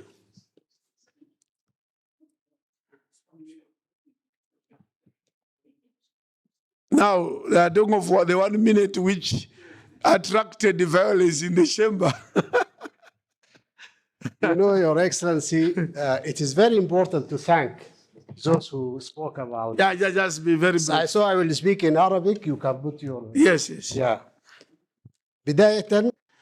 First of all, I would like to thank immensely all those valuable interventions that were made by the honorable members from all countries. I would like to thank them for their solidarity with the people of Sudan and showing of support and the valuable suggestions that they made and the proposals, especially in alignment with the high principles that are called for by the African Union when it comes to the sovereignty of the African people.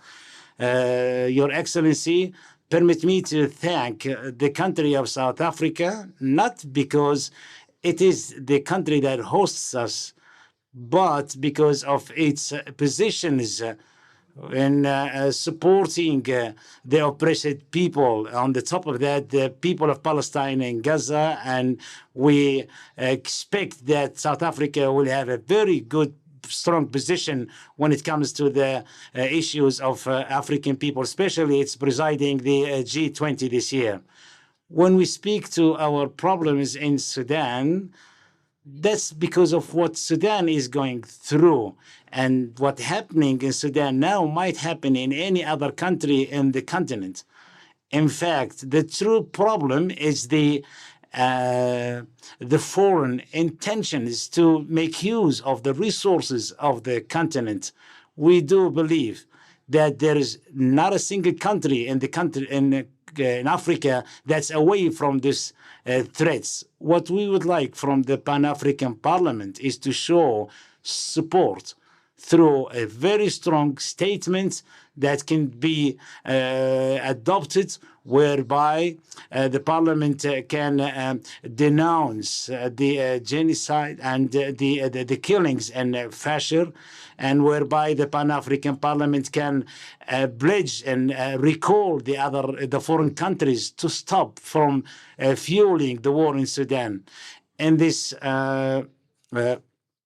aspect, I would like to talk to the possibility of creating a national committee in order to look into the atrocities might be, and it's presided by the General Attorney of Sudan. This committee is working and looking into all the atrocities that took place since 2023, and this committee is more than happy to come and shed the light on its work if it gets the invitation from the Pan-African Parliament. We would like to request from the Pan-African Parliament to declare the militias of the RSF as terrorist countries, and request not to allow these militias to cooperate or coordinate with the African countries. We would like as well to ask for the strict support, respect for the international human law and international law, and the denouncement of those countries that are fueling and helping the terrorists and the militia. Honorable members, Your Excellency, I would like to confirm that the people of Sudan is a peace-loving people. We don't want war. The Sudanese people has sung for the peace and has sung for the blue shadows in Kenya. My apologies, there is no sound coming from the speaker. And showed joy for Lumumba and for Egypt and for all the friends in Asia, in Bandung, in China, the friendly China. The peace that's being looked at by the Sudanese is a peace that's accepted by the Sudanese people. A peace that preserves its dignity and supports its sovereignty, and a peace that can punish those who violated the dignity of the Sudanese people. We all call for accountability, and we ask for the punishment for those who violated the dignity of the Sudanese people. Your Excellency, I'm concluding. While I'm concluding, please allow me to say that if we do not sympathize with the victims who are being killed in cold blood today and who are deprived from food for months if we don't sympathize with women who are being violated, if we don't sympathize with the children who are being expelled, and if we speak without a heart and about passion, then we have to relook at our consciousness, not only like leaders, but like humans. Thank you very much, Honorable President.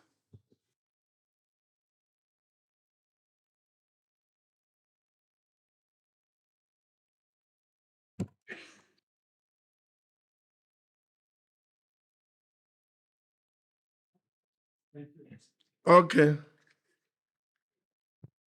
Assalamu alaikum. Your Excellency, for my speech in Arabic, please.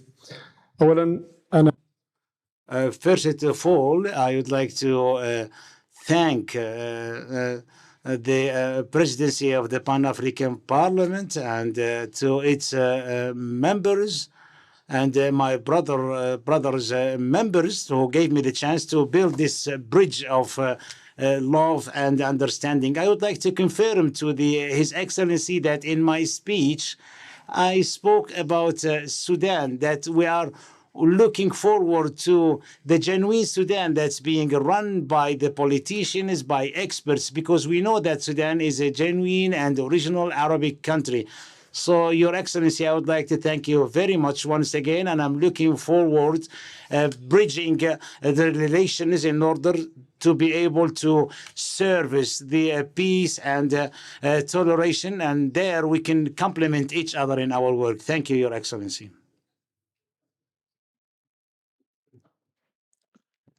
Now, I expected the clapping to be louder because he did not take a confrontation of you. Yeah, he's not confrontational. He was attacked by many speakers.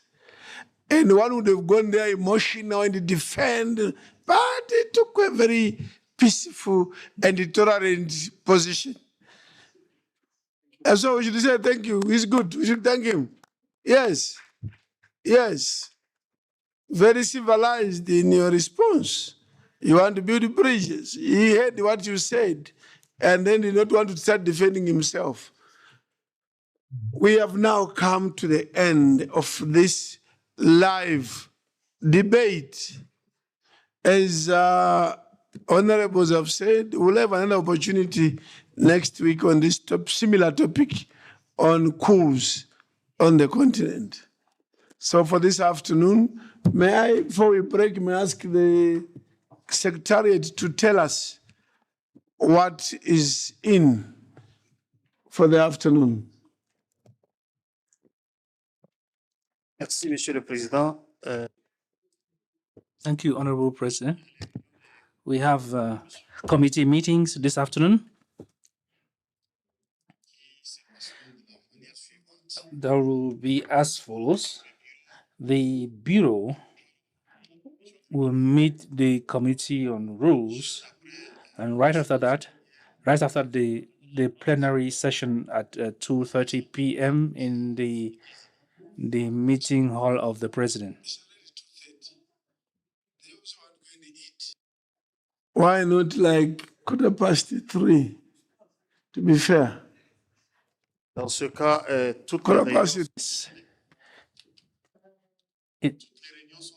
So all the meetings have been moved ahead by 30 minutes. So I will give the initial schedule, but that will take place 30 minutes later on. I don't know if I'm understood. So instead of 2:30, the committee rules meeting with the Bureau will start at 3 p.m.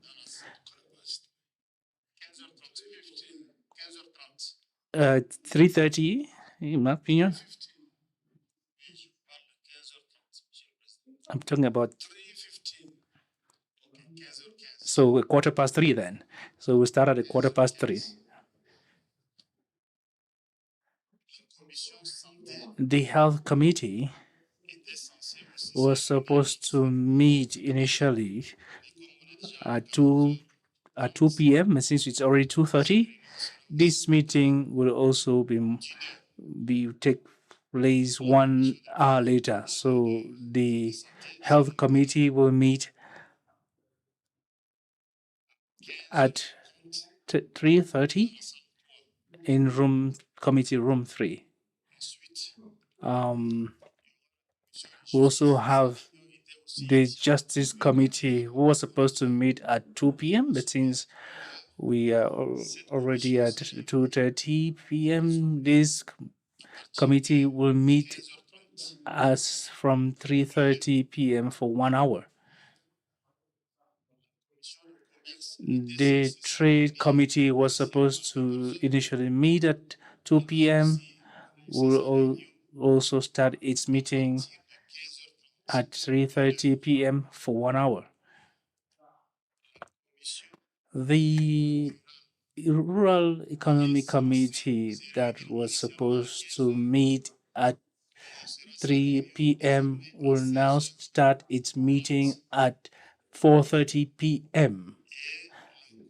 And the Cooperation Committee that was supposed to meet at 4 p.m. will start its meeting at 5 p.m. for 1 hour. Like I said earlier, the Rules Committee, at the end of this meeting with the Bureau, if they will deem it necessary, if they have to meet or not. We had actually scheduled for that, but given the time overrun, maybe this meeting will be decided upon by the one that will be held with the Bureau.